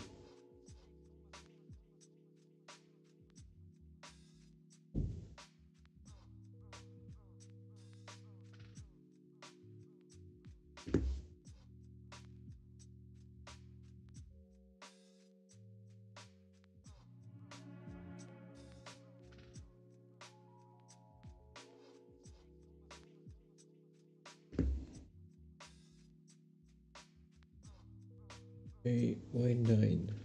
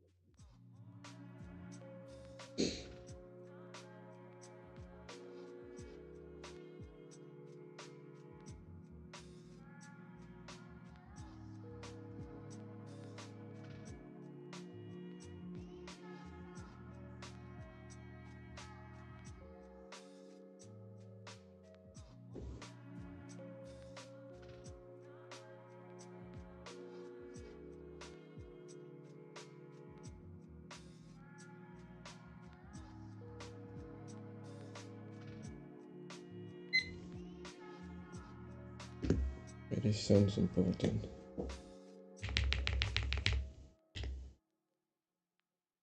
Okay, flipping the chicken.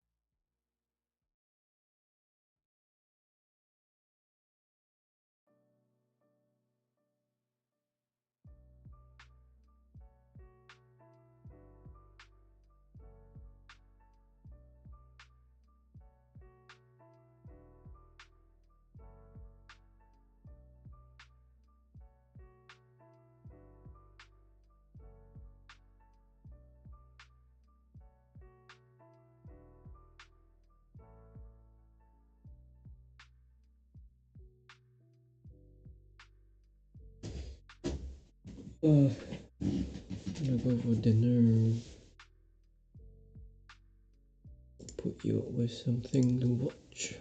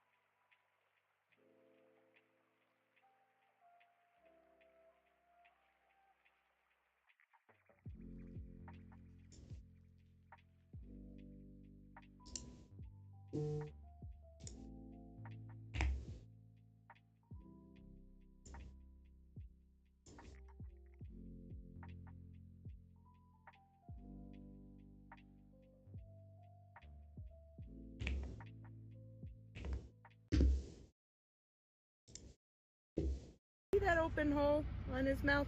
That's his airway. That airway that's opening and closing right now, if one tiny bit of water gets in that, you pretty much drowned him.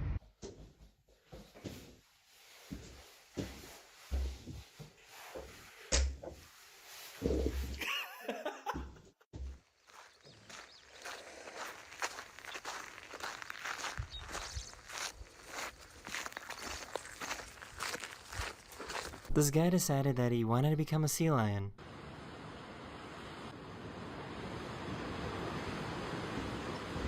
Oh.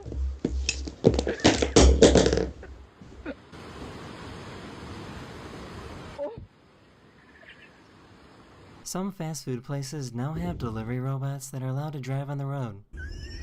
Look at that thing, bro. We're going after this. Their pet bird loves to hang out in the mask hammock on long car rides.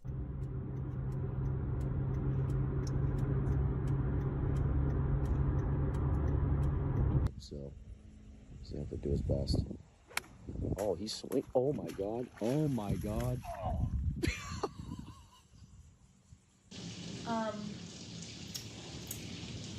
Lightning, please go away. Thanks.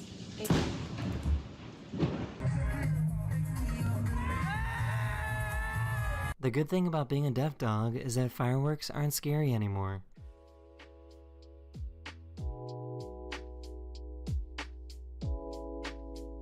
This little guy just discovered what a statue is. Benjamin, say hello!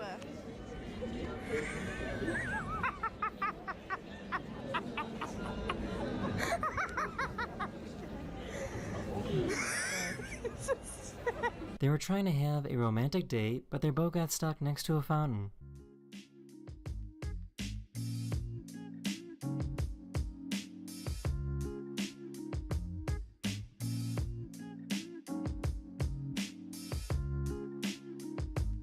One of my subscribers figured out how to bounce bubbles on water. I was thinking like every about once every 6 months I'm like driving on the road and I'll see something cool and something's like usually like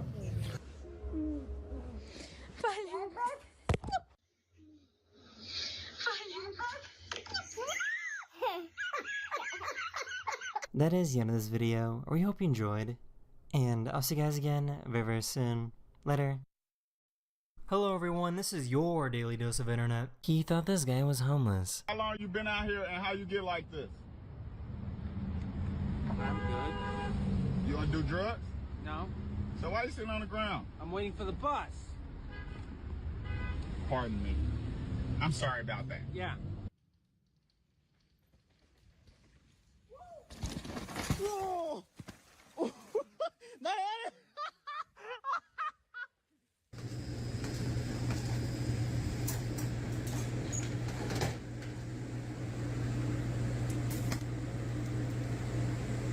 She tried some sour ice cream for the very first time. Well, the young ladies will just have to wear something Oh, is it making a tornado right now? Are we watching a tornado form right there? Oh my gosh! Oh my god! Oh my gosh! Oh my gosh! Oh my gosh! Oh my gosh! The good news is that the truck was empty and nobody was hurt.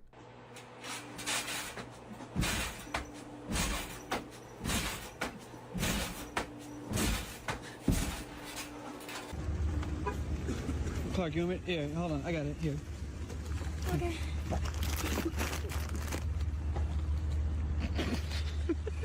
I can't believe they did surgery on corn. Sometimes doctors will practice surgery techniques on fruits and veggies.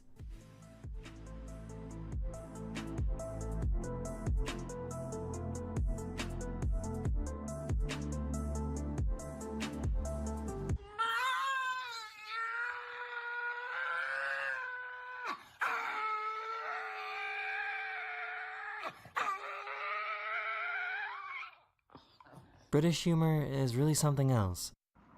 He's doing well. Oh, mate. What's your secret, mate? Can y'all tell how serious I am about tanning?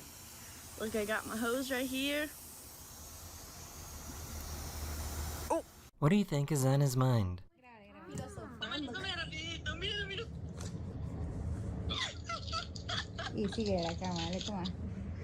This skateboard dad asked his 3-year-old daughter to record him doing a trick.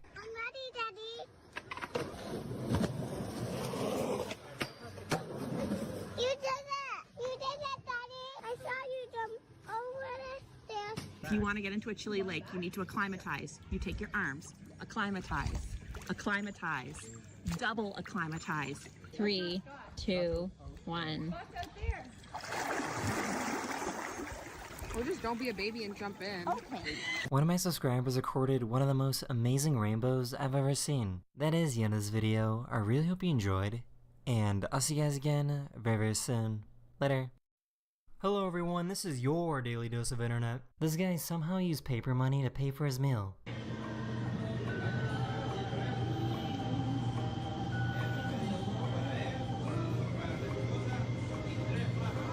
This has to be the worst public proposal of all time.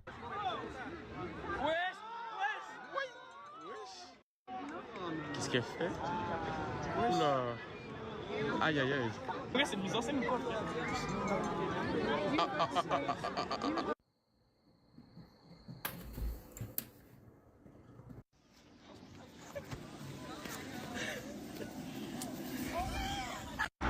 I'm here in Colombia, and guess what I found? I found moñoñinho. I found moñoñinho. Professional boat sailing can be pretty intense. 3, 2, 1. Watch how find it. 2, 1. What? Ready? Don't worry, he got right back in. Hades, get out. This dog hates getting tickled.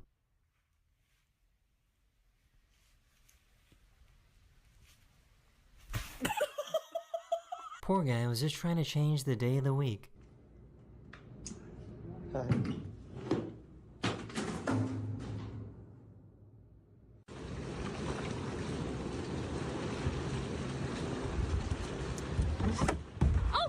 For some reason, a sinkhole randomly opened up in the middle of a field.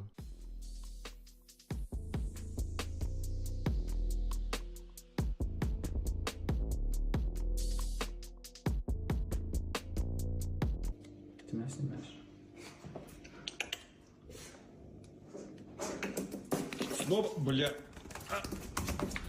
Братан, это немножко не то. Why is the squirrel being so polite? I didn't take you out of my tree on purpose. I was trying to capture something else. So I understand that you're trying to be polite and you're trying to be very good. But I'm gonna let you out, just not by my tree. Is that okay?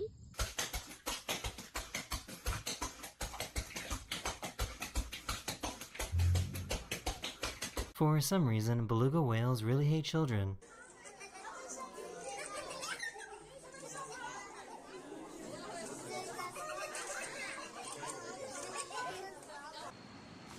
Jesus, guy, you walk right between my toes. That's why they say you guys aren't too smart. You know? Oh my God, you This dog can't figure out why this person isn't throwing the stick.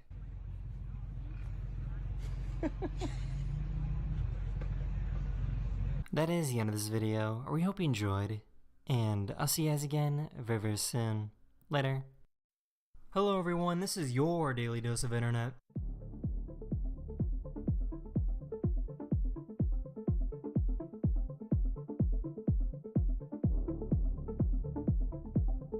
This random giant blade came out of nowhere and hit this building.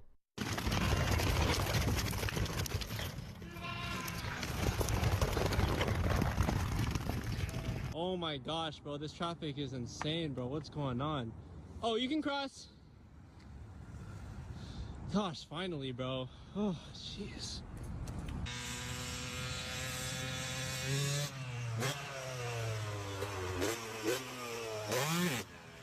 This has to be the greatest throw of all time. Oh, that's got a shot.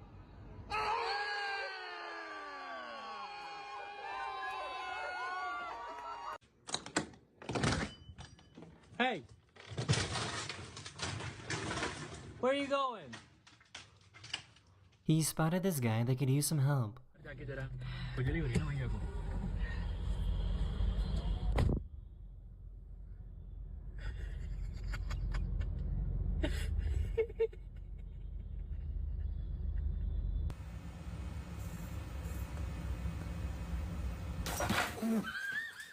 She wanted to save a squirrel that got stuck in her pool. I'm saving you! Let me save you! Thank you.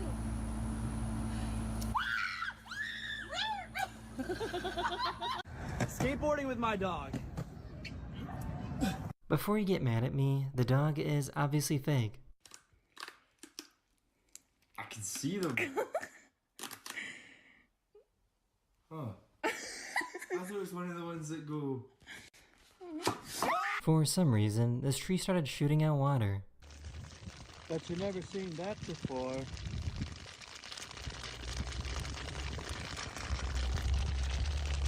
This guy realized he grew up learning the wrong first language. This is my voice in English. My first language.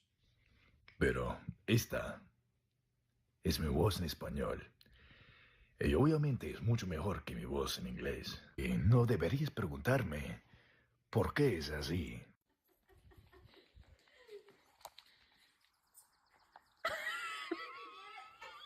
This person got a really cool interactive tattoo.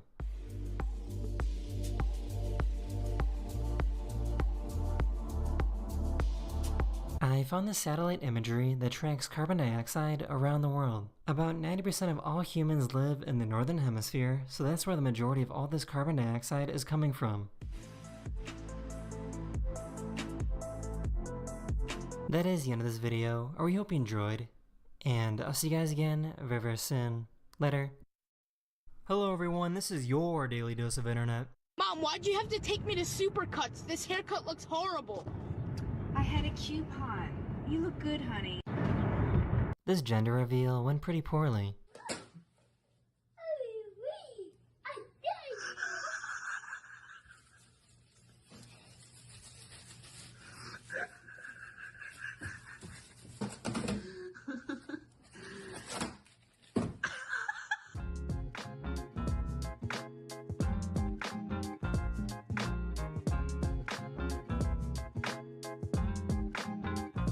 Humans are pretty simple creatures.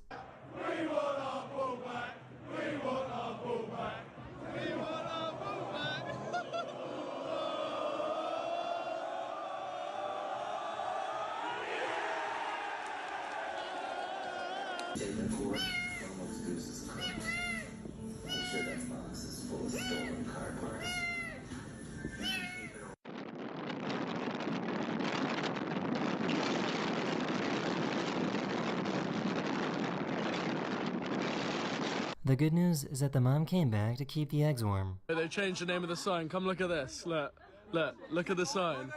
Come look at the sign. Look at it. What is that name? Like, what? Like, bruv, come look. Come look at. This magic trick freaks me out. Stomach. You ready? Yeah.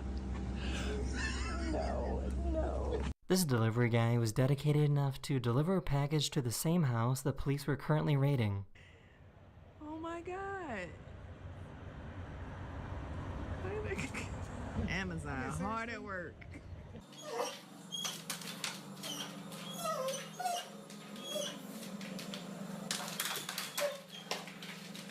This squirrel is smart enough to use proper manners after eating watermelon. Let me see your face. We've had enough watermelon, okay? Nope, we've had enough. Wipe your mouth. Thank you. Autograph the paper towel. Thank you.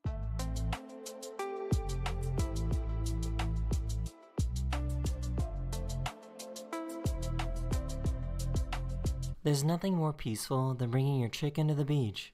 What do you think of the beach, George?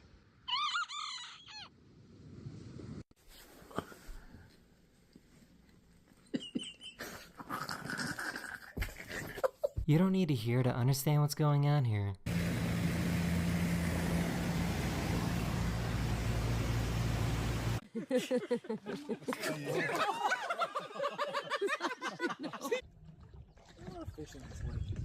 That's the big one we came for right there, guys. Oh my god. Oh, and the hook popped. Woo!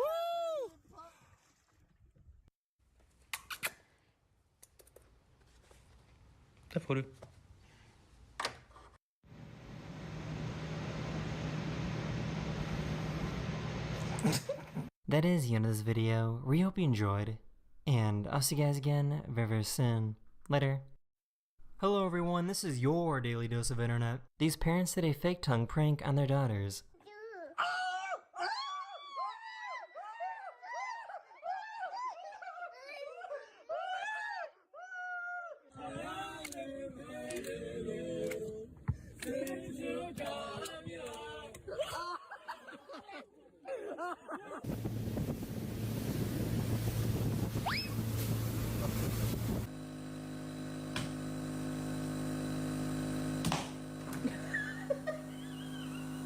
This guy has a work voice and a normal voice. That will not lose value and not raise price. Now, I want to give you a confirmation number for your protection. Let me know when you're ready. Talk your normal voice. What happened?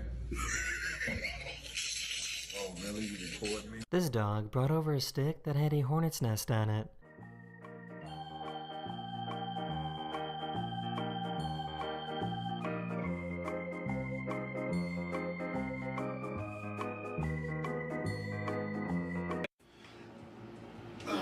Just like that, okay?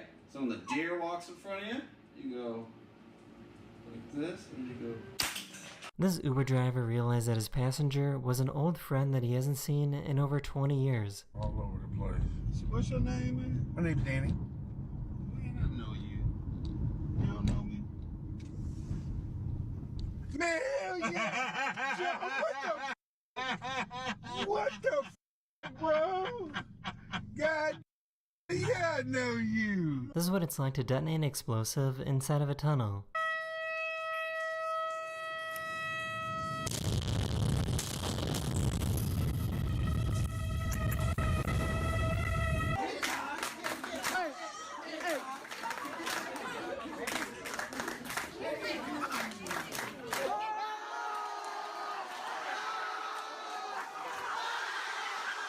Many of us remember that iconic video from 9 years ago, but he's still out here dancing today. This guy built his truck to make it look like he's driving backwards. Driving backwards on the freeway. Oh, it was just an accident. No way. This mother. Well, I thought he was coming towards you, man. I thought he was going to come towards you. There's a trend where people put a drop of water on their phone camera.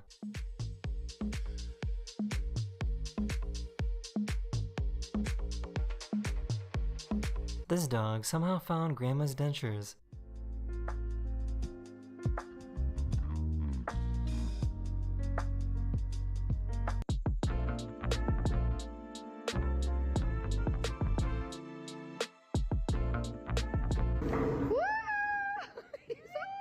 He's all scared. I see you. You're scared. Okay. Shh. I'm playing with you. Relax. That is the end of this video, or we hope you enjoyed, and I'll see you guys again very, very soon. Later. Hello everyone, this is your daily dose of internet. I'm good. Hey, have a nice day. You too. You too. Love you. Love you too. You got the most sexy smile I ever seen. The whole time.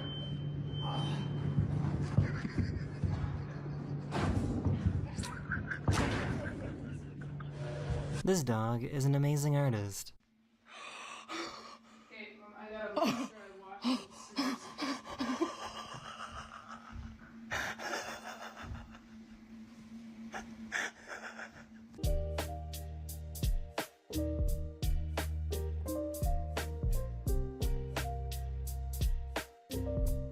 This raccoon was choking on some food, and this guy saved his life. Did he helped it? I think that he isn't. He is choking though.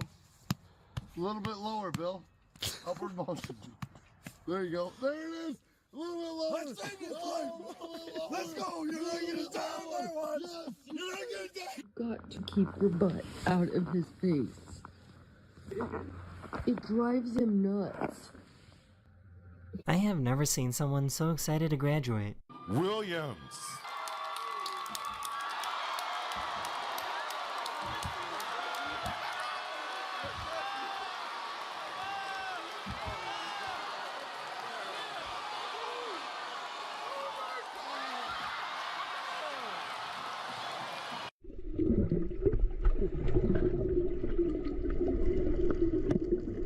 I just found out that caterpillars can swim.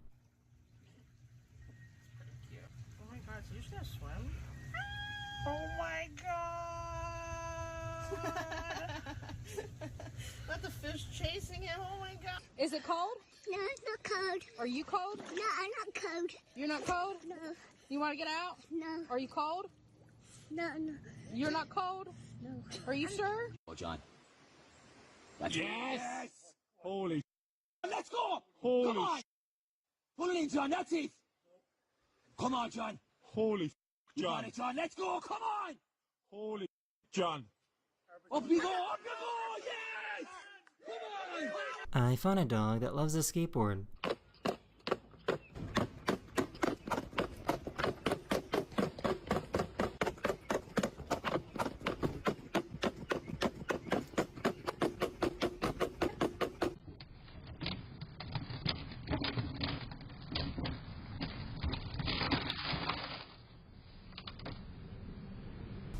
Morning, Stitch. Are you ready to get out of bed? No? That is the end of this video, or we hope you enjoyed, and I'll see you guys again very, very soon. Later. Hello everyone, this is your daily dose of internet.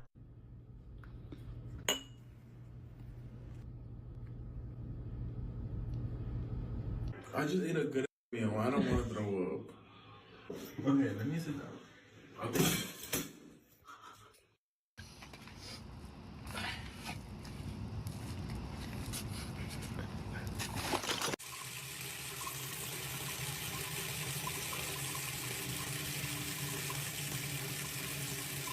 This flight attendant discovered a loophole where he can call people trash without losing his job. You're trash. Oh, thank you. You're trash. You're trash. Thank you. Uh-huh.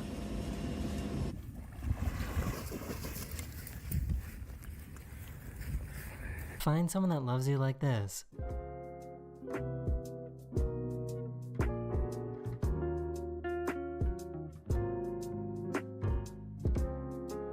You guys have to see what I found.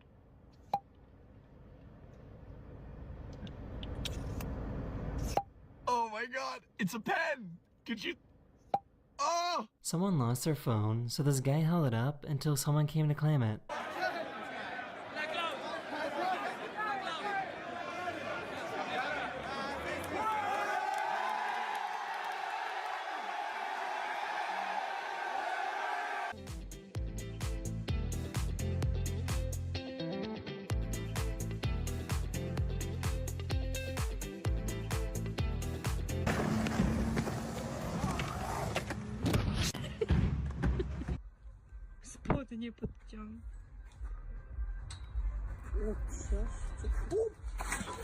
What do you think is wrong with this cat? Stop it. Stop. What are you doing? Jojo.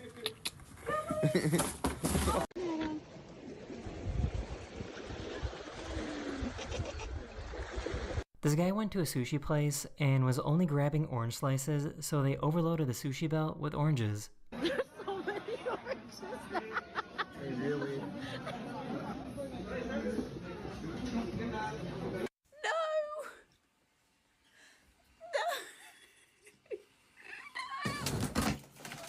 I just found out that mosh pits are super friendly and inclusive to everyone.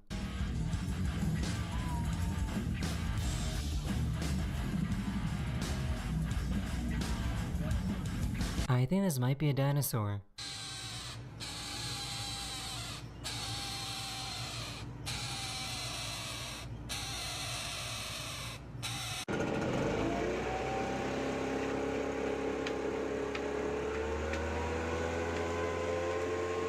That is the end of this video. I hope you enjoyed, and I'll see you guys again very, very soon.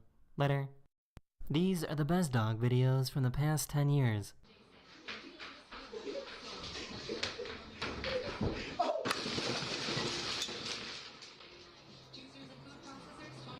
Stella, you wanna go bang?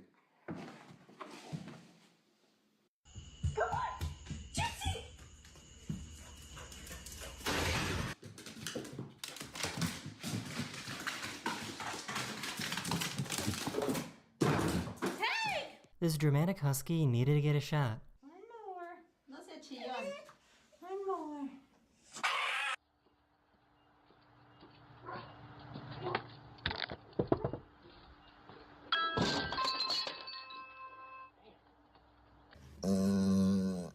Каждый.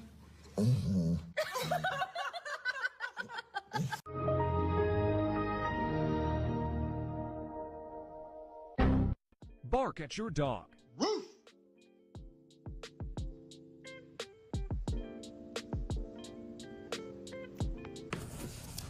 Kai. No. Come. Come. Hey. Hey, boy. What's up?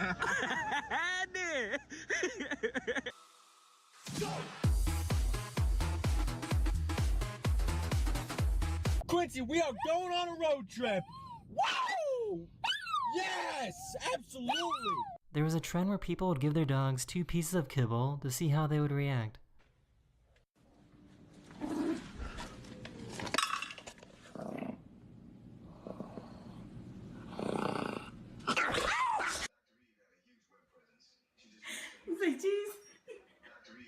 They were so proud of showing off the stick that they found.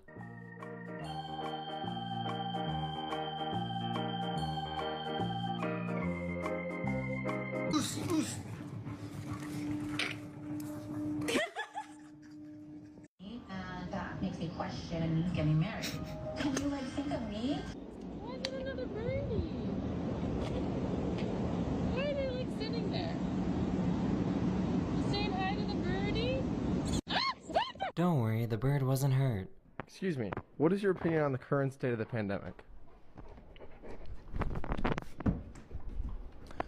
Thank you.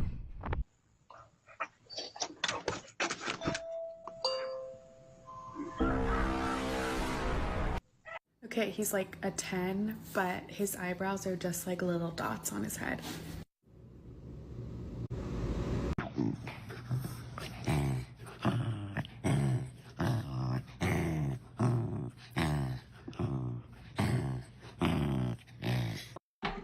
You are. Yeah, shut up, honestly. You're gonna, you know what? Next summer you're gonna be wearing your string.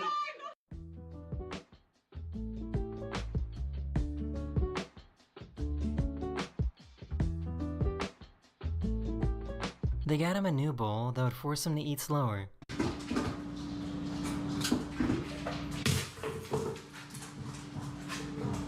How do I relax? Well, I come home and I pet my dog. You see, petting your dog is one of the most relaxing things you can possibly do. It releases a hormone called oxytocin, which reduces stress.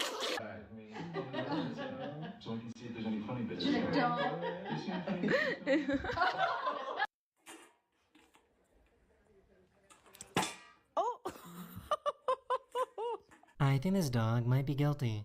Quem mandou comer isso aqui? Hein? Aqui, ó, comeu o sonho da tua mãe. Hein, Luna? Olha pra cá. Olha pra mim. Olha pra mim. Olha pra mim.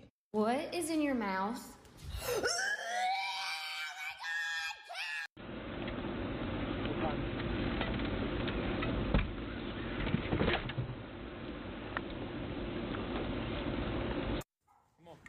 Avery. God. You'll never guess what this dog finds in this tree. I'd be scared. What the?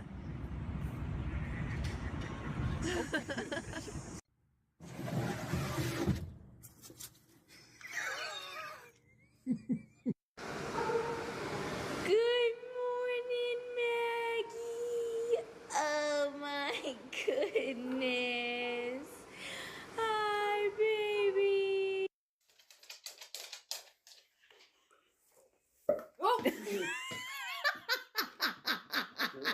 This dog was waking up from anesthesia and started glitching.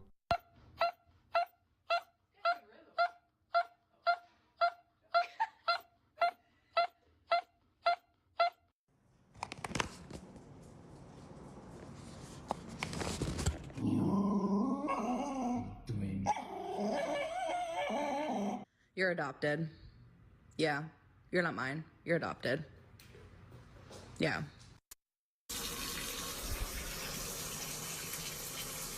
I think there's something wrong with this dog.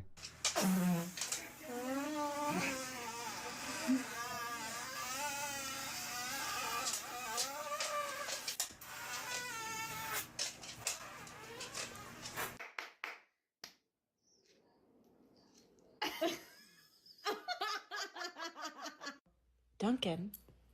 Duncan. Duncan. Duncan. No one is here. No one. See? Look. No one. Stop barking. Yoo-hoo! Want a treat? They wanted them to try sparkling water for the very first time.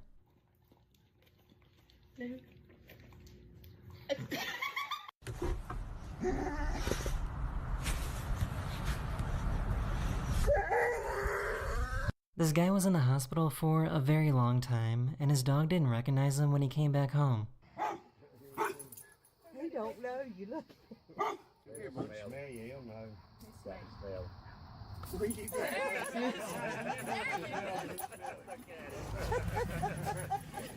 like, where you being, Daddy? Where you being? Ready? Mm-hmm.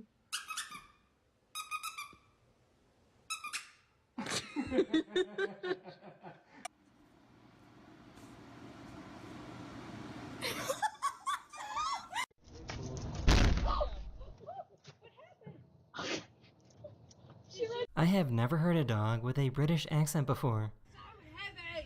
Who's that?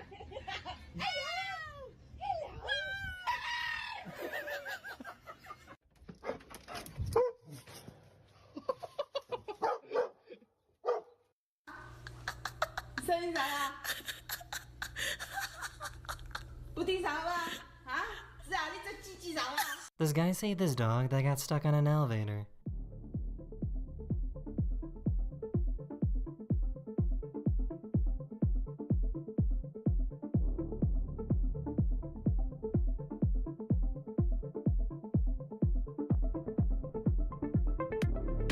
See, come see what is it. Come see what is it. Don't bite it. No.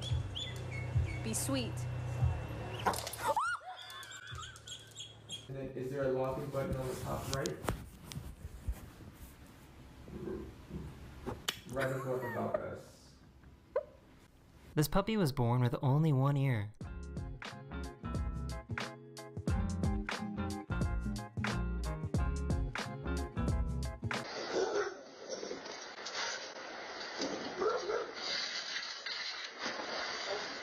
He was upset that his pig brother wasn't waking up.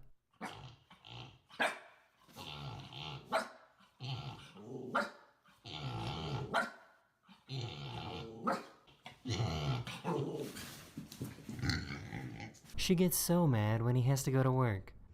I'll see you later, Peppy.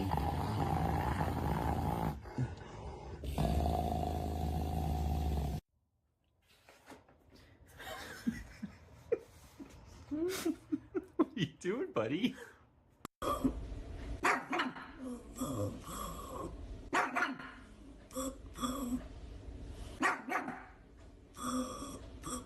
She was pretending to be a dog and was begging for some Cheetos. One more. I can't breathe.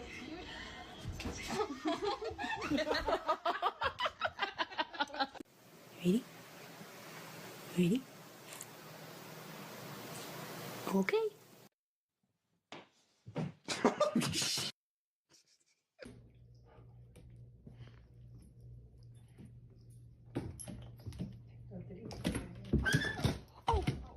This poor dog had an allergic reaction.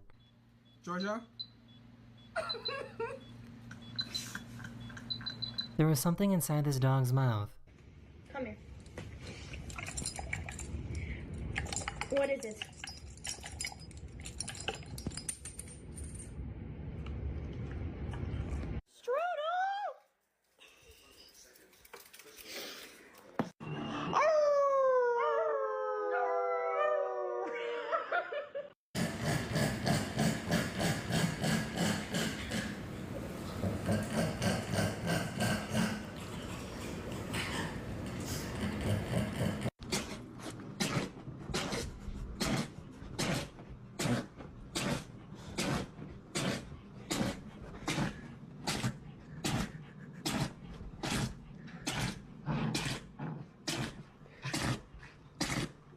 Dogs don't exactly have the best night vision.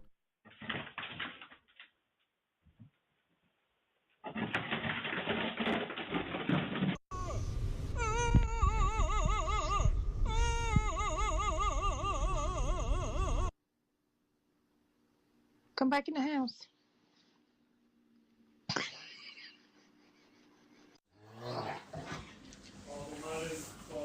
Lukta. Lukta.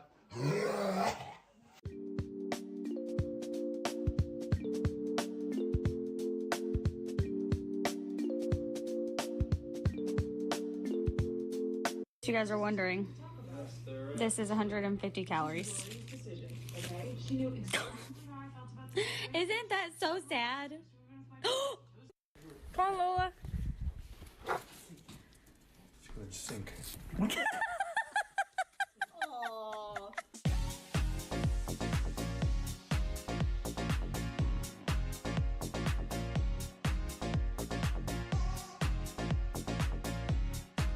This dog hates getting their nails cut.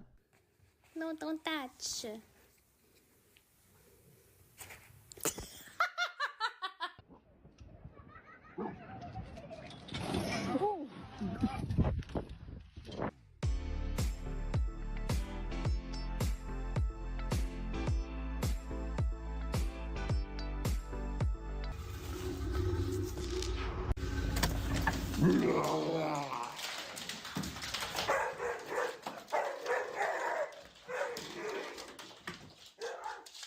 Pluto.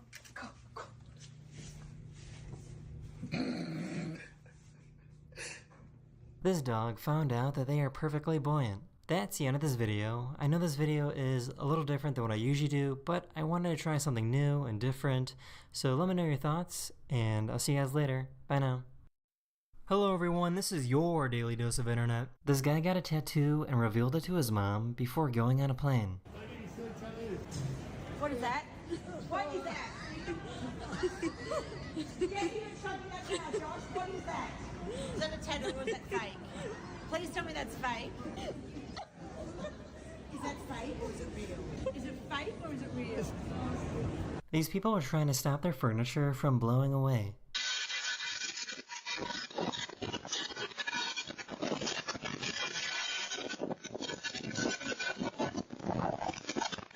How does something like this even happen? Oh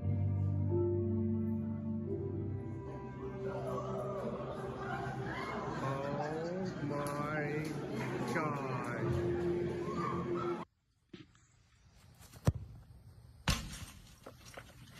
Go. A driver went through a red light and a perfect outcome happened. What the f are you doing, bro?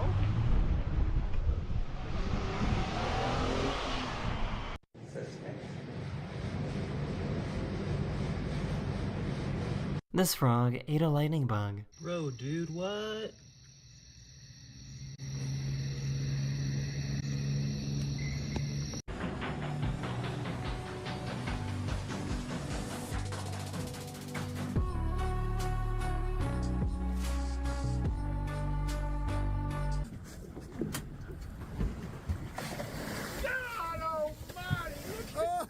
I got splashed by him. I just found out what a squirrel's tail looks like up close.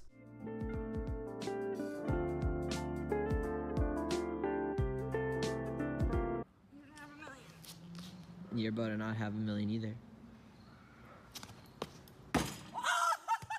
This is what vitiligo looks like in humans, and this is what it looks like when a cat has it.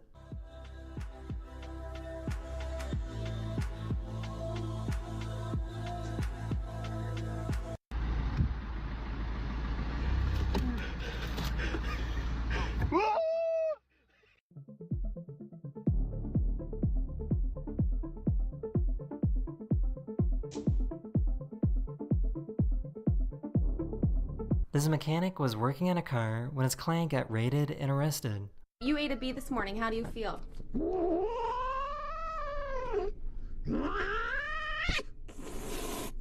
Thank you.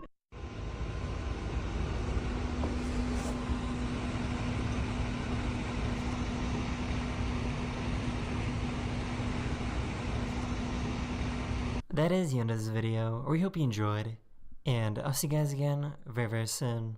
Later.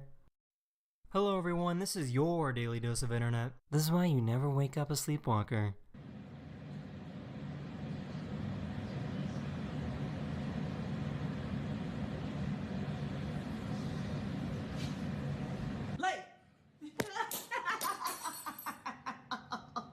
This fake fall looked a little too realistic.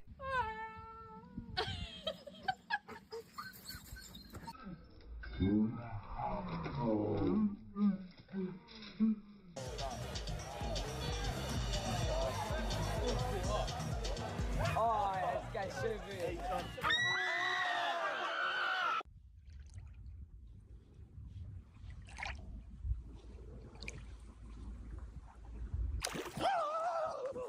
Please don't feed the demon river monsters.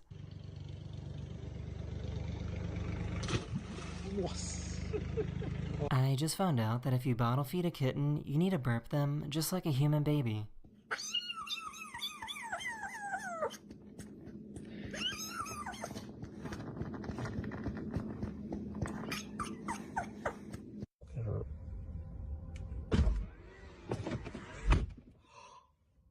They reserved the first 2 seats on this plane because they thought they would be the best seats. And then look at this. So we are facing the cabin basically.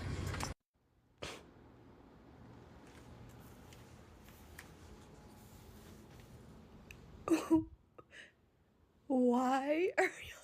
Package thieves are starting to get really bold now.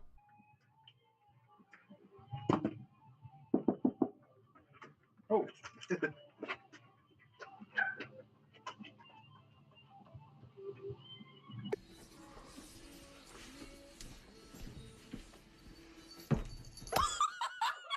Look at how she fills up these hungry birds as if they were jelly donuts.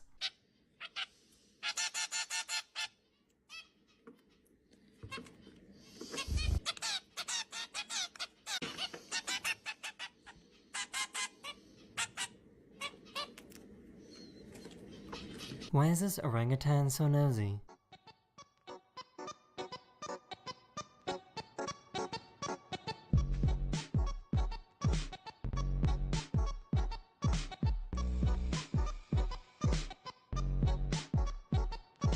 This path was flooded, so these firefighters help people get across. This kid. Oh, Mama's doing that.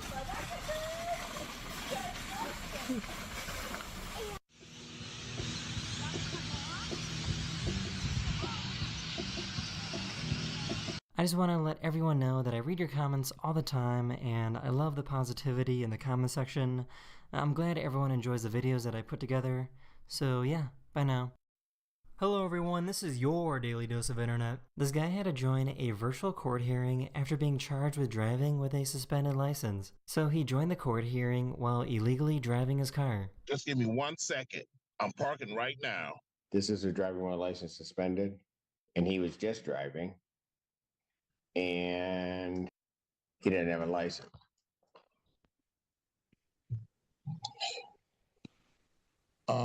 The judge then ordered him to be arrested, and he spent 2 days in jail.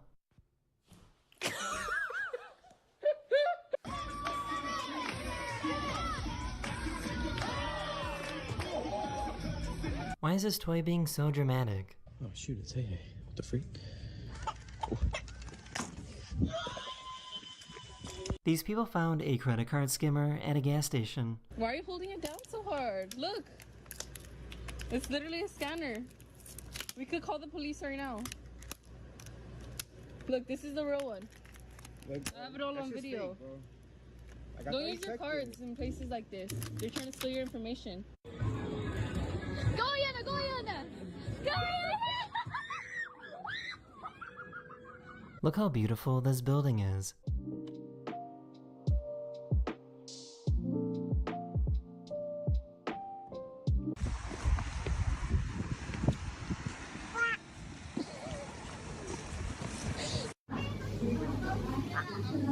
Abba, 你说鱼。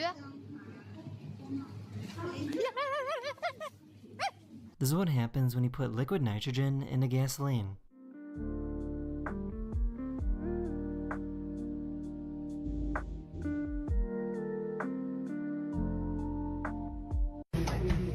Don't come back.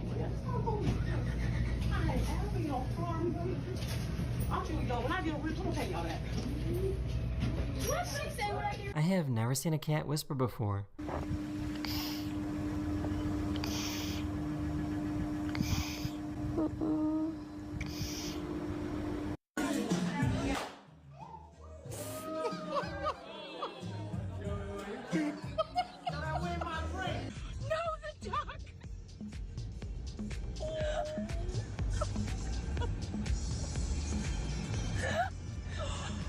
This snake is so dramatic. Buoyant. Kind of, I'll show you, I'm moving him with a stick here. He's just floating around. He can swim off if he wants to, but he's just content to sit there. How do you get ducks out of your garage? Duck laser pointer.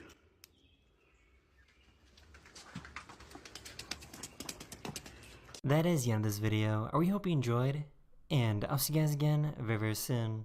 Later.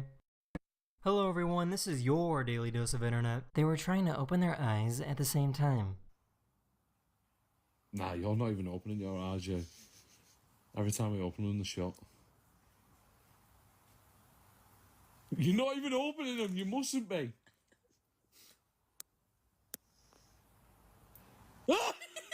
I think there's something wrong with this dog.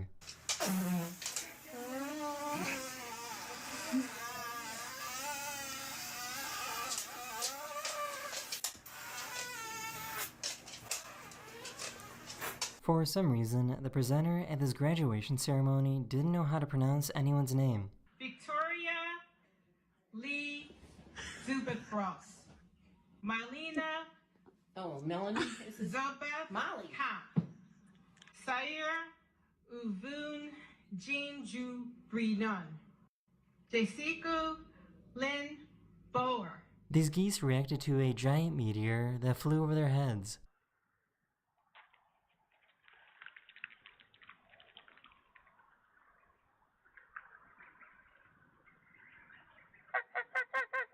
They asked these kids what they wanted to do after graduating from kindergarten. I want to be pregnant. This restaurant thought it was a good idea to show off their food with an open flame.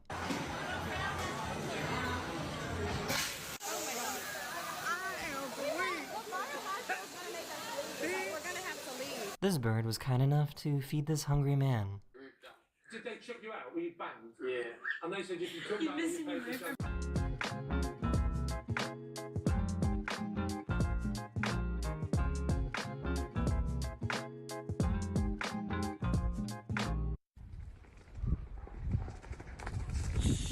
Someone's gonna. That's a lot of posters over a very long time.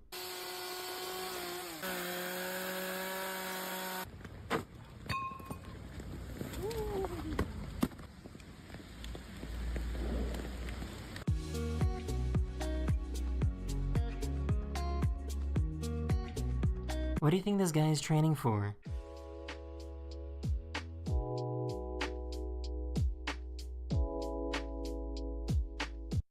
El carrito que yo necesito para mis compritas. No, Mom. Bien dicen que todos más grandes en Texas.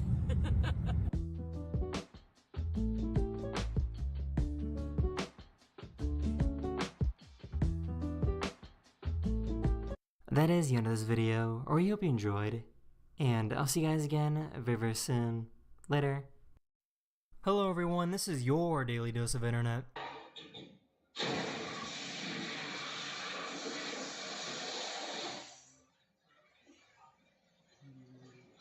These people crashed their car into a pool, but the good news is that nobody was hurt and everyone got out.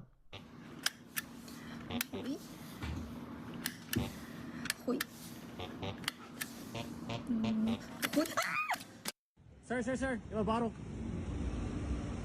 Your bottle. Your bottle. On your car. No. You got a bottle? Yes. Hey, what? Thank you. Hey, where are you going? Can anyone translate what this baby said? Do you have anything to say?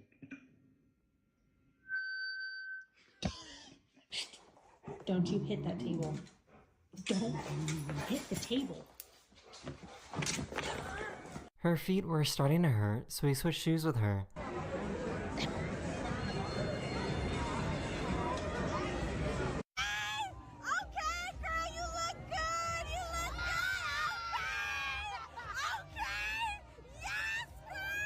They were trying to record themselves cooking food.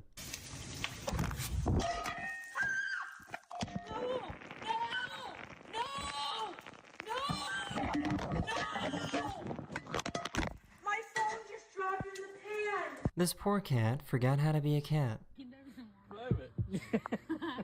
Nailed it. I've never seen a cat do that. Well, that's pretty funny. I wonder what Trevor would do. He's literally like booping his head into it. This is the reverse ceremony. This live streamer was messing around with audio effects when his dog tooted in the microphone.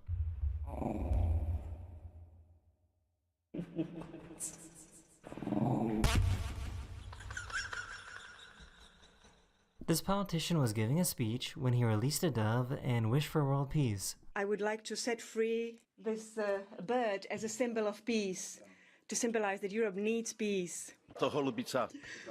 Let's let this dove fly above all of Europe. Let's let this dove unite all of us.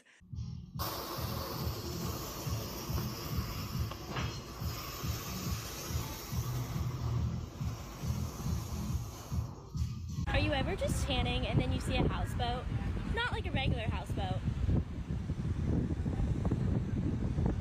Like a house floating in the water. These guys found the smallest island in the world. Itu buyahan anda buya. Dah sampai di pulau kami teman-teman. The sun recently emitted some massive solar flares, and NASA was there to record them. Whenever a flare was sent out, NASA's cameras would start to get disrupted.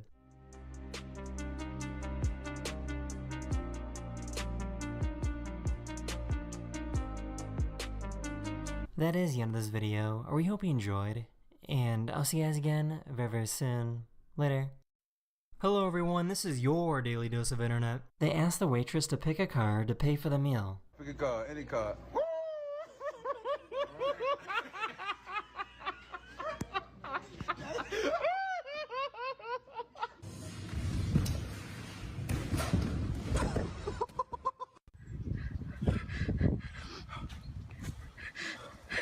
Don't even talk to me.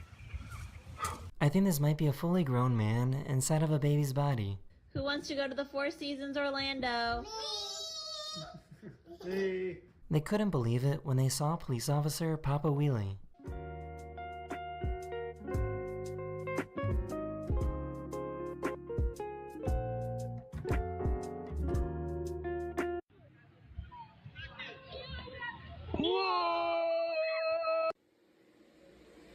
Hey guys, should we go outside? Psych! You can't go anywhere! This officer saved their dog from jumping off a bridge with a 75-foot drop.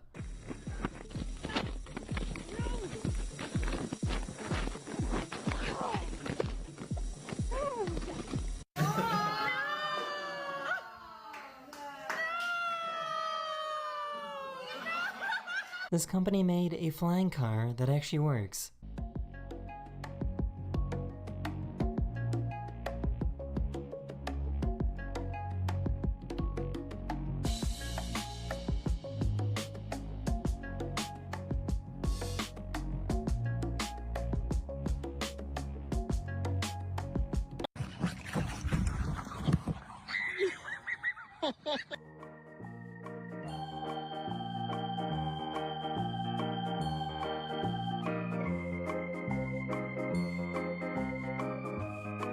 So apparently fresh pineapple skin is strong enough to stop a hot ball of metal.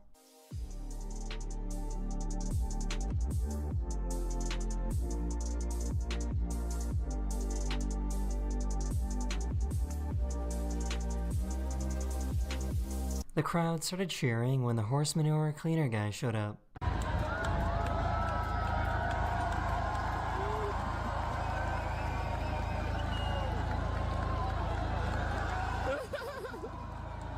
If the sun was the size of a golf ball and Earth was the size of a grain of sand, then how far away would the nearest star be? Neptune, the furthest planet, is all the way over the other side of that park over there. So how far is the next nearest star? Quite a long way.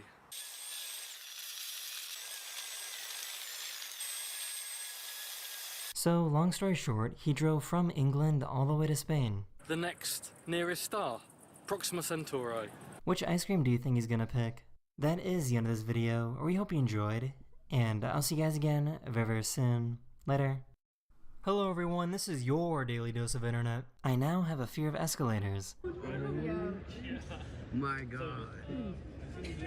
The dogs. The dogs. This is what going to stunt double school looks like.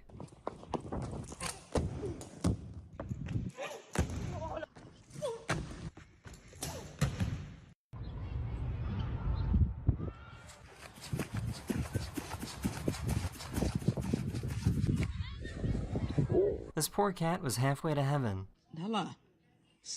Girl, stop. Jesus Christ. Oh my God. So this sounded pretty expensive.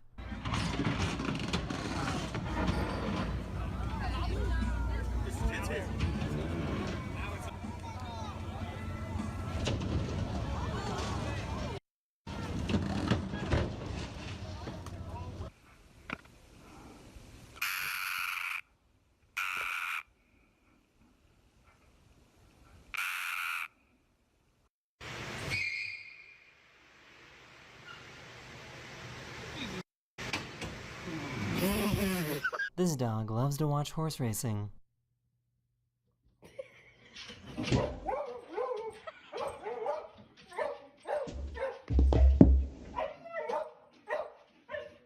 How does something like this even happen? Wow. Oh my god, look at, oh! One of my subscribers had to have their hand amputated after a snowboarding accident, but the doctor still let him keep his hand.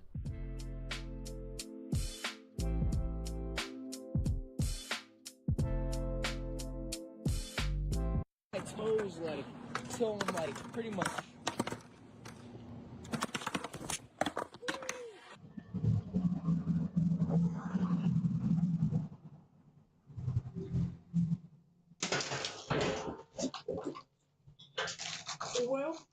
Why is he being so dramatic?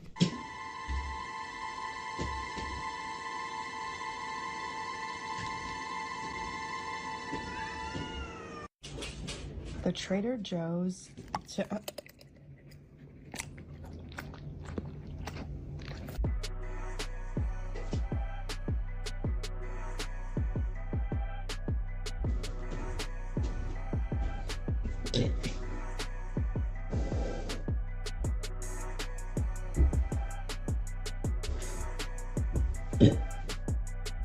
A few days ago, one of my subscribers recorded some incredible video footage of the Northern Lights. That is the end of this video. We hope you enjoyed, and I'll see you guys again very, very soon.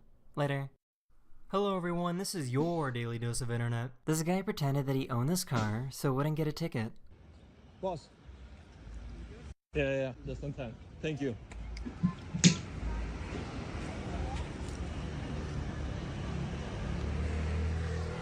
Man, I got you.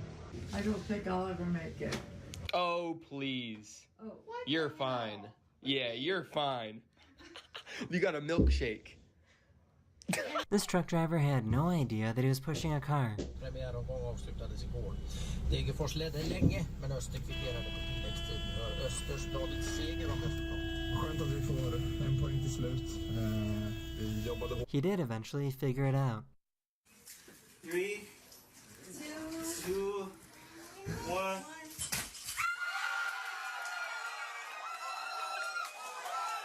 This guy broke the AI drive-thru voice, so a human employee had to take over. What would you like? 55 burgers, 55 fries, 55 tacos, 55 pies, 55 cokes, 100 tater tots, 100 pizzas, 100 tenders, 100 meatballs, 100 coffees, 55 wings, 55 shakes, 55 pancakes, 55 pasta, 55 peppers, and 155 taters. Can I take your order? Sorry,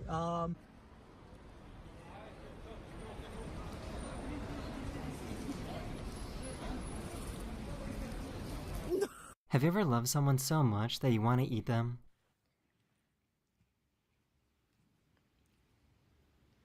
Oh my.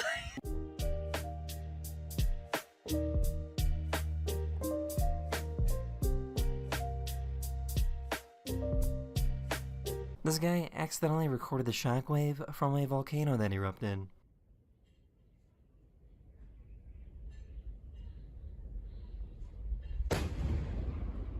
Whoa, it's Niagara Falls. It's Niagara Falls. Whoa. This is what perfect teamwork looks like. What a good sissy. Oh, dang, Minnie.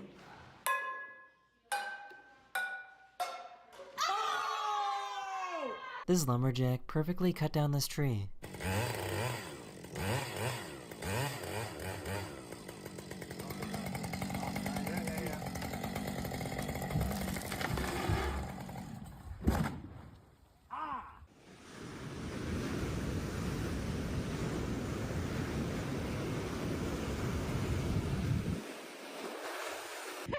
These nuts. You want these nuts? Hey, yo, Bird. You want these nuts? You want these nuts? Oh, he does. That's all you needed to say.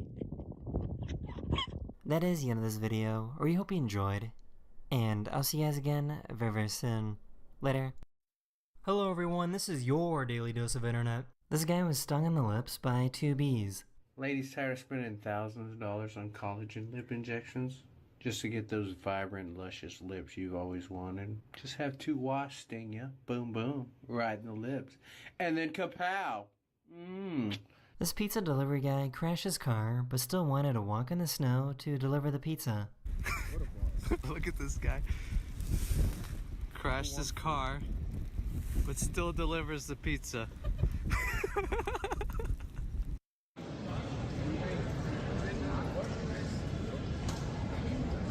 These people thought of a smart idea on how to run string under the deck.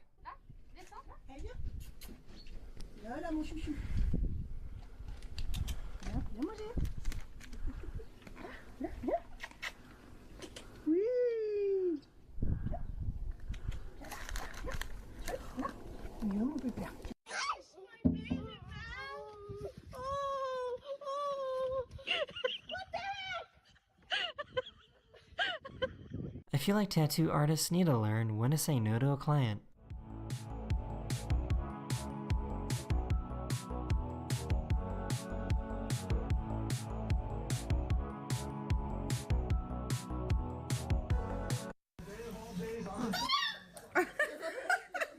This device lets someone who is blind and deaf communicate with someone that is using a regular keyboard. I'm also used to people typing in creative ways. It's almost like an accent. Yes. Or a personality quality. Yes.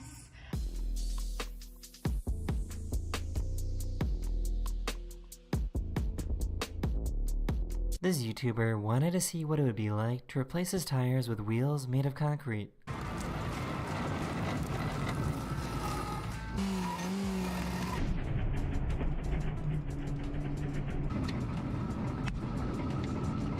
The student arrived to her school dance in a casket.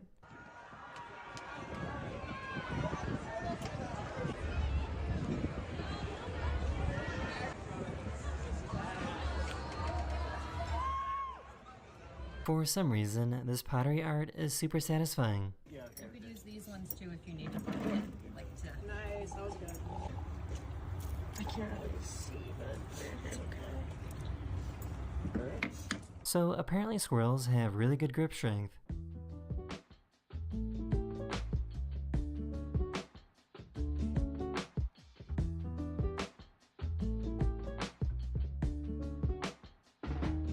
That is the end of this video. Hopefully I made your day just a little better. And I'll see you guys again very, very soon. Later. Hello everyone, this is your Daily Dose of Internet. Some type of military object washed up on a California beach and these government workers don't want us to see it. No, you can't do that. Yes, I can. Alright. It's a public beach, dude. It's a public beach! I understand it's a public beach and I can't stop you, but now I have to explain it to my boss. What, that I'm taking a video? It is kind of upset. This dad was teaching his son how to drive. Slow down, brake!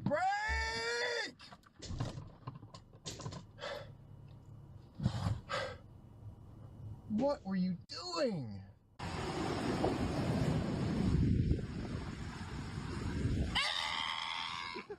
How is something like this even humanly possible?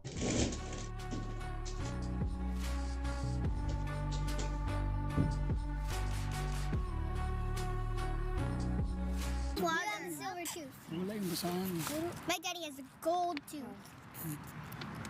Wow, gold tooth? My dad has a gold tooth. Look, my dad has diabetes. I got pine tar on. Let's see if the pine tar actually works. See if it's sticky enough. This hippo chased down a boat and broke its motor.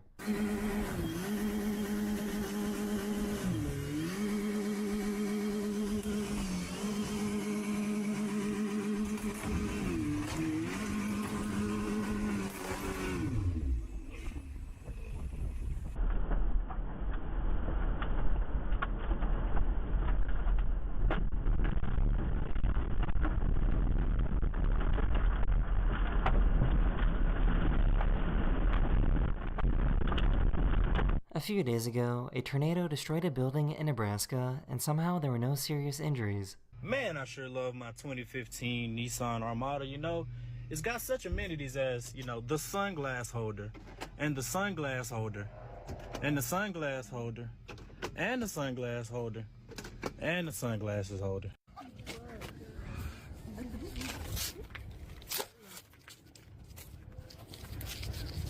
One of my subscribers took compressed air and shoved it into their faucet and found out that it freezes the water.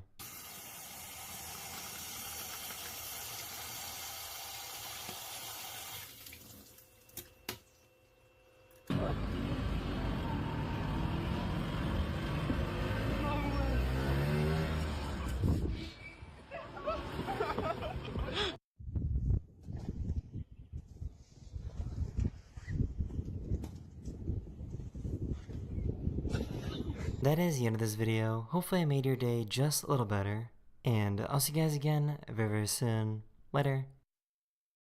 Hello everyone, this is your Daily Dose of Internet. This is probably the most talented person you'll see today.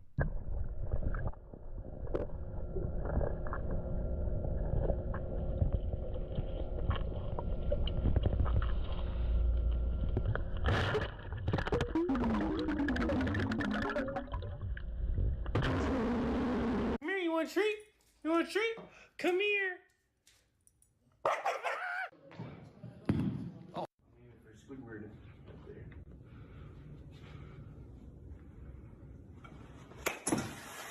This mom finally had enough of her kid's water gun. No, no. No. Hey guys, it's really hot outside. Do you think you could? I need some air. I need air. Yeah. Some police departments will have their officers train in some intense driving courses.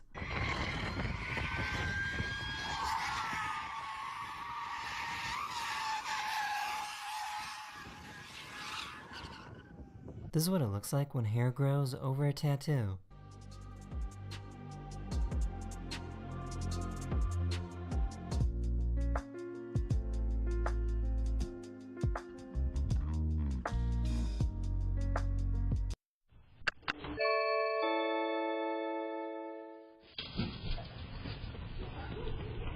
One of my subscribers recorded the weirdest multi-rainbow I've ever seen.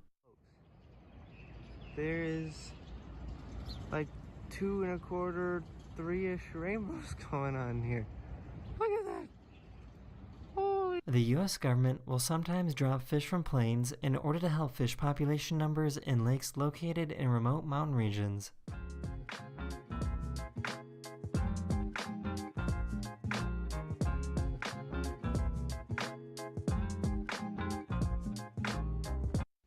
Three, 2, 1. Jeez.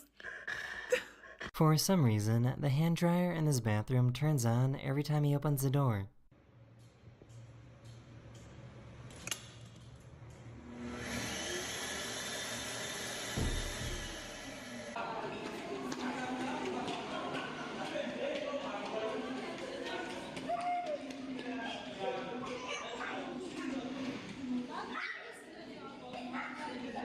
Never mind, I think this is actually the most talented person you'll see today.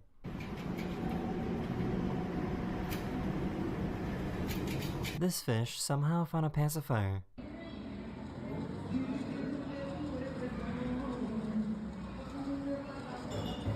That is the end of this video, or we hope you enjoyed, and I'll see you guys again very, very soon. Later. Hello everyone, this is your Daily Dose of Internet.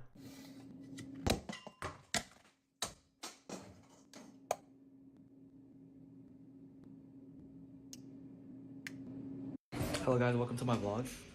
Alright, check that.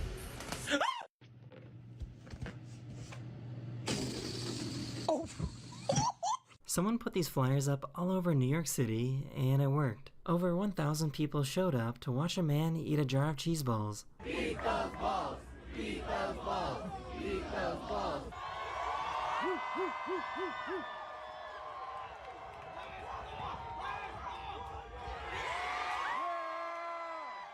A few days ago, Nebraska had some crazy tornadoes.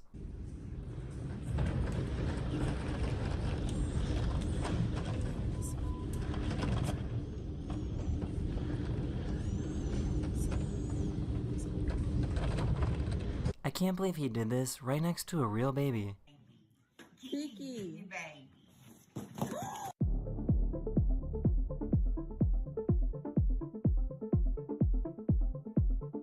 For some reason, the tanker in this truck suddenly imploded.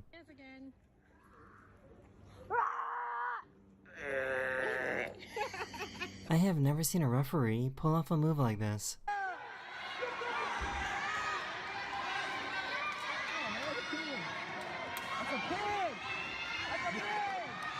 I think this is the only cat that hates catnip.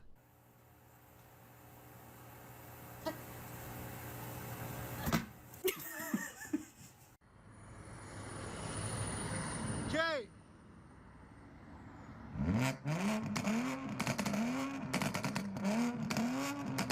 This mom thought of a genius way to get her baby to eat carrots. Want some taco? So yummy. Yeah. You want more?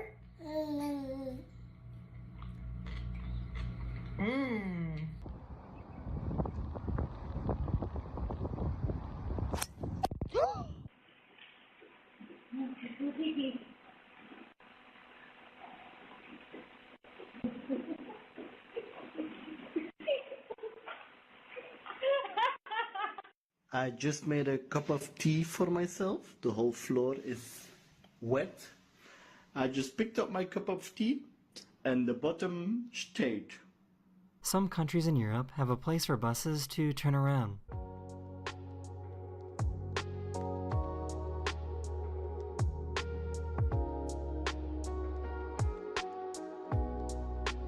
That is the end of this video. We hope you enjoyed, and I'll see you guys again very, very soon. Later. Hello everyone, this is your daily dose of internet. 7, 6, 5, 4, 3, 2,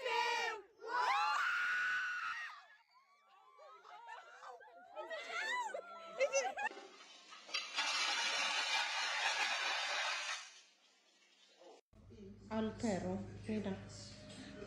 I know, go away. I know.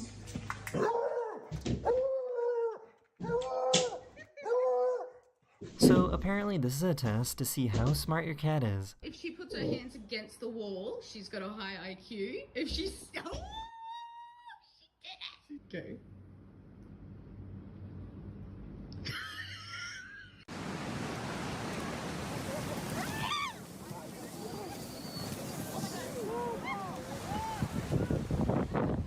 Audrey, I don't want to scare you. Hello, I don't want to scare you. This poor robot collapsed after working for over 20 hours straight with no breaks.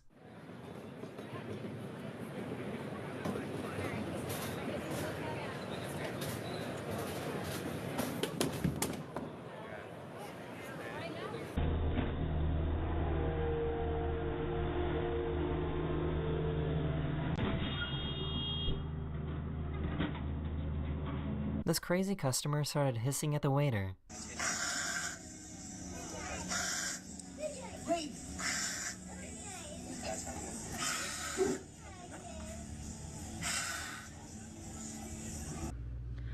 This chunky monster of a boy. He's not overeating. I know that. Look at... This little guy's human instincts kicked in.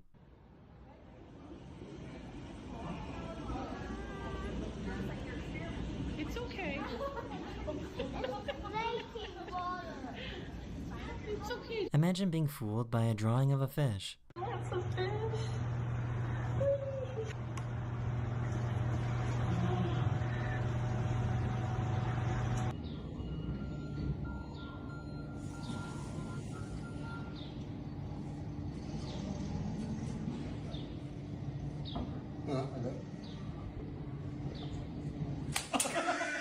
It's very important that she gets her Percordin injection. But...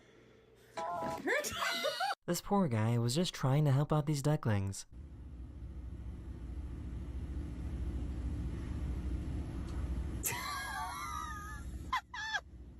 Oh, Emma, I want to sleep. I want to sleep. That is the end of this video. I really hope you enjoyed, and I'll see you guys again very, very soon. Later. Hello everyone, this is your daily dose of internet. This hot air balloon in Australia malfunctioned, causing it to rapidly drop in altitude.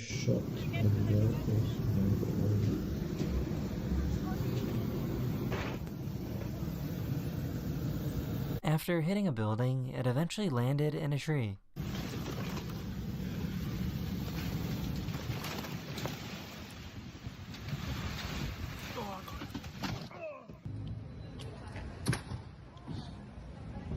A police officer walked in right when a robbery was happening.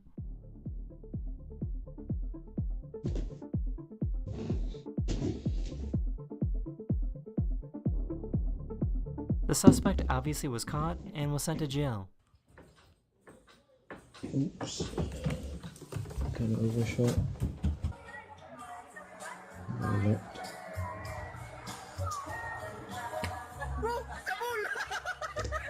I just found out that bears can get the zoomies. Oh my gosh. Frisky, what is he doing?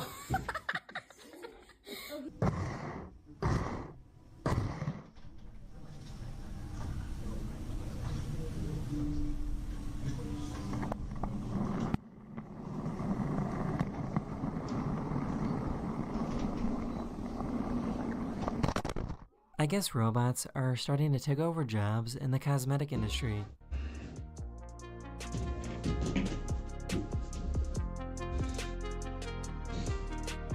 I have to go to work. I'm really sorry. Please don't look at me like this. I love you so much. I'll be back and we'll go on a long walk, okay? Please stop it. There's a national park in Texas where you can see dinosaur tracks on the ground that are millions of years old. This ancient riverbed dried up after a drought, revealing all the footprints underneath. See the claw marks. Pretty good size. Theropod.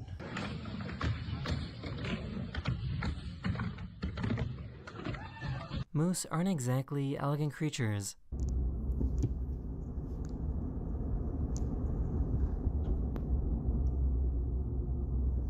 I can't tell if he's having fun or doesn't understand how a conveyor belt works.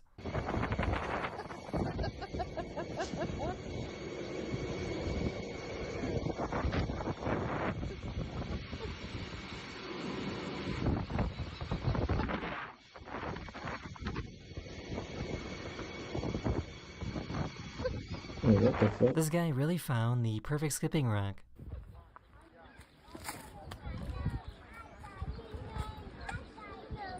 Oh shit. That is the end of this video. I really hope you enjoyed, and I'll see you guys again very, very soon. Later. Hello everyone. No.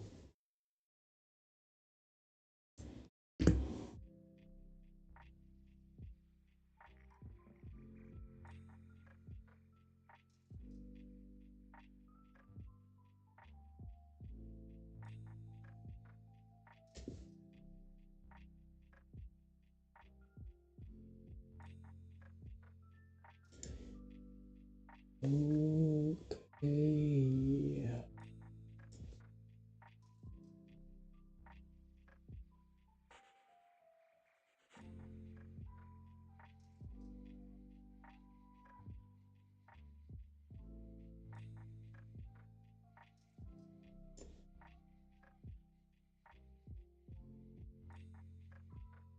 Okay, I don't need the timer anymore.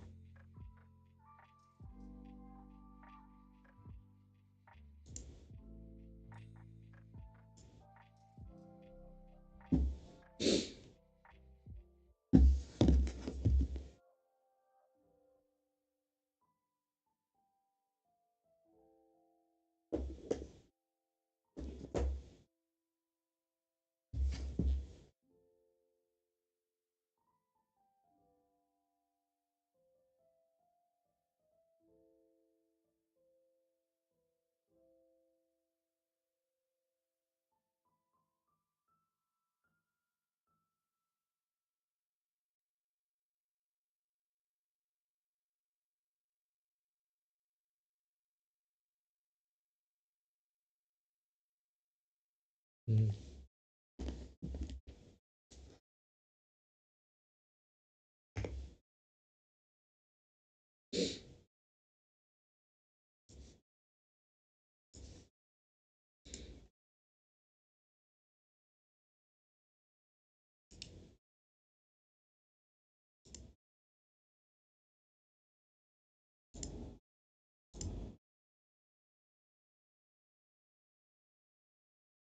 is this?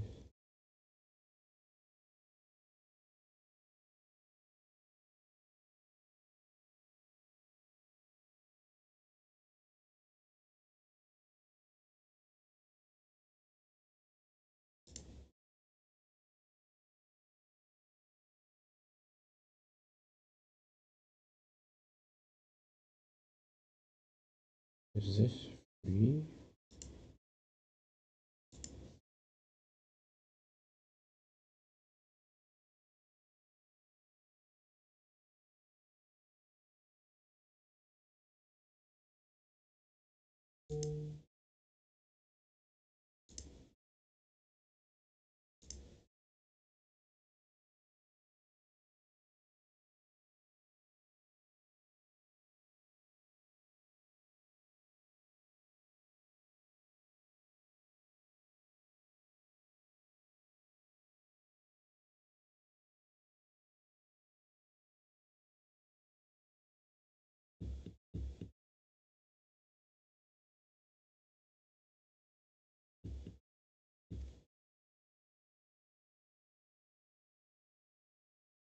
What's happening?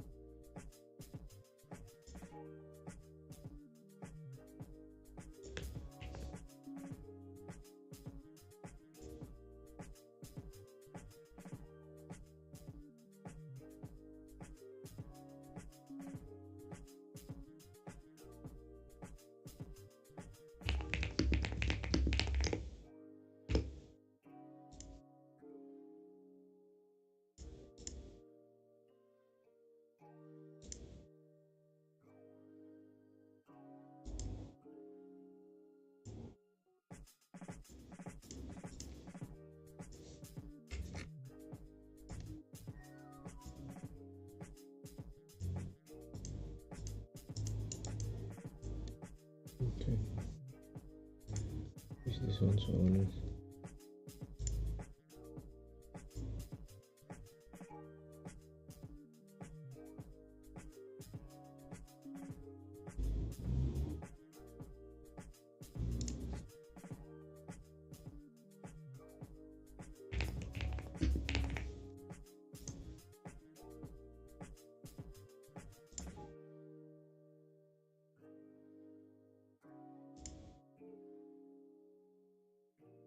There's Peter Clifford.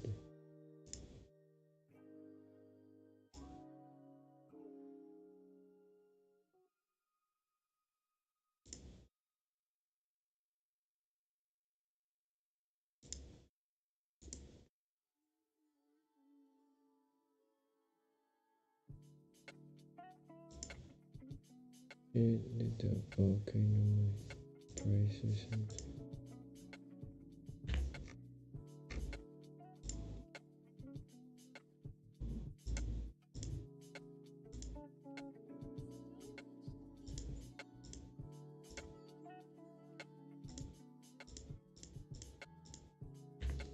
Not that great though.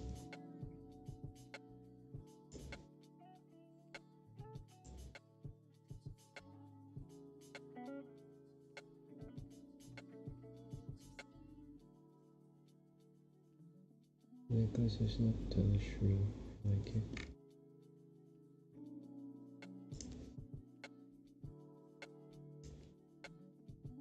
This one is the nice one.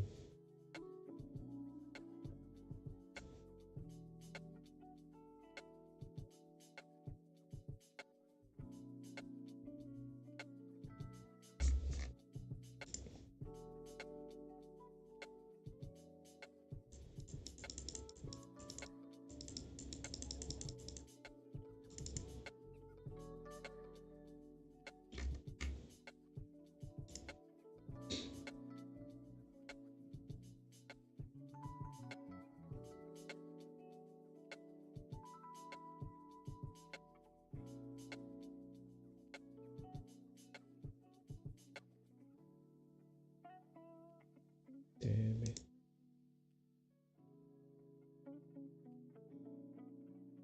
It's not.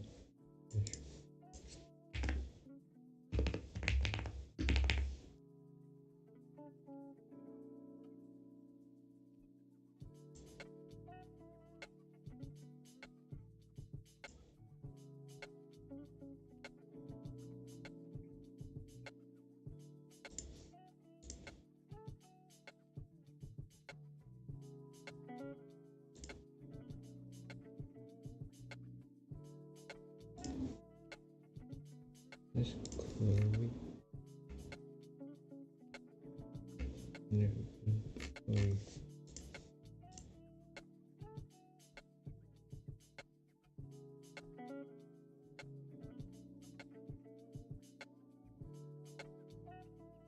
This is the nice one.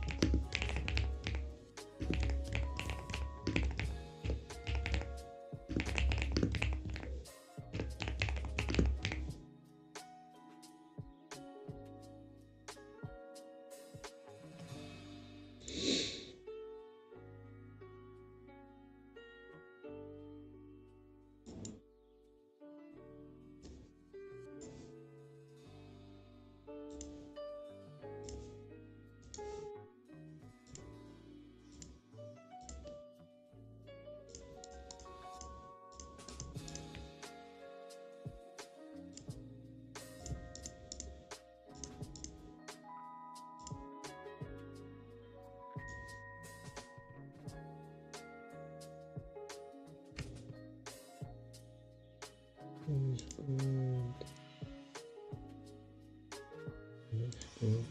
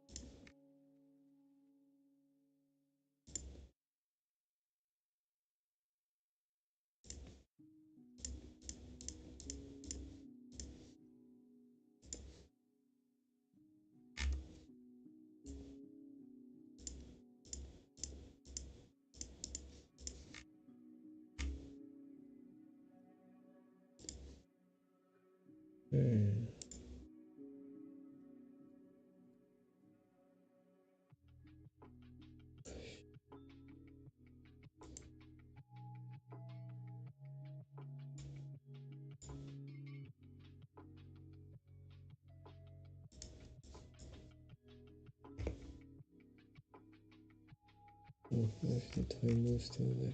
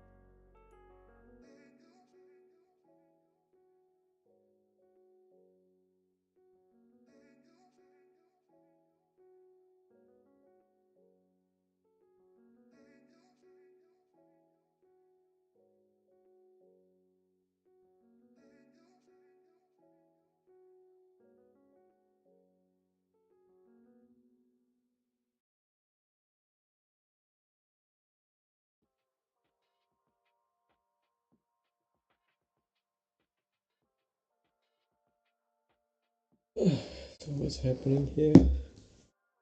Dying. That's what's happening.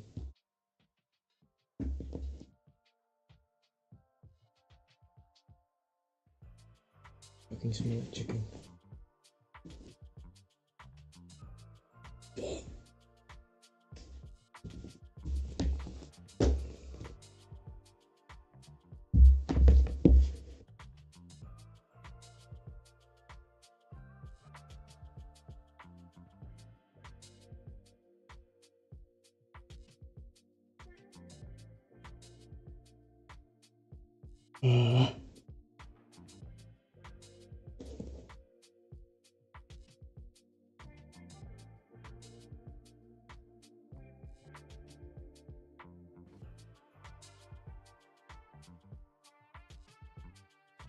There's like 12. Oh, apparently I did.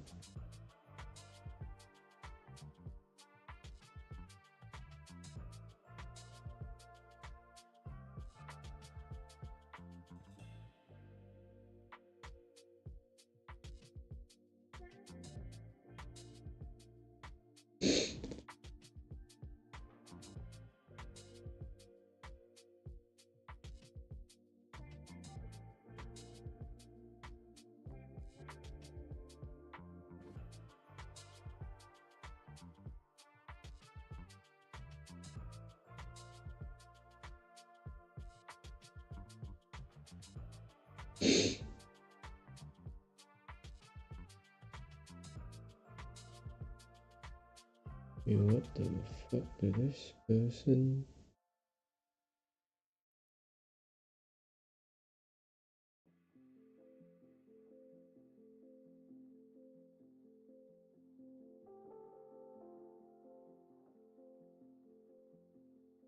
Shit. H. God damn it.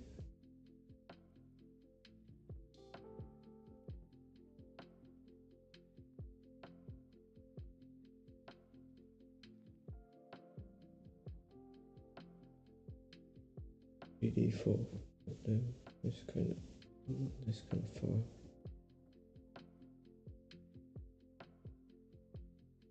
What a 4-inch.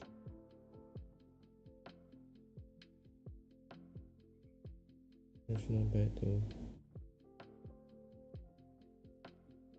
MacBook. Oh, was i3.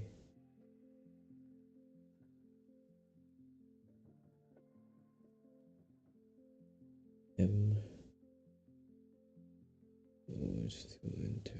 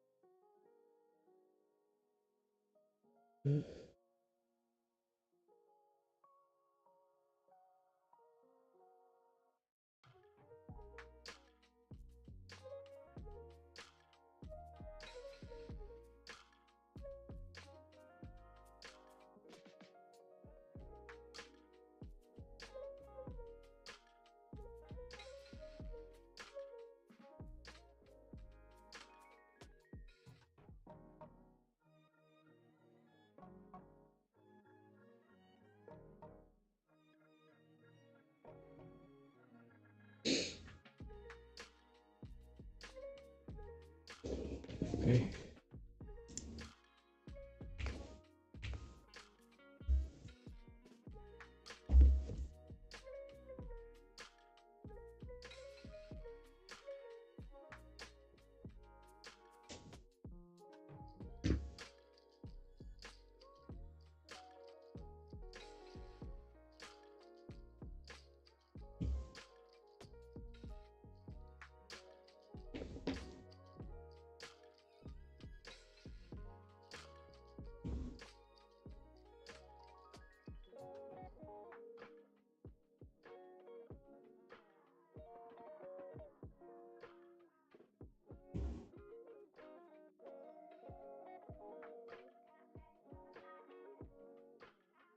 What the fuck?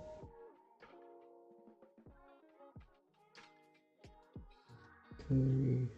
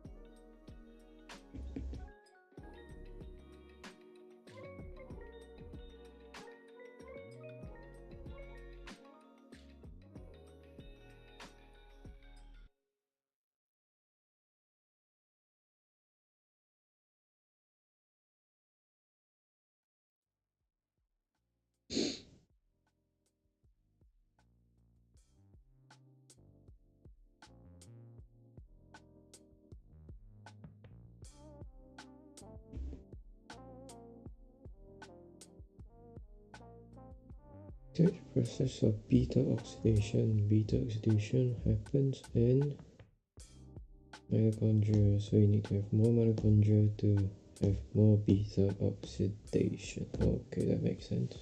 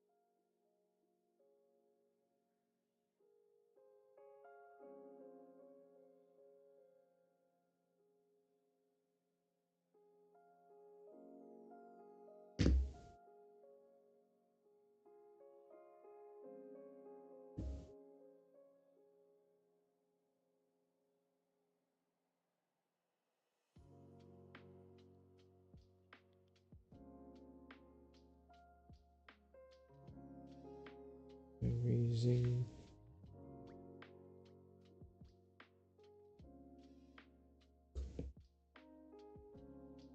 number of mitochondria that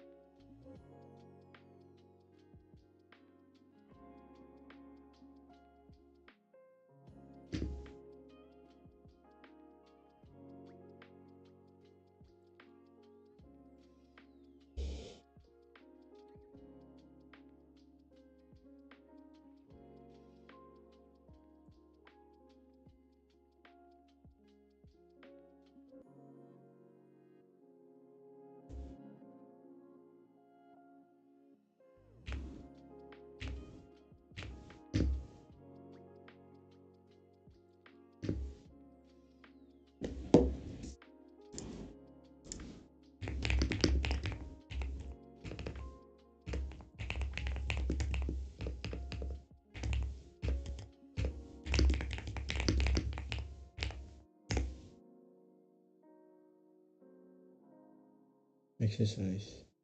Ooh, aerobic and resistance. Okay.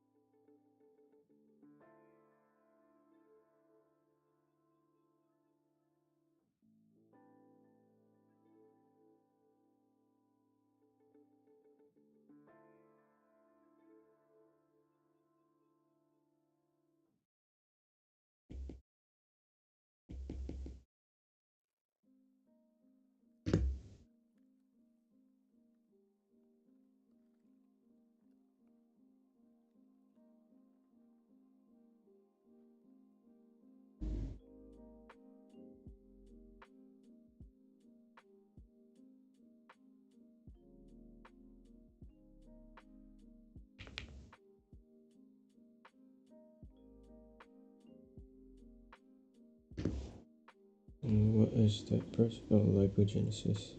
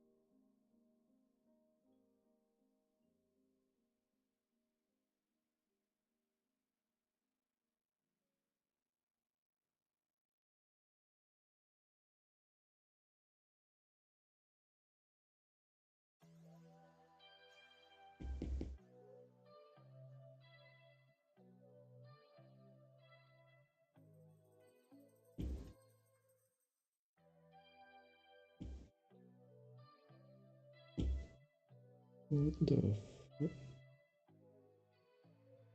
Bugging? Oh shit.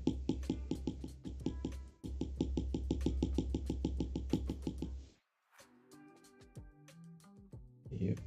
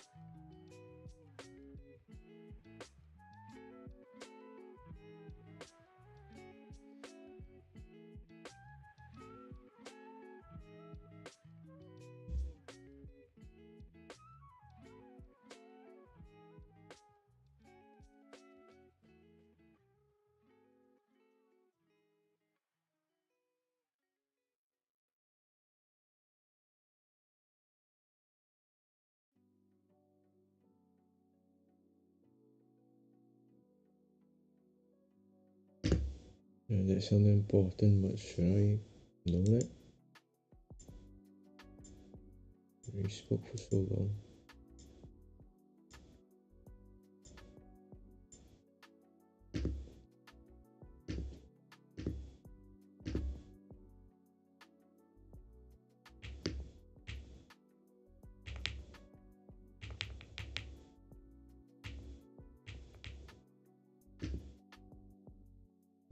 During this time.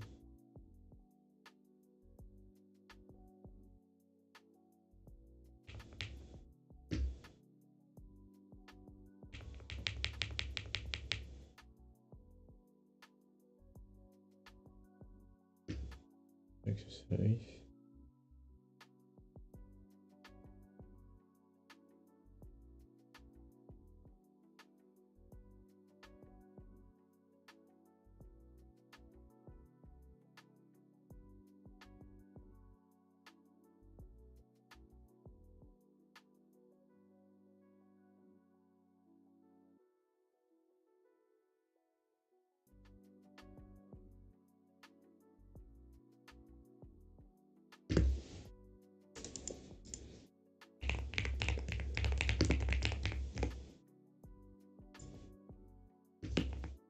Mitochondria.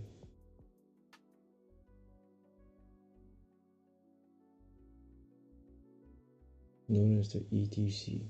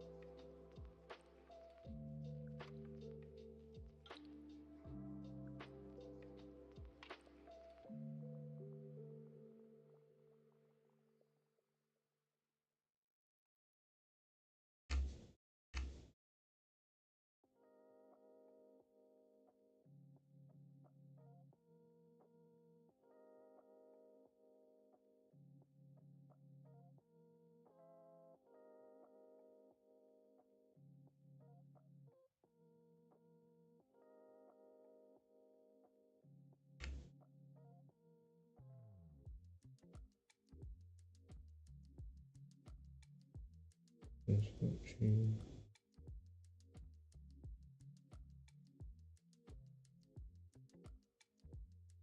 Lecture 3. Where's lecture 3?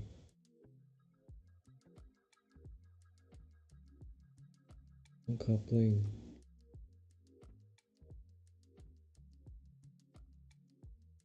Okay, so I do have to know this.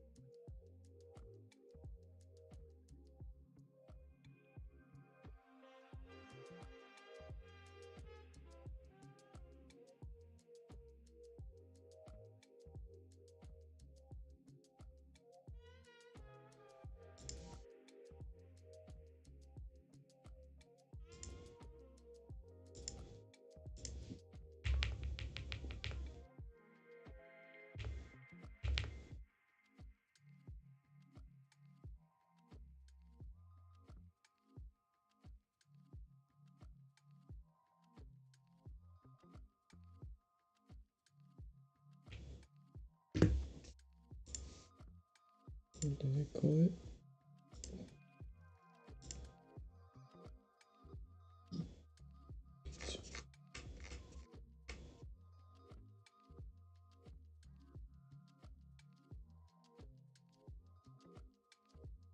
It's electron transport chain, right?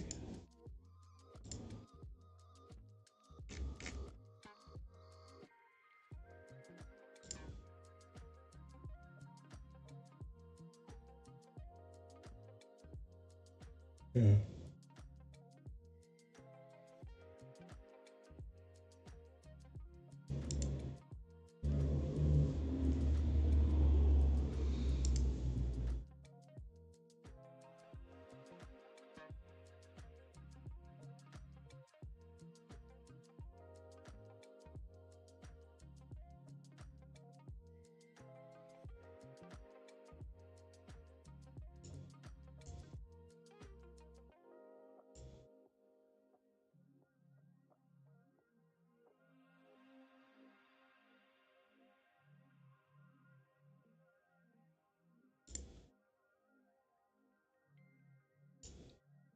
This one.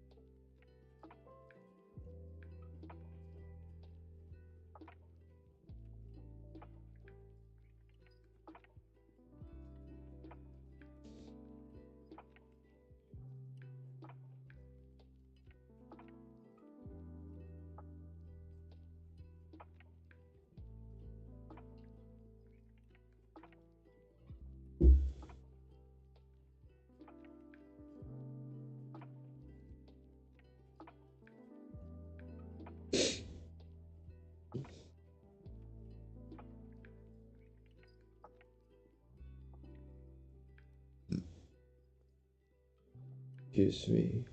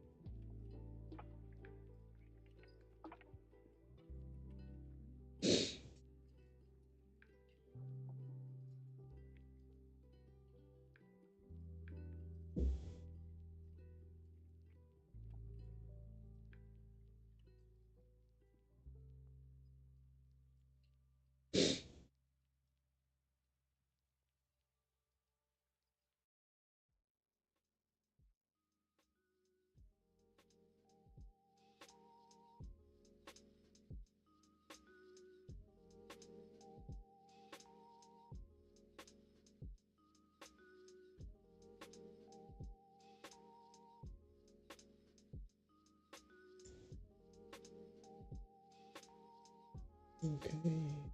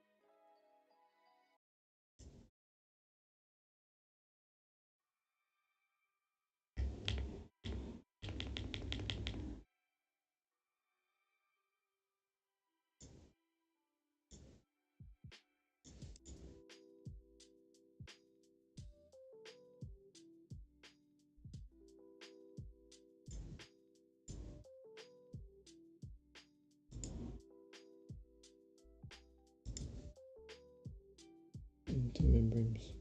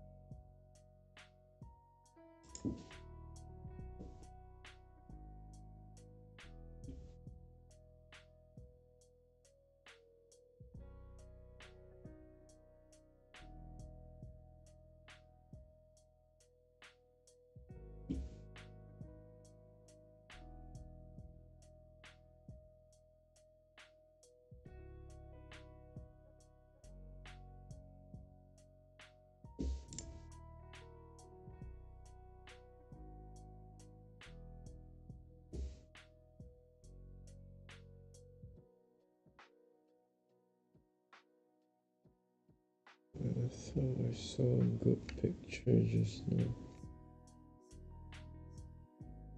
Shit. Did I lose it?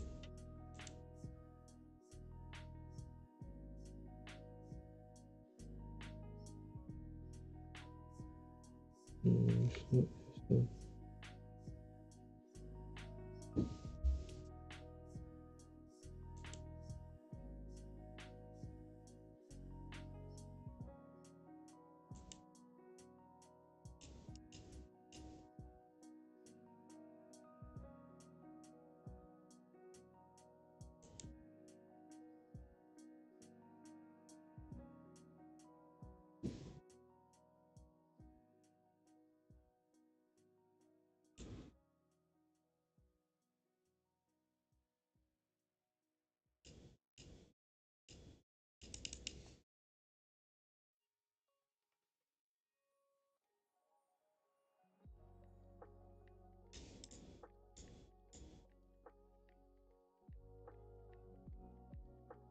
Uncoupling the person.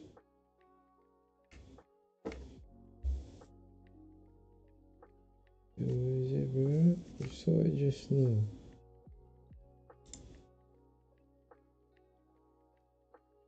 Proton leak. It's not called proton leak.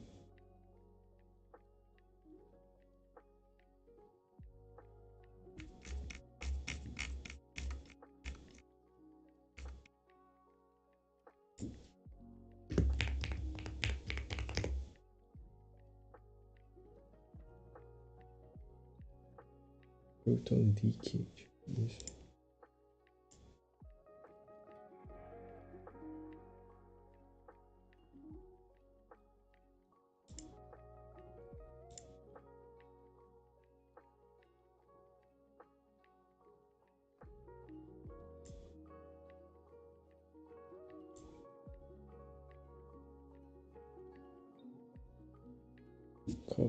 Coupling protein.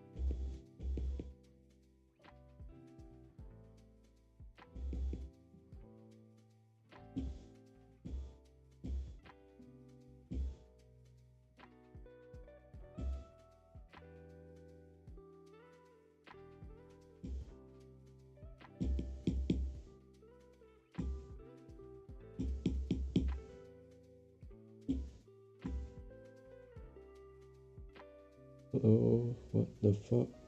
Why is the razor not working?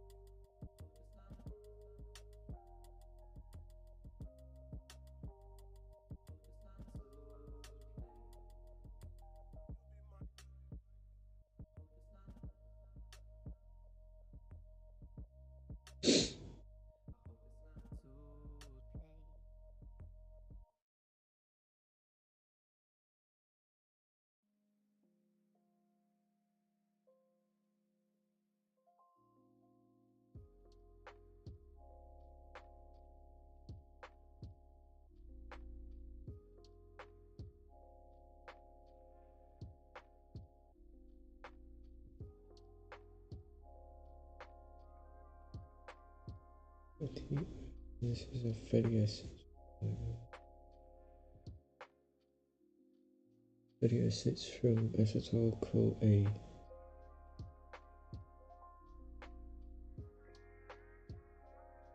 Synthesis. It's lipogenesis. Lipogenesis from cytoplasm and liver cells. Acetyl-CoA is generated in mitochondria. Yeah, that's right. By pyruvate dehydrogenase. So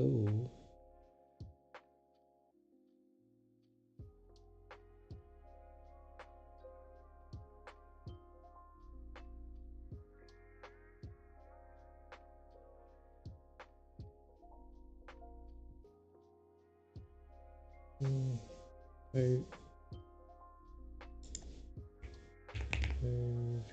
dehydrogenase. This is like the complex pyruvate into acetyl-CoA.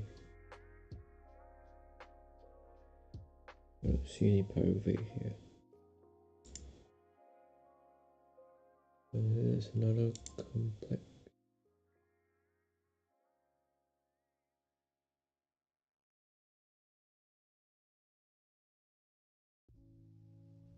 Yeah, this acetyl-CoA. The different complex for it.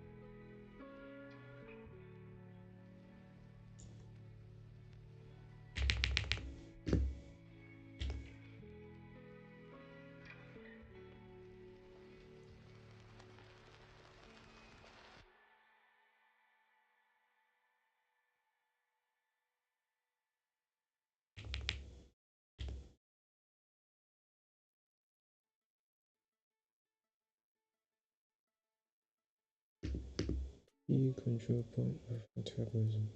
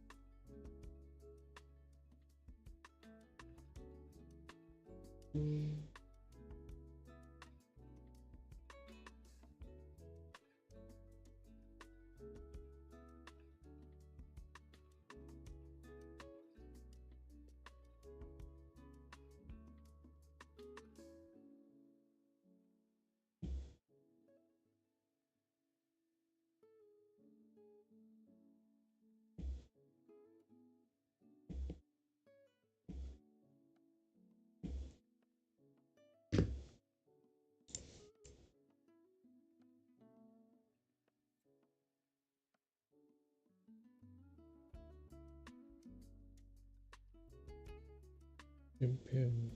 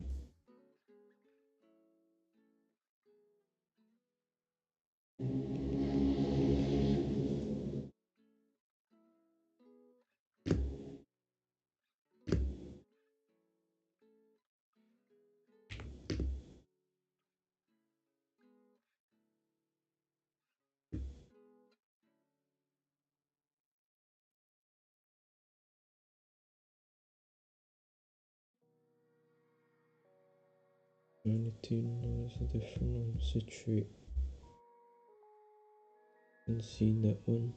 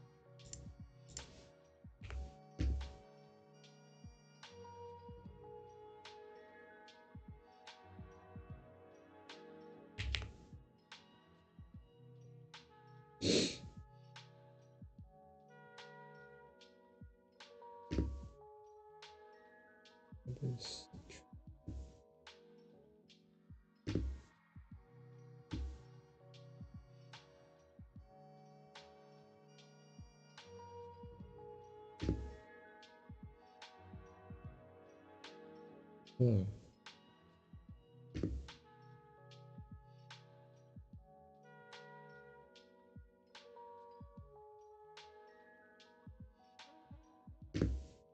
Patient S-locally to melancholy by S-locally carboxylation. Melancholy acetyl to melanol.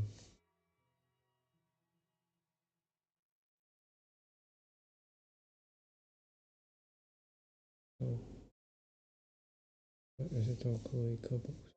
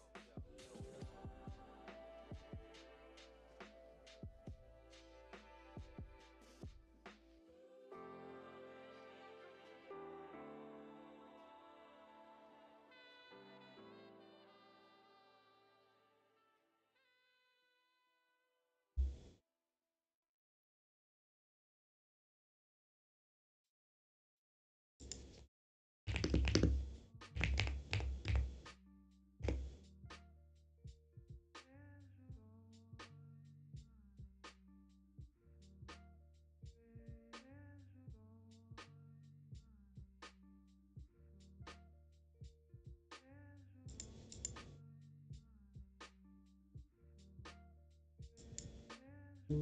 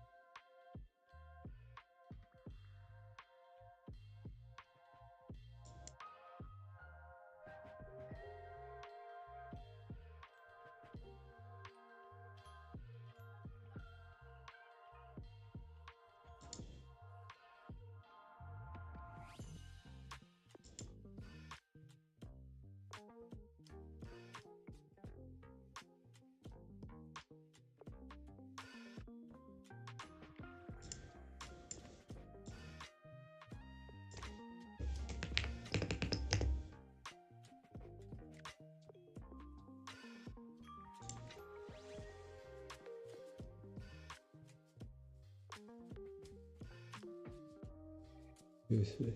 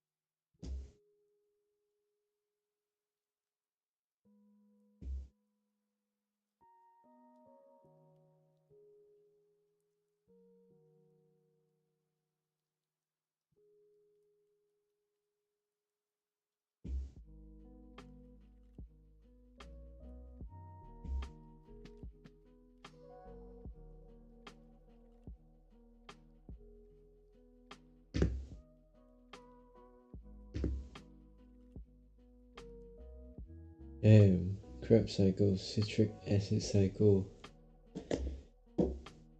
Is this a science student I'm seeing? Medical?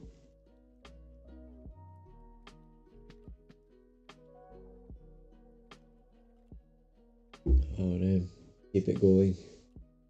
I hate all of them.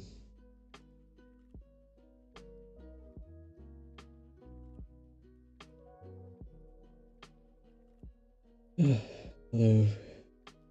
Good luck. Yeah, I need it. Need it a lot. So painful. Thank you.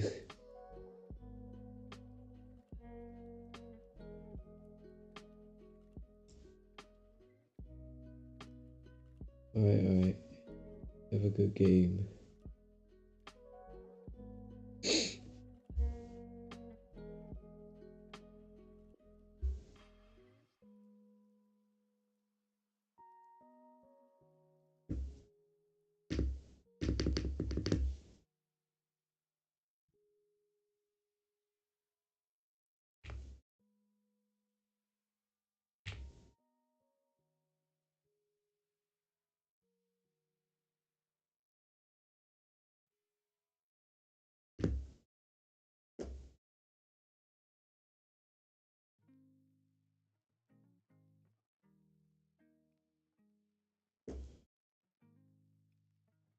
What does citrate do?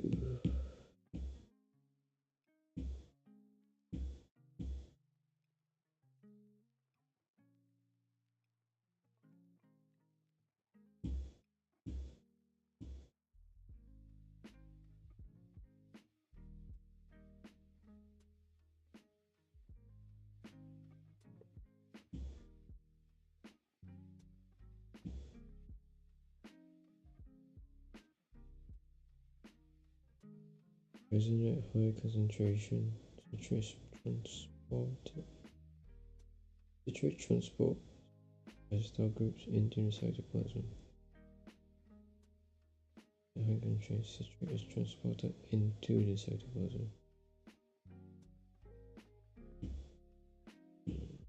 Wait, did he not have a slide?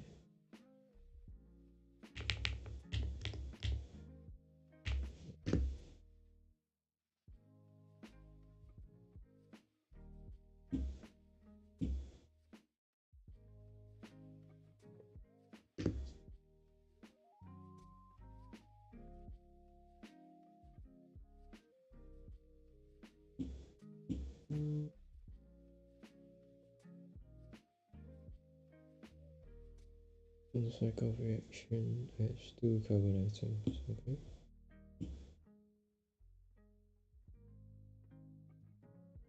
Well-known coal A.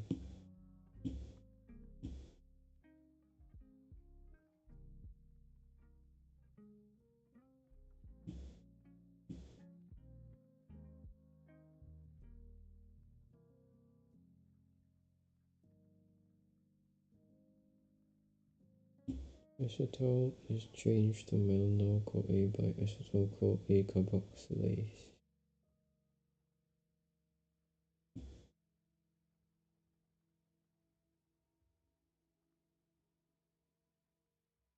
It's 2 carbon atoms, so going acyl chain. Chain is attached to ACP. Acyl chain. Oh, carrier protein.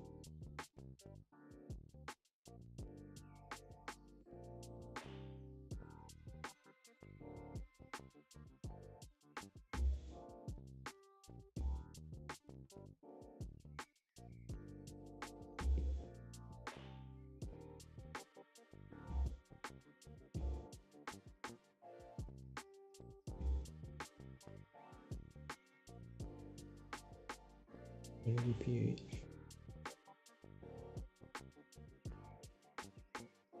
Light of C, 16 is reached, yes, it's released. It takes the longest.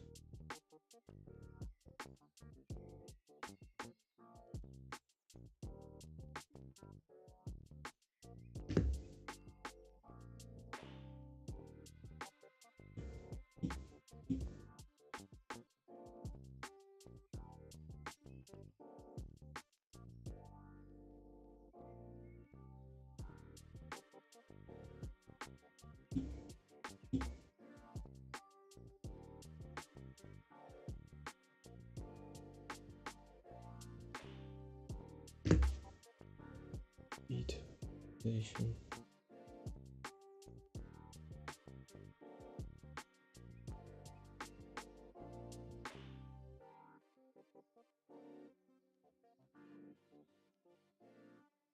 Oxidize fats to generate energy.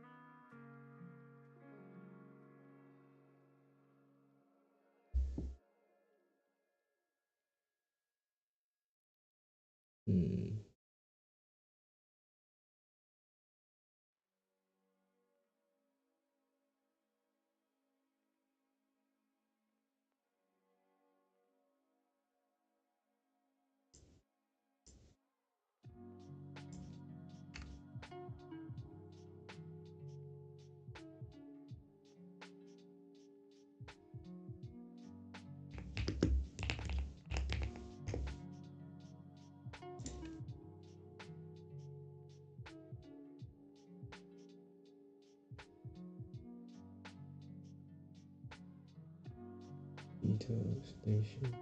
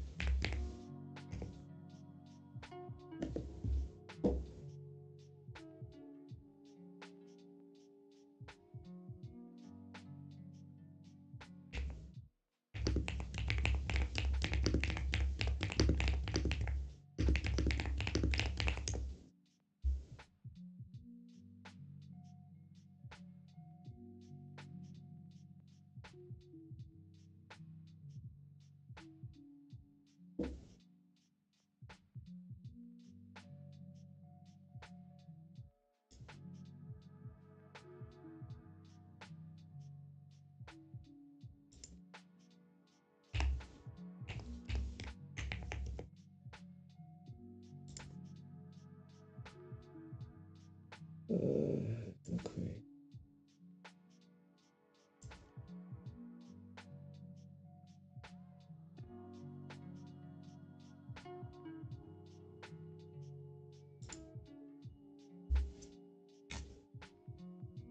I think that's it.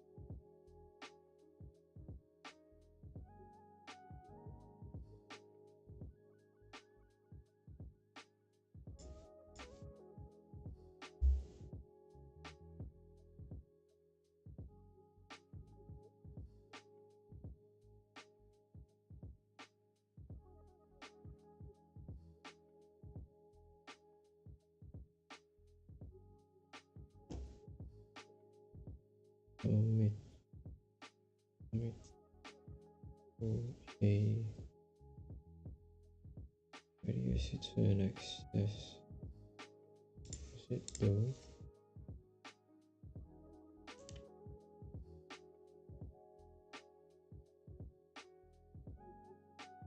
ATP.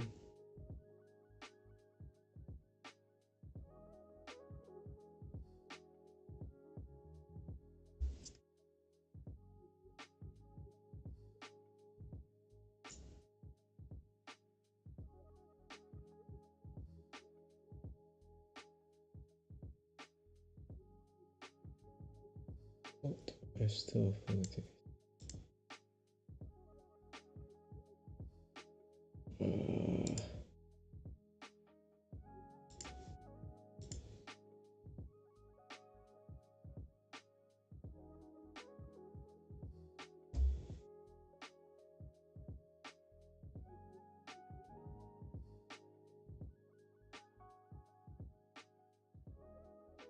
Arrive on automatic exit.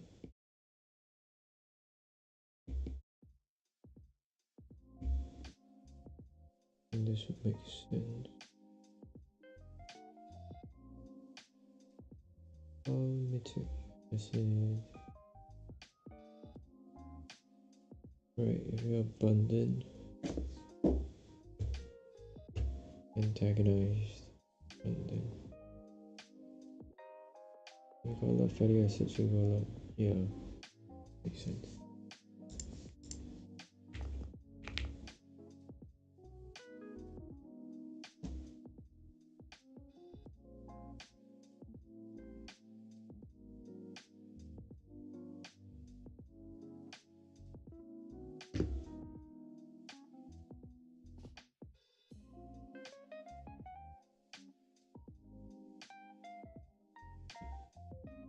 Like 3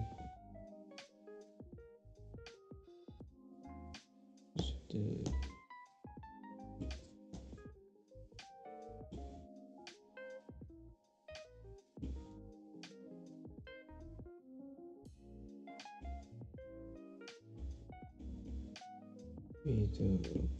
oxidation.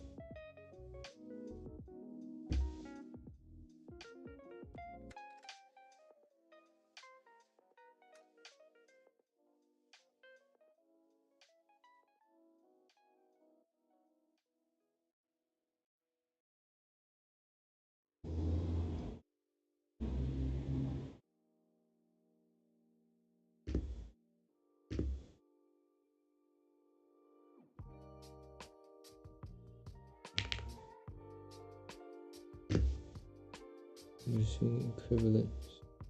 To producing equivalents.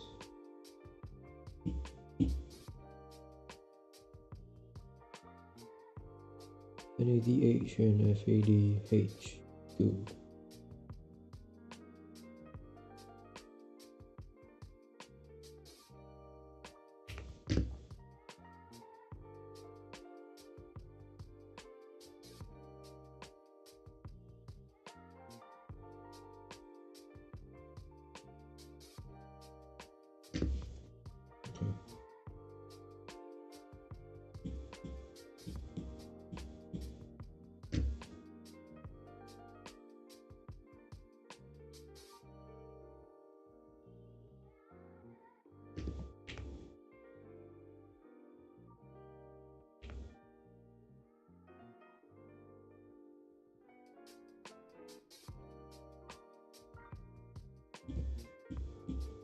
Fatty acid synthesis, just lipogenesis.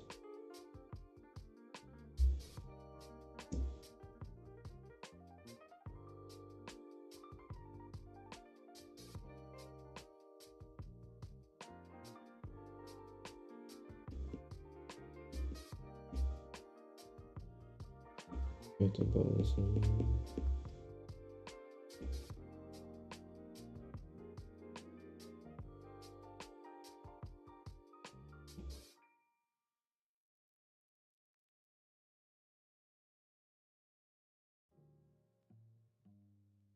Lipogenesis.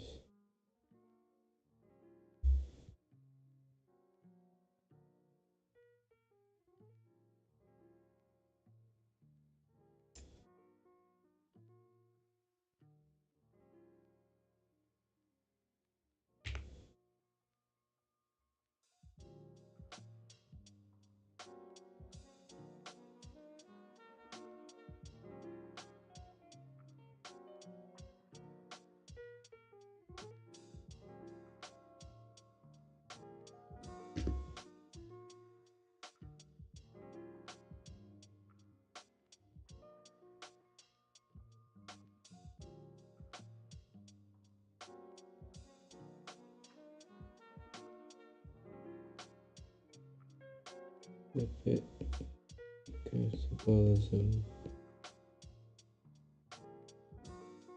starts here.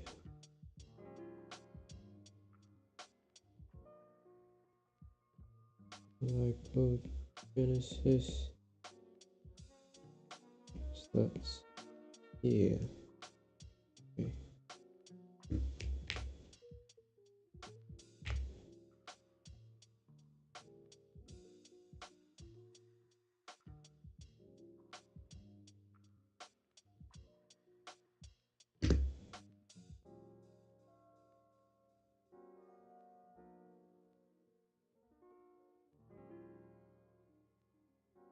Okay. Citrate. Transport acetyl group into the mitochondria.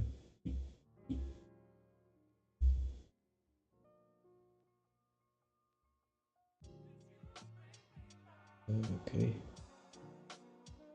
Present high concentrations. Citrate transported into the micro. What?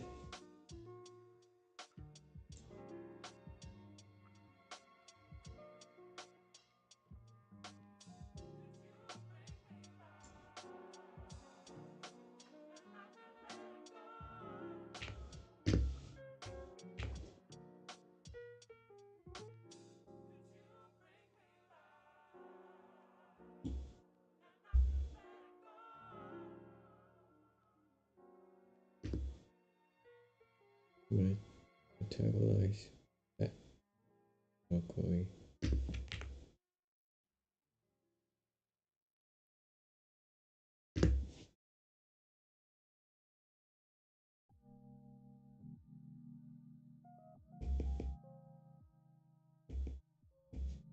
Is metabolized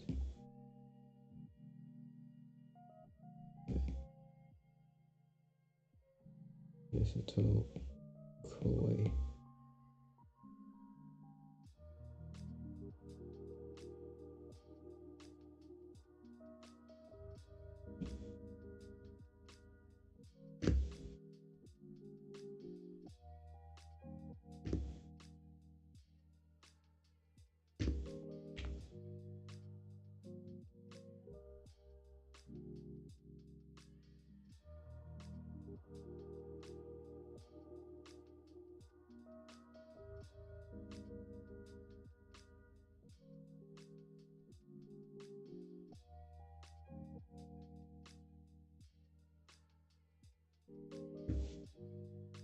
Okay. Citrate. Transport.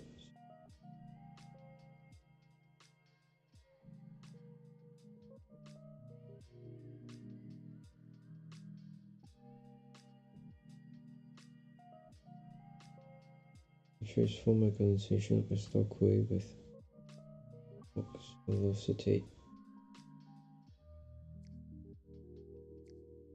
Oh.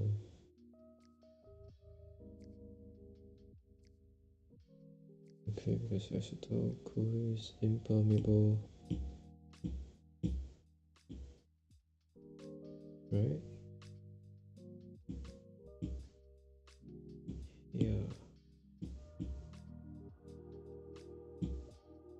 Where is it?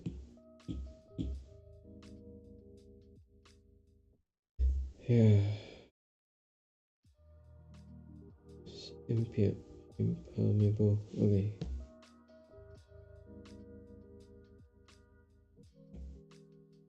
I was wondering what was this for.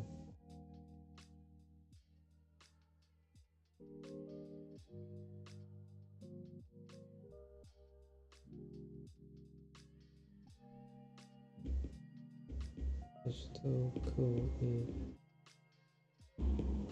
Look.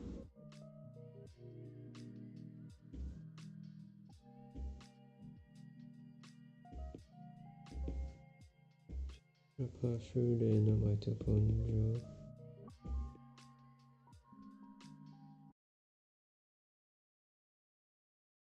membrane.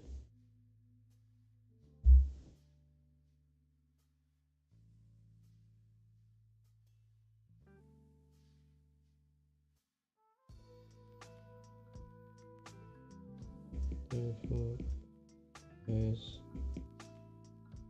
to form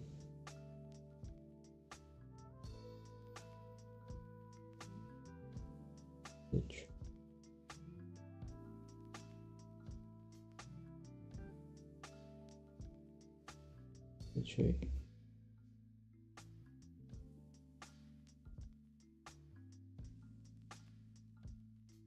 Variable the pasture.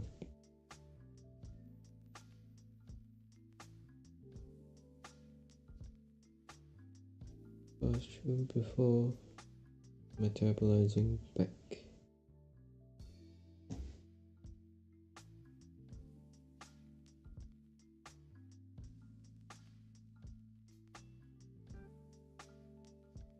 Of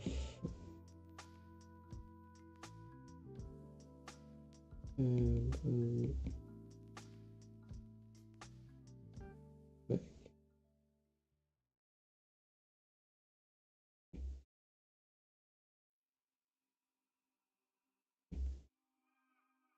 Like what? Slide 19. Okay, I think I understand this.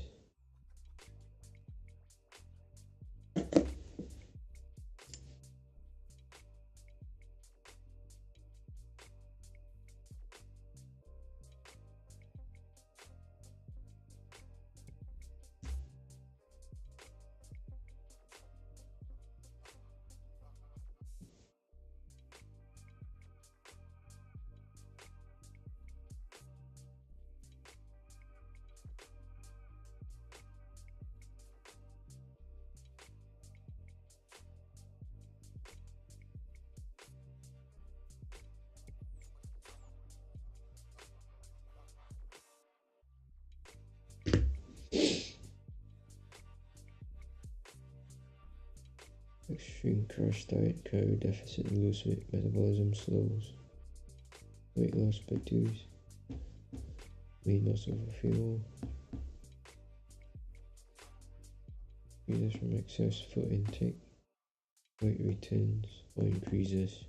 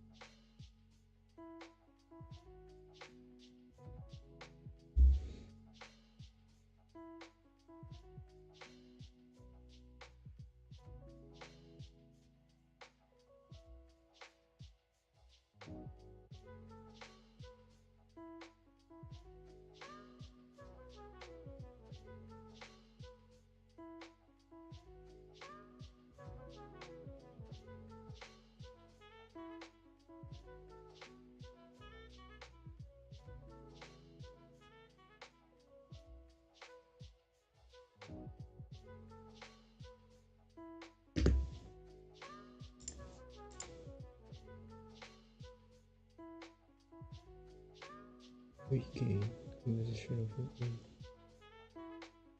Free fat mass.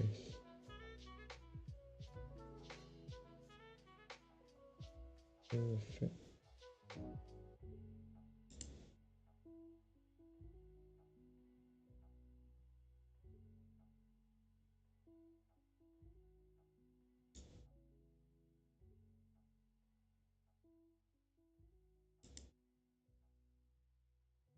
Essentially, it's just muscles, lean muscles.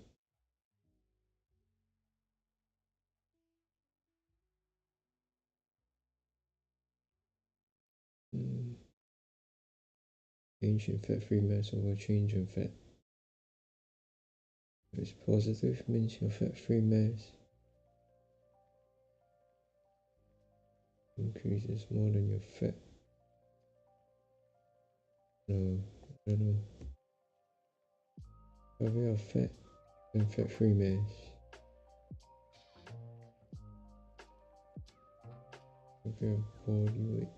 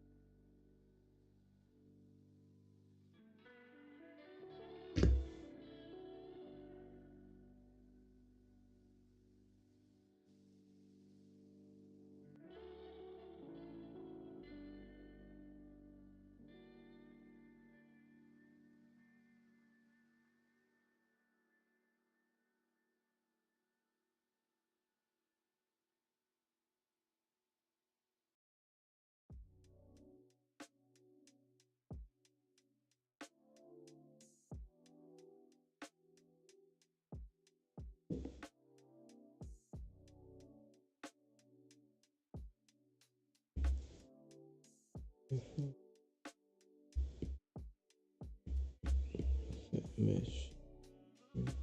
Recovery. No.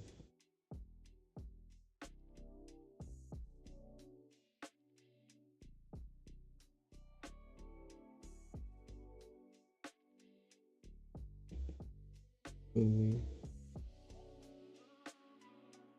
over even after 200 weeks.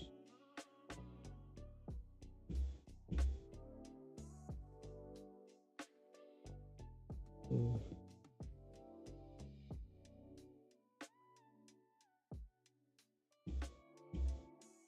Refeeding. What's wrong with this? What?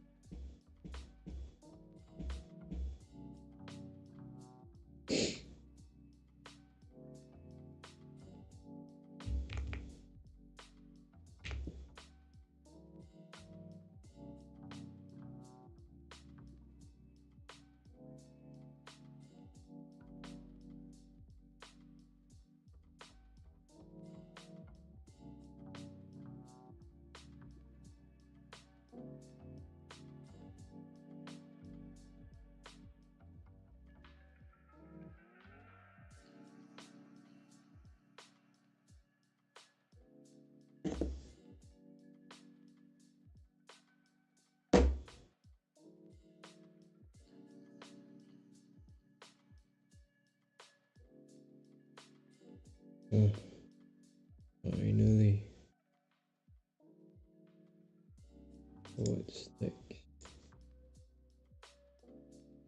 Oh, this is where it is. I was thinking why I can't find this one.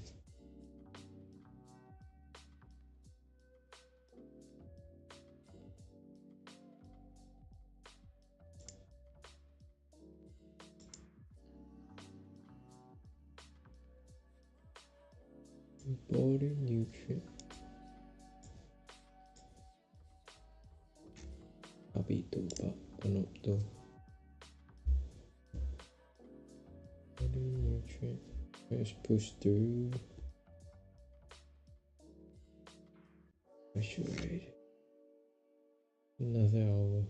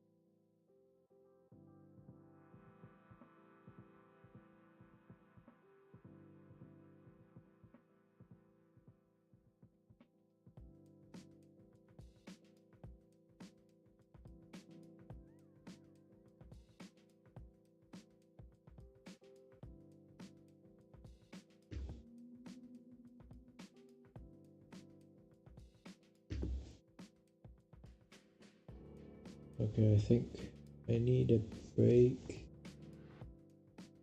Yeah, I need a break. Hold it. This off. This on. Future Canoe. Future Canoe.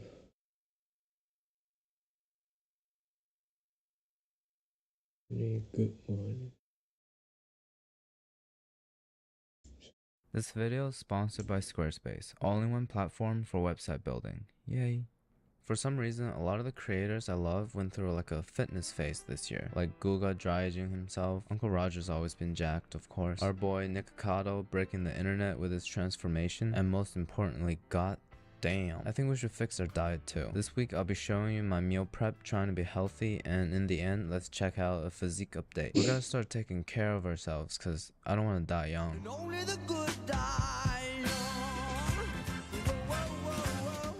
So to keep us anabolic, I got us 2 types of lean protein. 1 whole beef loin and a lot of radioactive chicken. All of our recipes today will surround these 2 ingredients, because I'm still at the stage of life where protein is the only nutrient I care about. What's the most anabolic way to prepare chicken breast, you ask? Of course, boiling it. But when people boil chicken breast, it turns into rubber. So if I boil it, it might turn into a brick. But with the help of technology, we can retain its moisture by boiling it in sous vide. So what I'm doing right now is clean off the fat on both sides, season with salt, pepper, and whatever seasoning you have. Put it in a sous vide bag and cook it on the lowest setting.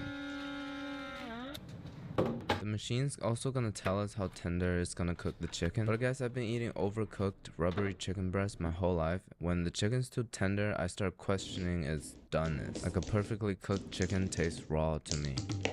This one is gonna get complicated, so pay attention. We have a whole bag of frozen broccoli, and as long as you have a large pot of water on high heat, you can pour in the broccoli whenever you want. It's broccoli, bro. I feel like there's not as complicated, so pay attention. We have a whole bag of frozen broccoli, and as long as you have a large pot of water on high heat, you can pour in the broccoli whenever you want. It's broccoli, bro. I feel like there's not a single cooking method worth the effort without ultimately defeating the health purpose of it. What are we gonna do? Add bacon and butter into it? That's like going for a jog followed by a dozen donuts. At this point, we just gotta commit and swallow them like immortality pills. And since we're giving up on flavor, the least we can do is use some nice quality salt. I got these French gray salt from San Francisco. They're kind of moist, so I can't really grind them in a normal grinder. How do people use it? Let me know in the comments. Once they're chewable, we'll take them out, and don't judge how dirty my sink is.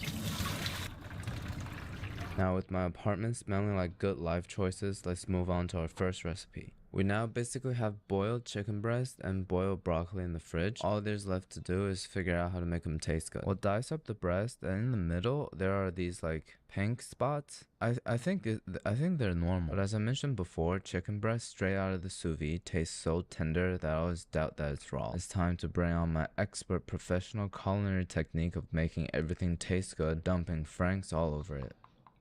We'll mix everything up, finally topping it with some light, chunky blue cheese dressing. There's no chunks of blue cheese in there, it's all chemical. I thought there's gonna be Stilton in it. Also mix that into it. Usually I finish with some type of crouton or crispy shallot in this case. And this is it. This is my chicken, broccoli, spicy, blue cheese salad. It's what I've been eating pretty much every day, and you wonder why I'm like this. It honestly tastes pretty good. You should give it a try before writing hate comments. However, I'm not gonna rate it 1 through 10 though. This next one is gonna be a very similar setup of the chopped up chicken and broccoli, but the flavor profile is gonna be completely different. We're moving from a buffalo-ish salad to an Asian style dressing. And to make it a little less calorie dense, I'm using this PB2 peanut butter powder. It's 0 fat, 1/4 of the calories, and a little more protein. You just put in an equal amount of water to turn it into peanut butter. To season it, we're also gonna go with some soy sauce, black vinegar, and chili oil. What do you think? Doesn't that look good? Time to put in our broccoli, chicken. Top everything again with crispy shallots. This is our second version of our broccoli chicken breast salad. This tastes as similar to a pad thai as ants on a log to a chocolate chip cookie. So 8 out of 10.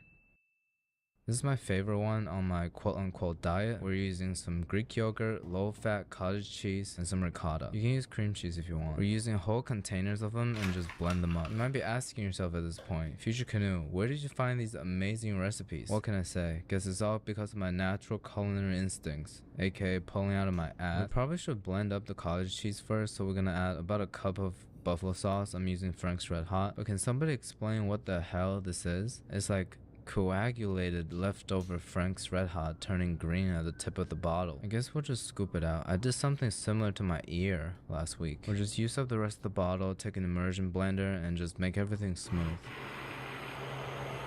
Now the cheese sauce is done, we'll pour it into a big bowl and prepare to add the chicken. Once we add the ricotta in, we can season it a little bit. Now most people would just use salt and pepper, but I'm gonna take it 1 level up and season it with some Parmigiano Reggiano. It's gonna deepen the flavor a lot and it's not gonna add in too much calories. Such a genius that I am. I mean, it's not like it fell into a vat of acid. It's still dairy. Cheese, matter of fact. So I'm gonna rinse real quick and scrape off the wet part on the surface. Just put that back in the fridge like nothing happened. This is my roommate's Parmesan, by the way. We'll finish that with salt, pepper, garlic powder, and a little more of that chemical blue cheese dressing. Quickly chop up 5 pounds of chicken and add everything in. And notice how my camera never focused into balls. We'll put about 1/5 of it into a baking dish. With the oven on broil, we're gonna top that with some fat-free cheddar and more of that Parmesan. The process should be quick, less than 5 minutes or so. When it's golden brown, the inside's a little liquidy, we can take it out. I usually see people put scallion on top of buffalo chicken dips. Maybe this is too much though.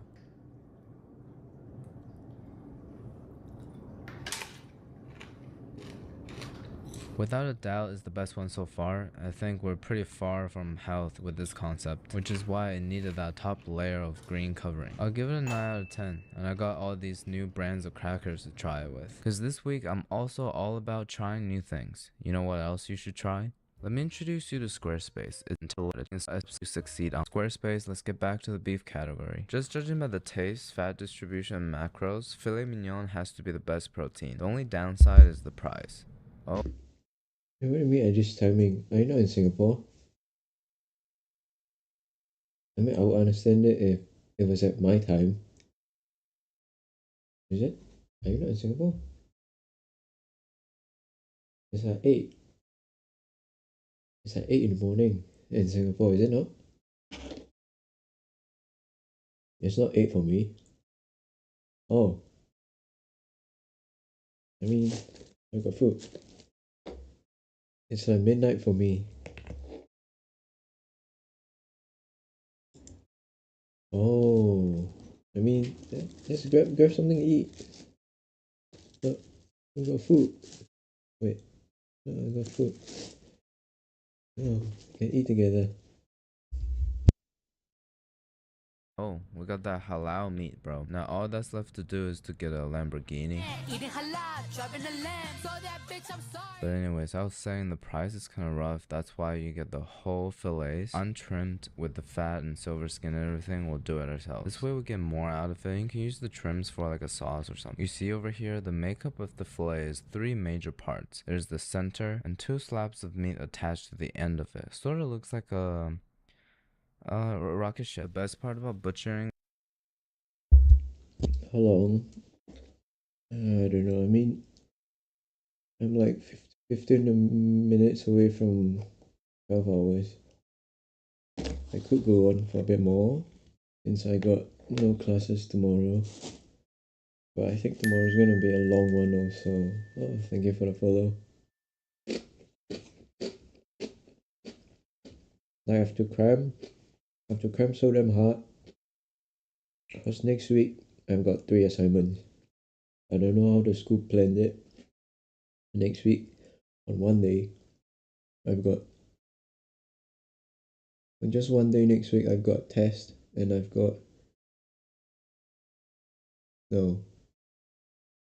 one of the day next week I have a test. Another day next week, I've got 2 submissions at the same time. I've got 3 graded assignments next week.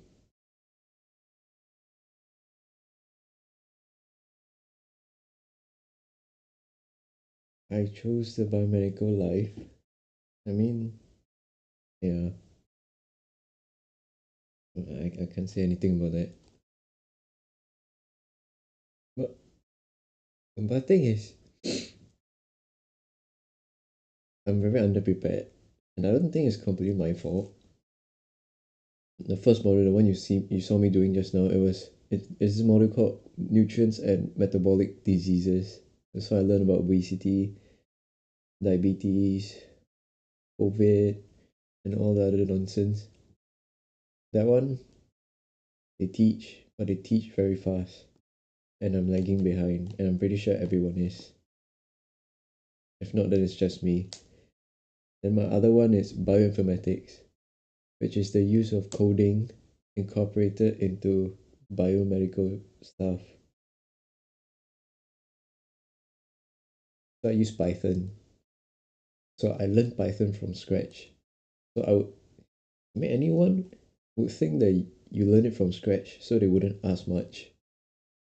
But in this module, you go to class to not learn, you go to class to practice. So they expect you to learn on your free time. But then they don't provide much practice. They just upload videos of like from lessons like don't know how many years ago. It's not even updated. So I have to learn everything myself. So nothing is helping. Like, yeah, I'm helping myself. How old? Guess. YouTube is my best friend. I don't use YouTube anymore. I use ChatGPT. Too many videos on YouTube. I have too little time to browse through.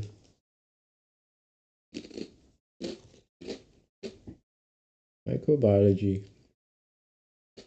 Okay, so can I assume they work in lab? Or do you work in like industry? Like Johnson & Johnson? Stuff like that.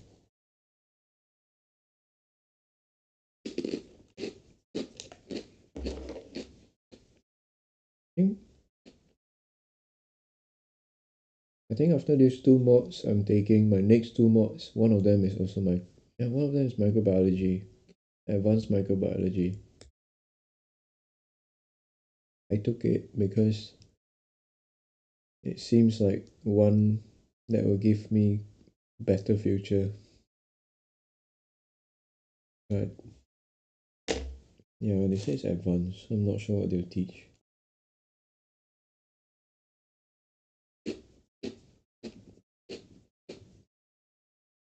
Okay.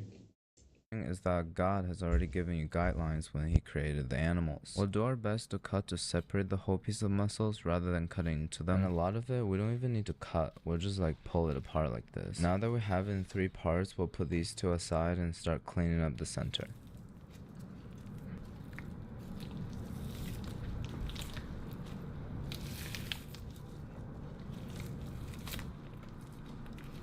As you can see, the tissue should be pretty easy to pull off. To take off the silver skin, we're going to make a cut as shallow as possible at the end and then just pull it backwards. So as far as you can, and when you start feeling resistance, we'll put it backwards. The opposing force of the knife in your hand is going to make the cut more even, otherwise the fillet is going to look like a Lego piece.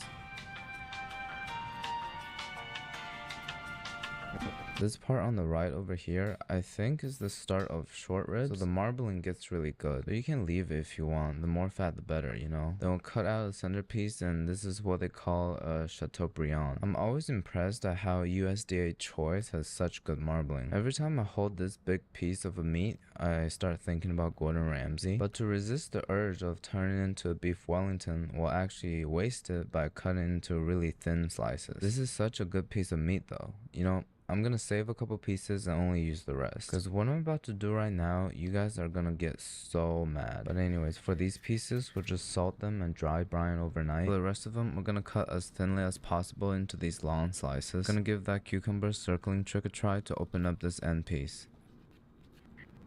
This is going really well. I feel like I really improved since I first started. We'll put the beef back into the fridge and move on to the cabbage. Here is a head of ghost napa. Looking at it is making me want to make kimchi for a video. It always looks so satisfying when they split the bottom into 2. What we're doing here is just separating all the leaves and stack them up together. We're actually making lasagna. You'll see what I mean. With the cabbage and the beef, we're gonna stack it up to like 1,000 layers. This is gonna take so long, so I'm gonna put on something fun. Because doing repetitive work without entertainment is like spending time with your family without food on the table. It's just torture.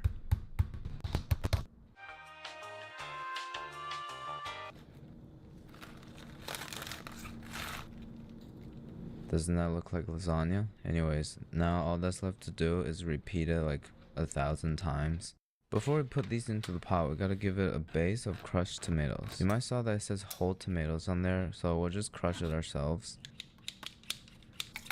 With the tomatoes ready, we'll start stuffing this pot. We're gonna do it as tightly as we can so that they cook evenly later. You should cut the cabbage based on the height of whatever pot you're using. I forgot to mention before. The last element of the dish is a spicy sauce, consisting of 5 tablespoons of gochujang, 1/4 cup soy sauce, a little dash of fish sauce for that MSG content, 2 tablespoons of sake, and 1 tablespoon of honey. I'm using maple syrup here. Finally, 2 tablespoons of ketchup, and that's all the liquid. We can mix it up and add in some garlic. Supposedly, we should top it off with sesame oil, but I'm gonna use my never-ending duck fat. You already know it's gonna be better. With a whole pot of cabbage, beef, and tomatoes on high heat, we'll pour the sauce into the center and slowly let it melt into everything. This is looking like a pretty decent beef cabbage stew. About 1 cup of high quality homemade chicken stock. We don't want to add too much liquid into it, because as we steam and cook everything, the cabbage is going to release a lot of juice out. Once it comes to a simmer, we'll put on a lid and let it cook for about 45 minutes.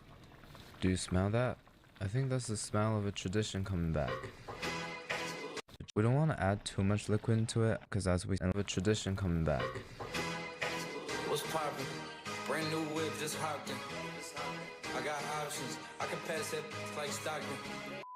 We'll finish everything with a sprinkle of scallion, take out cabbage, beef, and some soup. Let's get to tasting. This is my first time cooking this 1,000-layer cabbage thing. I was afraid that it's gonna fall apart in the pot, but unlike my sister, it's able to hold its integrity. The beef and cabbage stuck together. It's kind of time consuming on the prep work, but this is the easiest one so far. So let's give it a taste and rate 1 through 10. It reminds me of one of those army stews with way more vegetables. The flavor of the cabbage works really well with the sauce. I think the beef got a little rubbery. I think I'm the only person on YouTube that uses filet mignon for a beef stew and managed to make it rubbery. Pretty impressive if you ask me. For that, I have to give it an 8 out of 10. But overall, I highly recommend this. It's pretty comforting. Now, these may not look the best, but within a whole week of eating these recipes, my life has changed. Let's check out the transformation of my amazing physique. Yeah, that's right. We definitely earned ourselves a cheat day. There's this Japanese bakery that everybody on social media keep talking about called Takahashi. I'm gonna go buy pretty much one of everything and taste it with my annoying roommate.